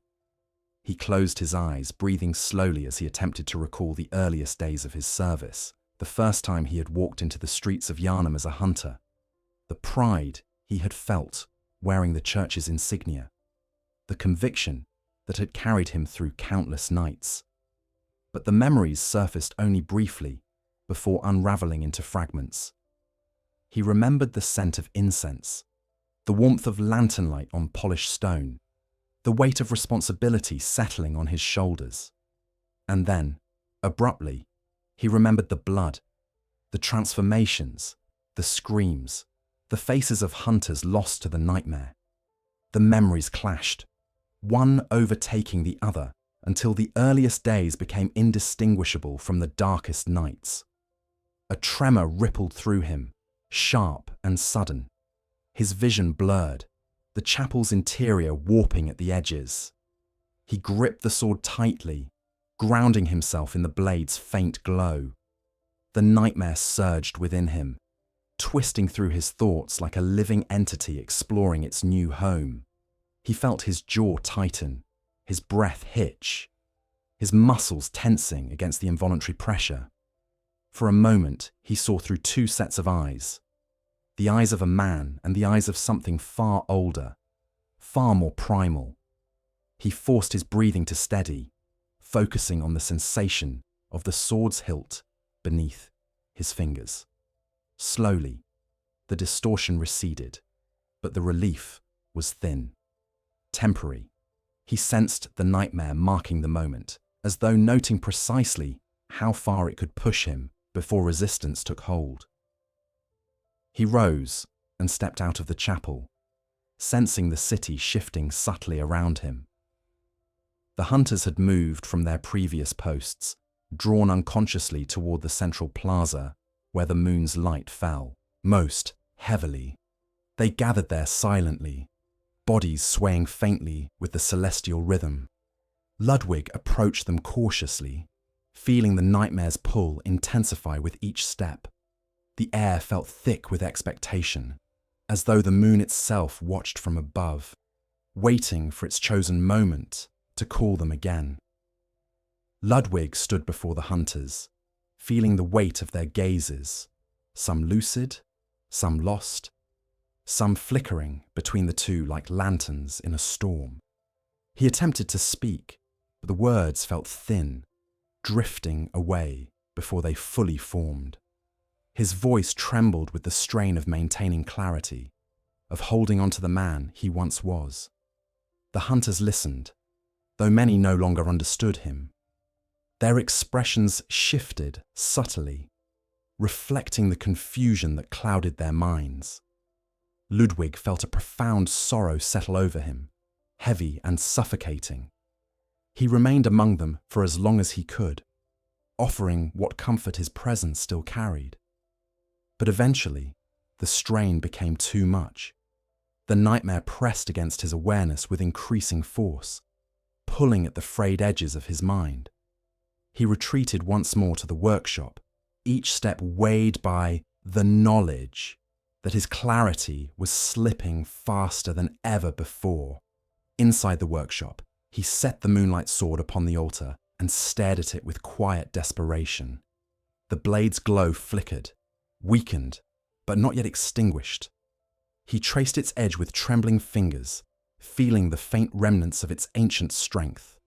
He whispered again the old name, drawing upon the ritual that had sustained him so many times before. The sword responded with a soft pulse, gentle, sorrowful, and fading. Ludwig lowered his head, breathing in the blade's faint light. He felt the nightmare pressing in from all sides, testing the final remnants of his resolve.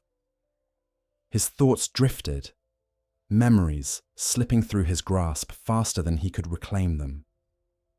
He clung to the sword, to the ritual, to the fragile sense of self that still flickered within him. For now, he remained Ludwig, but the space between who he was and what he would become had narrowed to the width of a breath.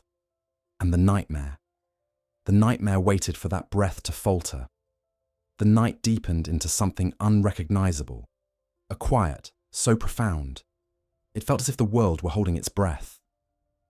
Ludwig stood in the center of the workshop, his hands resting upon the altar where the holy moonlight sword lay dimmed beneath the weakened lantern light.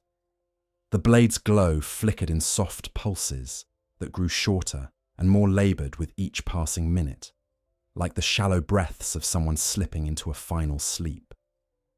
Ludwig traced the hilt with trembling fingers, feeling the ancient weight of the weapon resonate faintly against his skin.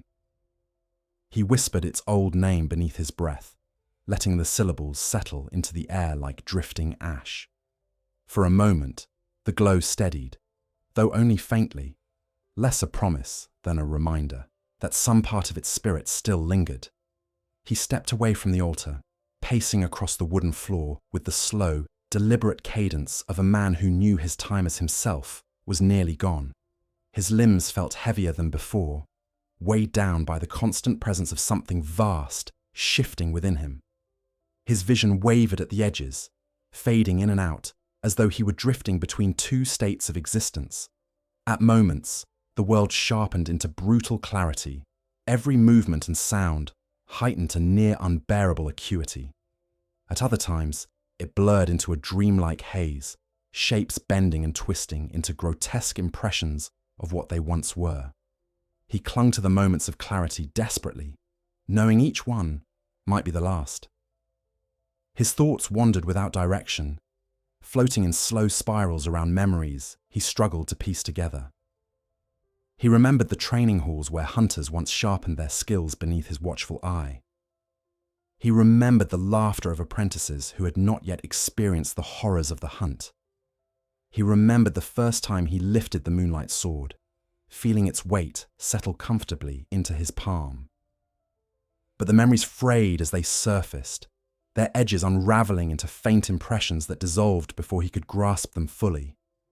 At times, he felt as though he were chasing shadows, fragments of his own life, slipping away faster than he could gather them. He left the workshop, stepping into the streets with a hollow ache spreading through his chest. The Cathedral Ward lay silent beneath the trembling moonlight, its buildings warped by the nightmare's deepening presence. Shadows curled along the walls in slow, sinuous movements, as though alive. The air vibrated faintly, pulsing in rhythm with the moon. Ludwig moved through the ward with measured steps, the moonlight sword sheathed at his side, like a fragment of memory he refused to release. His gait wavered occasionally, his balance uncertain as the nightmare tugged at him from within. Hunters drifted through the streets like ghosts, their movements sluggish and disoriented. Some wandered aimlessly, gripping their weapons with slack fingers. Others gazed upward, eyes reflecting the moon's pale glow. A few murmured to themselves in fractured voices, repeating fragments of thoughts that bore no resemblance to human language. Ludwig approached them carefully, though he sensed an unspoken distance between them now, something that had not been there before. They looked at him with hollow recognition, as though remembering him from a dream they could no longer fully recall. He guided a few towards safer corners of the ward, though safe had long ceased to have meaning. Their breaths came in shallow gasps, their bodies trembling with the effort of resisting the nightmare's call. Ludwig spoke to them with slow, steady cadence, grounding their drifting minds with the remnants of his authority. But he knew the truth. His presence could no longer tether them as it once had. Their clarity was slipping, their humanity eroding beneath the relentless influence of the moon. As he watched them wander again, Ludwig felt a tremor surge through his limbs. He stumbled against the wall of a nearby building, pressing a hand to the stone as his breath hitched. The nightmare pulsed within him, a deep, resonant thrum that reverberated through his bones. His vision blurred, shapes twisting and realigning in impossible ways. He felt his teeth clench involuntarily, a low growl rumbling in his chest before he stifled it. His fingers flexed against the stone, nails scraping the surface with unnatural force. For a moment, he saw the world through the eyes of something far larger than himself, something that saw movement as prey, sound as threat, scent as promise. He forced the vision away, clinging to the thin thread of humanity still flickering within him. The moonlight sword pulsed weakly at his side, responding to the moment of clarity with faint, sorrowful light. Ludwig breathed slowly, grounding himself in the feel of the blade's presence, though even that tether felt fragile now. He moved toward the outer edges of the Cathedral Ward, following an instinct he could not fully name. The moon hung low above the rooftops, its trembling glow spilling across the streets in shifting waves. The nightmare seemed to thicken the deeper he walked, the air growing heavier with each step. He passed the shattered fountain, its basin shimmering faintly with luminescent residue. He did not linger. The memory of the moon's command still echoed through him, a resonance he resisted with every ounce of strength he had left. Near the base of the old lecture hall ruins, he paused. The air felt different here, denser, vibrating with a subtle hum that resonated with the nightmare's rhythm. He sensed something nearby, something that had once been a man, a hunter, perhaps, or a remnant of one. He moved toward the sensation slowly, the moonlight sword glowing faintly as though warning him. In a narrow alley, he found a hunched form slumped against the wall.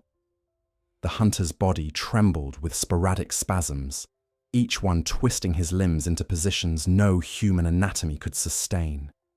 His breaths came in ragged gasps, each one edged with a low, inhuman rasp. Ludwig knelt beside him, though he knew there was nothing he could offer now. The hunter's transformation was nearly complete. His features had begun to elongate, his eyes reflecting the moonlight with unnatural luminescence.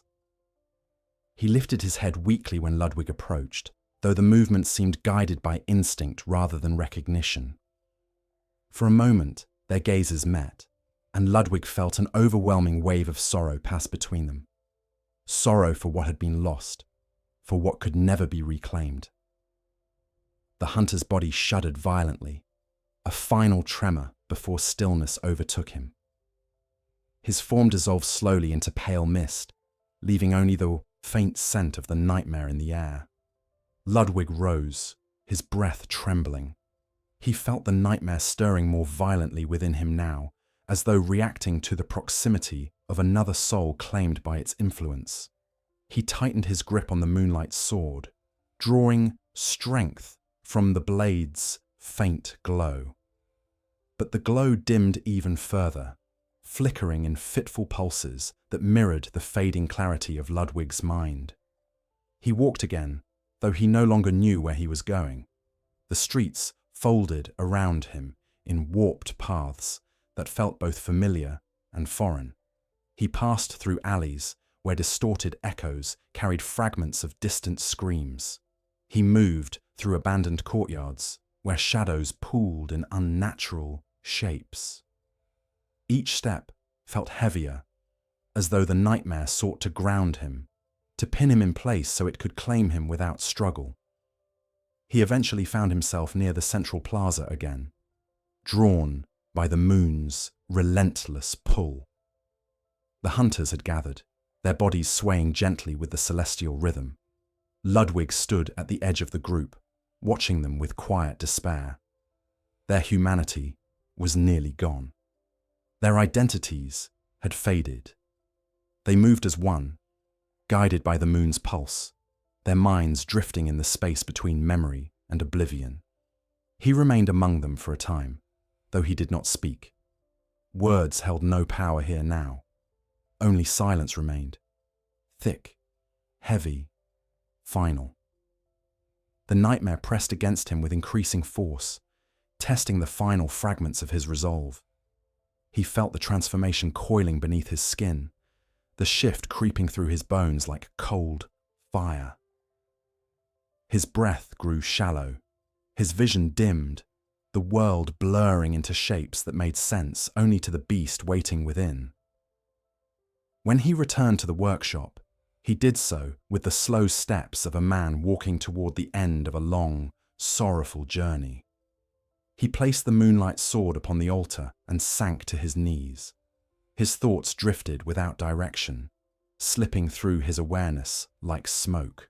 He clutched the sword's hilt tightly, knowing this would be the last night he held it as himself. He murmured the old name once more, though the sound trembled with the strain of a mind beginning to fail. The sword glowed faintly, as though answering him with the final remnants of its light. Ludwig bowed his head. He knew the threshold lay before him now, and once he stepped beyond it, there would be no return. The final night began without announcement, without omen, without any shift in the trembling moonlight that had soaked the world for what felt like an eternity.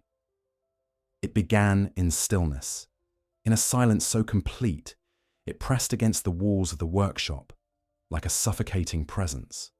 Ludwig sat slumped before the altar, his hands resting upon the holy moonlight sword as though bracing himself against a tide only he could feel rising beneath the surface of the world. The lantern's glow flickered with inconsistent rhythm, casting fractured light across the walls. Shadows recoiled and stretched in uncomfortable patterns, responding not to flame or wind, but to the shifting state of the man who occupied the room. His breath came unevenly, each inhale shallow, each exhale tremoring with the effort of holding on. He tried to summon memory, names, faces, vows, but they slid through his awareness like water through a sieve. When he whispered to himself, the sound felt foreign, dust thin, carried on a voice that no longer belonged to the man he remembered. He blinked, slowly, his vision blurred at the edges. Lines of the room fractured into faint, jagged patterns. For a moment, he thought the walls were bending inward, or perhaps expanding outward, though he could no longer trust his perception. The nightmare had grown quiet. That frightened him more than its whispers ever had. Quiet meant it no longer needed to persuade him. It no longer needed to coax or tempt or manipulate. Quiet meant it had already reached him, already threaded its influence through every crack and fracture in his mind. The silence felt heavy, patient, assured. It waited, not with hunger, but with inevitability. Ludwig pressed his palm flat against the altar, grounding himself in the cool surface.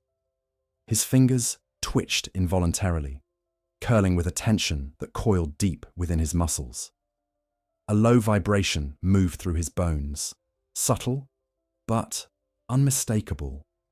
The nightmare shifting inside him, reshaping him in ways he could no longer resist. He closed his eyes tightly, forcing breath into his lungs in slow, controlled intervals. But the stillness around him broke with a faint, creaking sound, the wood of the floor bending under a weight that had not moved. He opened his eyes. His shadow on the wall had grown, slowly, imperceptibly at first, but now it towered above him, elongated and distorted, its edges rippling as though animated by a life of its own. He lifted one trembling hand. The shadow did not follow. It lagged, then split at the edges, flickering between shapes. Human, beast, human again. Then something unrecognizable, an outline of jagged limbs and twisted form. Ludwig's breath caught, a pulse of dread passing through him. He whispered the sword's name. The blade pulsed faintly, but the shadow did not shrink. He rose to his feet with effort, knees buckling before he steadied himself. The moonlight sword hung at his side, its glow flickering like a star on the verge of collapse. He knew the blade sensed what was happening. It had sensed it for a long time.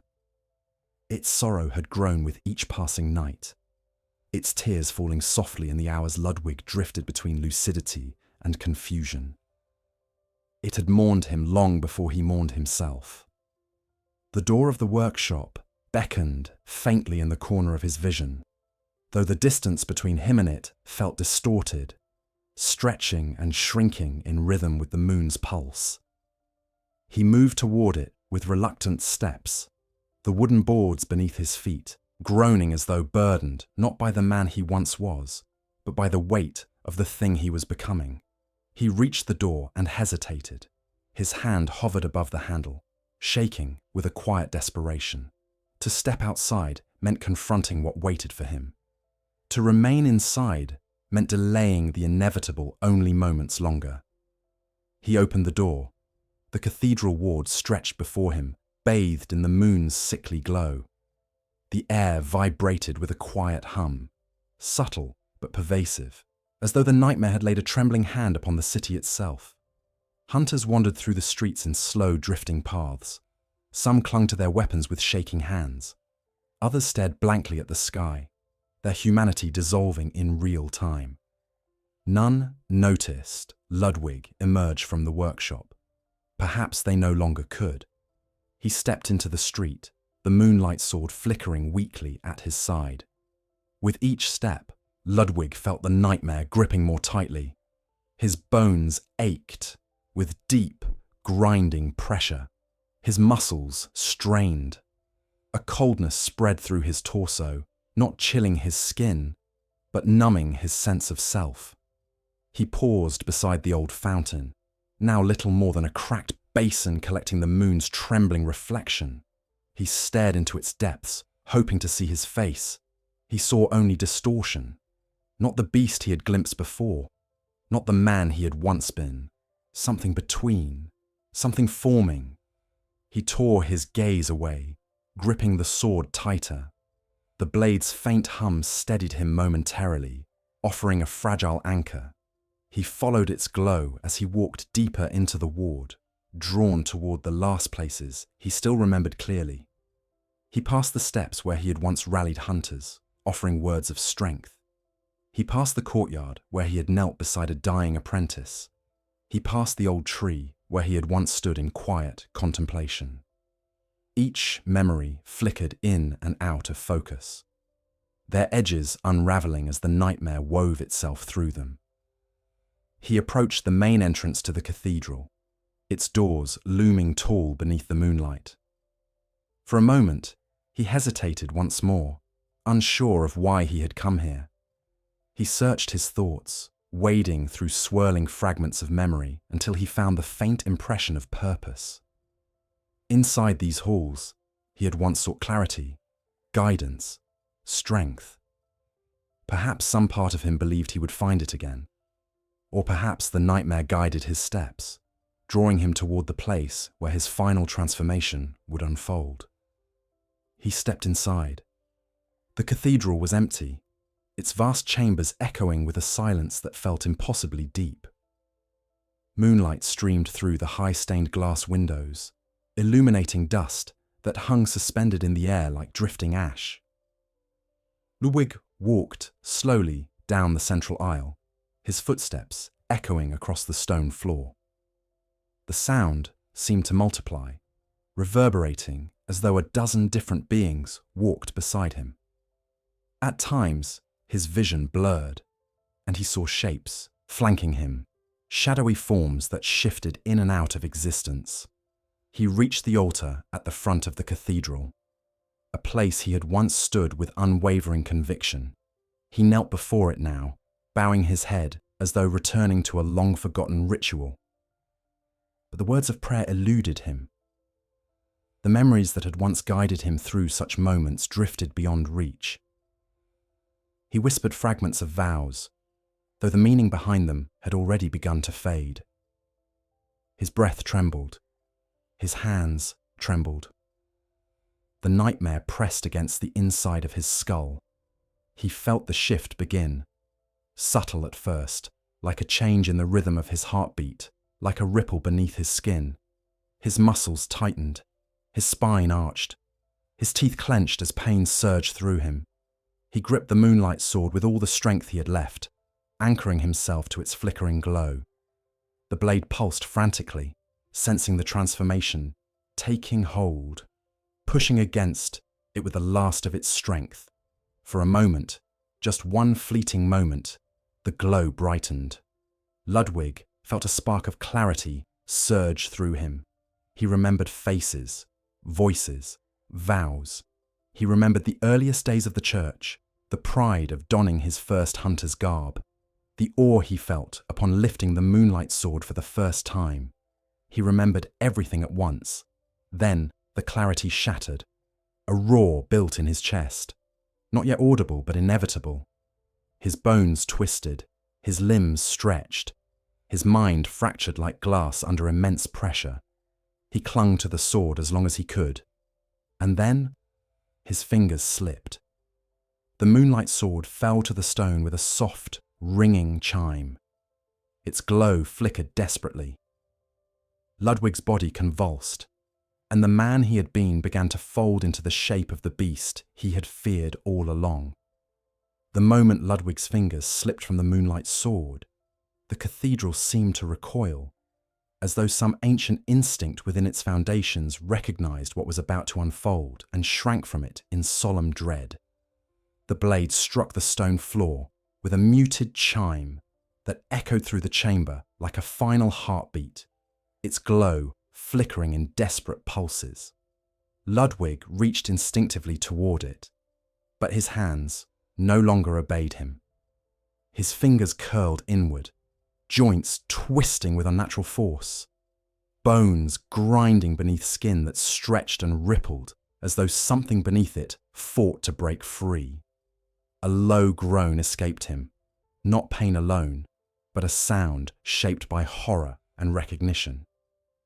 He felt the nightmare's presence spill through him with the weight of inevitability, pressing against his ribs, sinking into his muscles, threading through his thoughts like dark tendrils seeking the deepest parts of his mind.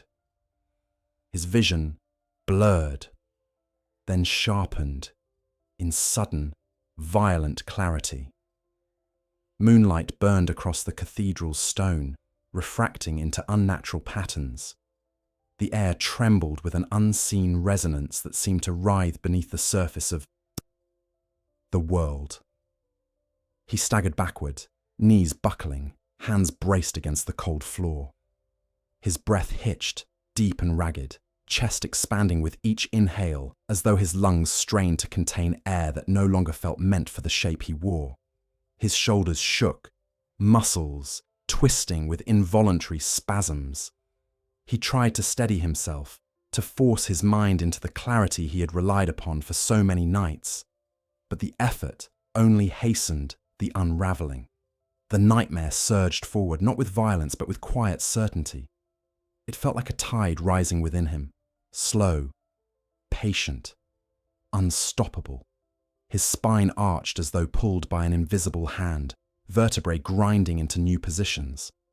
His fingers gouged the stone floor, nails splitting, then thickening into something harder, something not meant for gripping swords, but for rending flesh.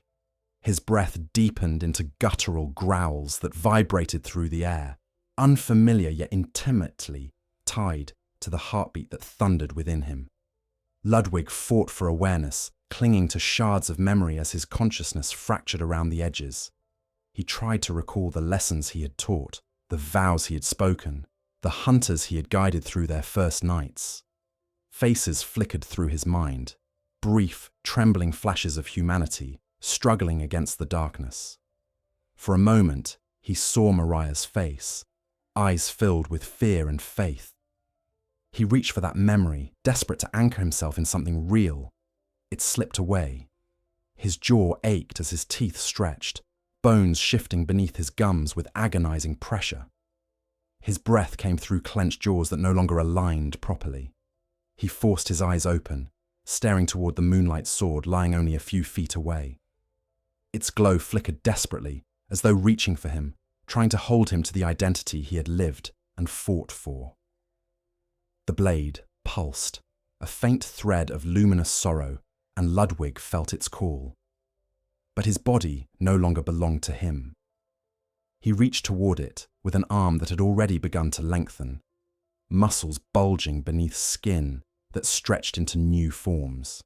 His fingers brushed the floor, scraping claws against stone. He felt tears sting his distorted eyes, though he did not know whether they were human tears or the first signs of a beast's final resistance to its own birth. He dragged himself forward with effort that seemed to tear at the very fibers of his existence. The sword flickered again, brighter this time, with a pulse that seemed to breathe his name. He whispered back, though the sound that escaped his throat was no longer fully human. A tremor rippled through him, bending his spine further, twisting his ribcage into something broad and heavy. His limbs stretched, splitting into powerful shapes that shook beneath the strain of becoming. The bones in his legs elongated, joints cracking as they reoriented.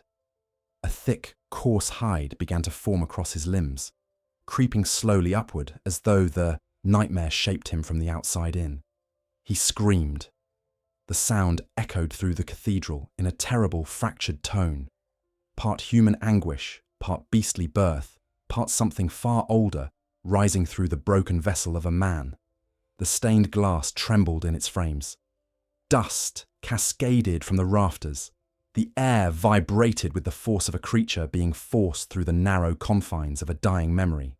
He collapsed onto all fours, chest heaving. His vision split into multiple layers. One seeing the world through fading human memory, the other through the instincts of the beast taking shape within him. He tried to reconcile the two, but they clashed violently, slipping across one another until the world became a distorted tapestry of light and shadow. A faint shape flickered at the edge of his perception, one of the hunters drawn toward the cathedral by the trembling moonlight. The figure hovered in the doorway, hesitant, watching Ludwig's transformation with a mix of terror and helplessness. Ludwig saw the hunter's expression as though through two separate minds, one recognizing a brother in arms, the other perceiving prey, threat, movement.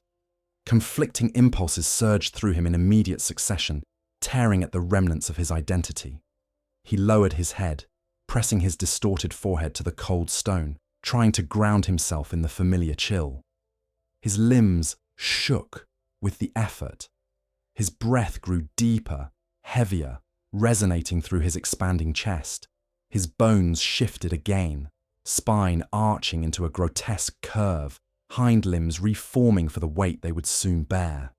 His hands, now claws, scraped the floor, carving deep grooves. His vision darkened, then flashed with pale luminescence as the nightmare sank deeper into every corner of his mind. He felt his consciousness slipping, dissolving at the edges like a fragile dream. He clung to the last threads of himself with desperate instinct. For one fleeting moment, clarity returned. He lifted his head toward the moonlight sword, its glow trembling with desperate sorrow. In that instant, he knew what he was losing, what he had failed to protect, and what would remain of him once the transformation completed its terrible course. He reached once more with a twisted limb, dragging himself forward with a groan that shook the air. His claws brushed the blade, light flared, soft, mournful, pleading. Then the nightmare surged, swallowing his clarity whole. His body convulsed in a final violent shudder, limbs twisting into their final form. His jaw split wider, fangs bursting from his gums. His torso expanded, bones cracking, sinew tearing and reforming. The last remnants of Ludwig, the Holy Blade, slipped through the cracks of a mind collapsing under the weight of transformation. And the beast lifted its head for the first time. The moment Ludwig's new form tore itself free from the last constraints of his humanity, the cathedral filled with a silence so heavy it felt like the air itself mourned the man who had once stood at its altar. His body, massive, grotesque, reshaped by the nightmare's ancient will, towered in the center of the hall, limbs coiled with exaggerated strength, spine arched like the curve of a bow, drawn taut. His back heaved with each breath, the air around him trembling with the low, guttural rumble exhaled from lungs no longer meant for speech. The twisted mass of muscle and bone that had once been Ludwig slowly steadied itself on limbs that were both new and impossibly ancient in their design. He lifted his head. The cathedral trembled. His new eyes, wide and luminous beneath a mane matted with sweat and forming hide, glowed with pale radiance. For a moment, they seemed empty, void of intention, void of memory, void of anything that might have belonged to the man who had once guided hunters beneath the moon. But as the twisted skull tilted downward, those glowing eyes fell upon the holy moonlight sword lying only a short distance away on the stone floor. The beast froze, not from fear, not from instinct, but from recognition. It was faint, like the memory of a dream slipping through the fog of waking, but it was real. Something within the monstrous shape flickered. Something in the depths of those luminous eyes trembled, as though a forgotten echo stirred at the sight of the blade. The beast took a single step forward, claws scraping across stone. The sound was heavy, dragging, almost hesitant. The cathedral held its breath. He lowered his head toward the sword. This simple movement, this small moment of recognition, was not part of the nightmare's intention. It emerged from the remnants of a man who had once sworn oaths beneath the old stained glass, who had lifted the moonlight sword with reverence, who had believed in purity, even as the world around him rotted. Somewhere deep within the monstrous shape, that memory pulsed faintly like a distant lantern flame struggling against the mist. But memory is not identity, and it is not enough to reclaim what has slipped beyond reach. The beast inhaled deeply. The scent of the sword struck him with a force that cut through instinct. The blade carried an echo of something he knew intimately, something tied to the earliest days of his purpose. It held the memory of vows spoken beneath moonlight, prayers whispered in resolve, and sorrow carved into steel over countless nights. The beast trembled, a low whine building in his throat, before sliding into a guttural rumble that reverberated through the hall. For a moment, just one fragile moment, Ludwig surfaced. He saw the blade. He remembered its name. A pulse of light flickered along the sword's edge, responding to that flicker of humanity, like a final breath of hope. The glow rose, trembling and sorrowful, illuminating the beast's distorted features with soft luminance. The cathedral's stone walls reflected the pale light, as though they too yearned to hold on to the last piece of the hunter they had watched descend into darkness. But the nightmare was patient, and it did not relinquish what it had claimed. A shudder rippled through Ludwig's monstrous form. His limbs tightened, muscles drawing taut beneath hide that strained under the force of instinct waking fully within him. The clouds of clarity that had briefly parted now swirled back with crushing intensity. The beast recoiled as though struck, lifting its massive head, jaws parting as an inhuman roar built in his chest. A roar shaped not only by rage, but by profound, unrelenting despair. He reared back onto his hind limbs, the cathedral shaking beneath the weight of his movement. Stained glass rattled in their frames. Dust cascaded from the rafters. And still, the holy moonlight sword lay on the floor, trembling faintly as though in mourning. The roar split the air. It echoed through the Cathedral Ward, washing through the streets like a call from something ancient and broken. Hunters throughout the ward turned their heads toward the sound, their hollow eyes flickering with recognition, or fear, or perhaps a memory of the man who had once led them through nights of terror, with steady voice and unwavering blade. The beast, once Ludwig, the Holy Blade, dropped to all fours again. The moon's tremor pulsed through him, sinking with his breath, guiding his instincts, into brutal alignment. He pawed at the stone floor, with claws now fully formed, gouging deep furrows through the cold surface. His breath came in heavy bursts. The nightmare rose around him like a tide, drowning the last shreds of his struggling identity. Yet he did not turn away from the sword. He circled it, massive frame moving with unnerving fluidity. His gaze followed the blade's pale glow, something deep in his monstrous eyes, twitching with recognition and grief. Every part of him trembled, not with fear of what he had become, but with the sorrow of a creature witnessing the last tether to its former existence slipping out of reach. He lowered his head again, one massive eye drifting dangerously close to the blade's faint radiance. The light reached for him, but instinct struck with brutal swiftness. The beast recoiled with a violent snarl, snapping at the air as though warding off something painful. His movements grew erratic, torn between recognition and feral instinct. He swung his head upward, slamming it against a stone column that cracked beneath the force. The cathedral groaned under the blow, dust and fractured stone raining onto the floor. He roared again. This time, there was no trace of the man, only the beast. The nightmare had claimed him fully. And yet, as he paced, as he clawed at the altar, as he filled the great cathedral with the thunder of his despair, the holy moonlight sword continued to glow. It was dim, it was fragile, it was fading. But it remembered him, and some faint part of the beast, some flicker of Ludwig buried beneath, layers of nightmare and sinew, still remembered it. The two, the blade and the broken hunter, remained locked in a tragic, trembling recognition. And somewhere deep in the Cathedral Ward, beneath the trembling moonlight, the city itself seemed to hold its breath, waiting for what would unfold when blade and beast finally met again.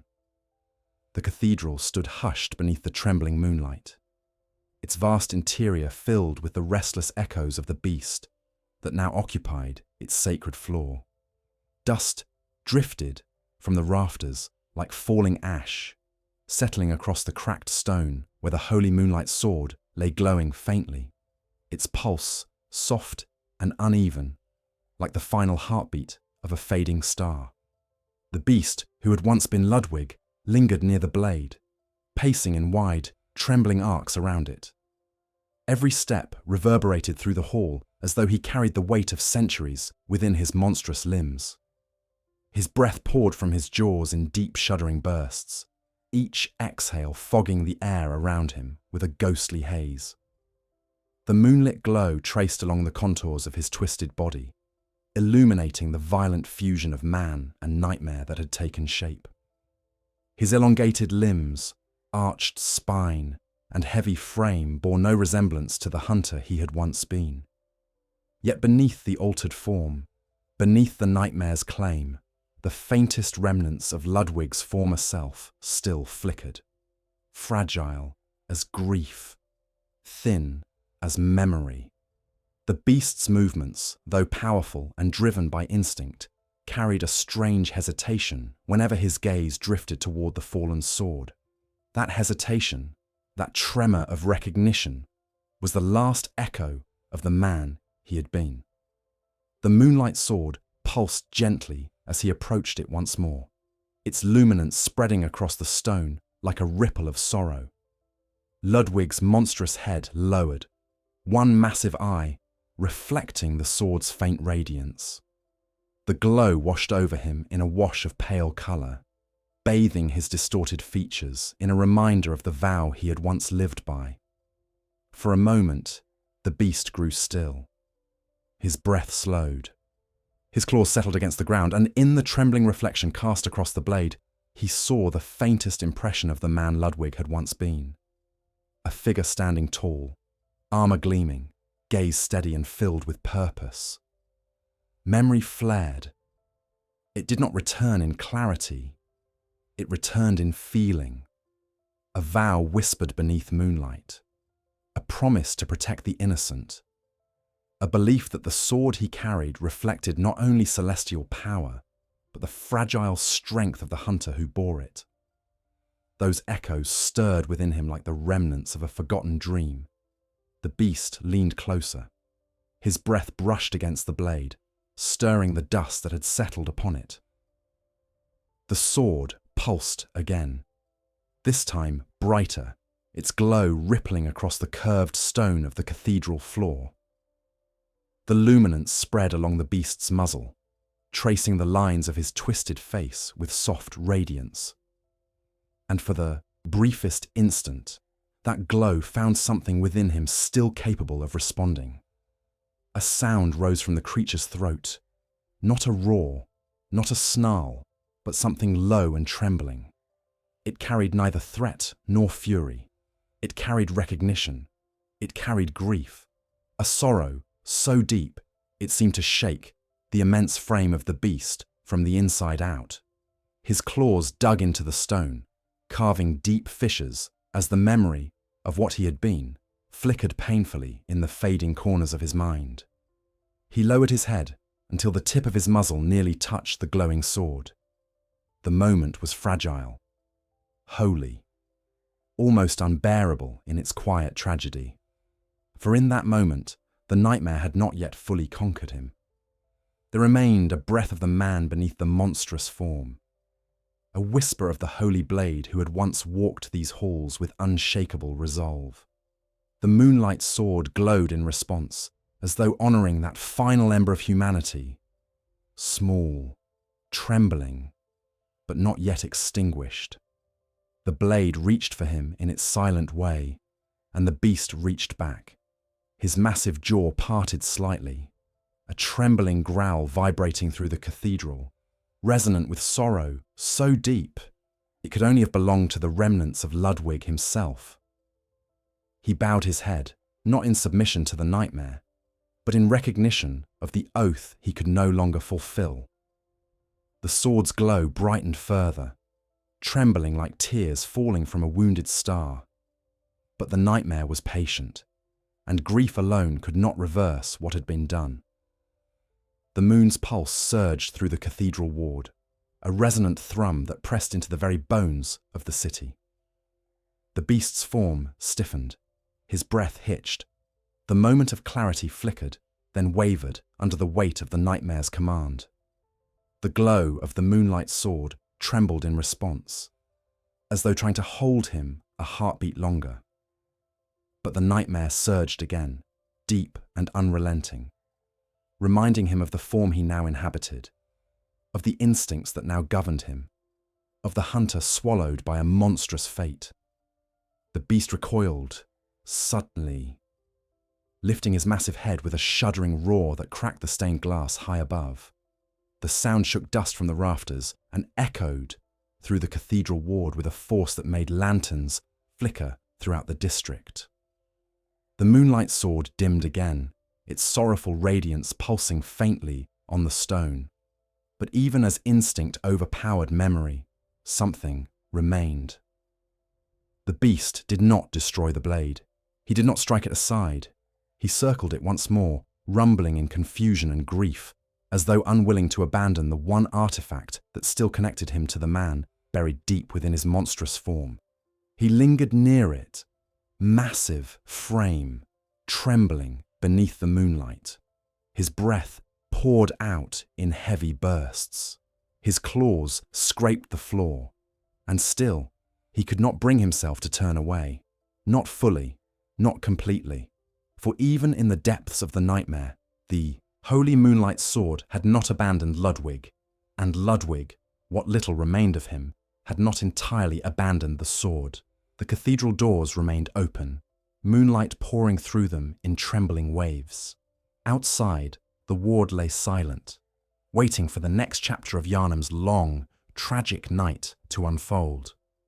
The beast stood within the cathedral, torn between instinct and memory, between the nightmare that had claimed him and the blade that still whispered to him in faint, luminous echoes. It was here, in this stillness, that the hunters of a later age would find him, towering, trembling, monstrous, and yet touched by a sorrow so profound it lingered in the air like incense. The final truth of Ludwig, the Holy Blade, was written in this moment, not simply in the horror of his transformation, not solely in the nightmare that claimed him, but in the quiet ache of a creature who remembered, however faintly, that he had once lived by a vow he could no longer fulfill. The moon trembled, the sword glowed one last time, and the cathedral stood witness to the tragic, enduring bond between a hunter and the light that had guided him, even into the depths of the nightmare that finally took him.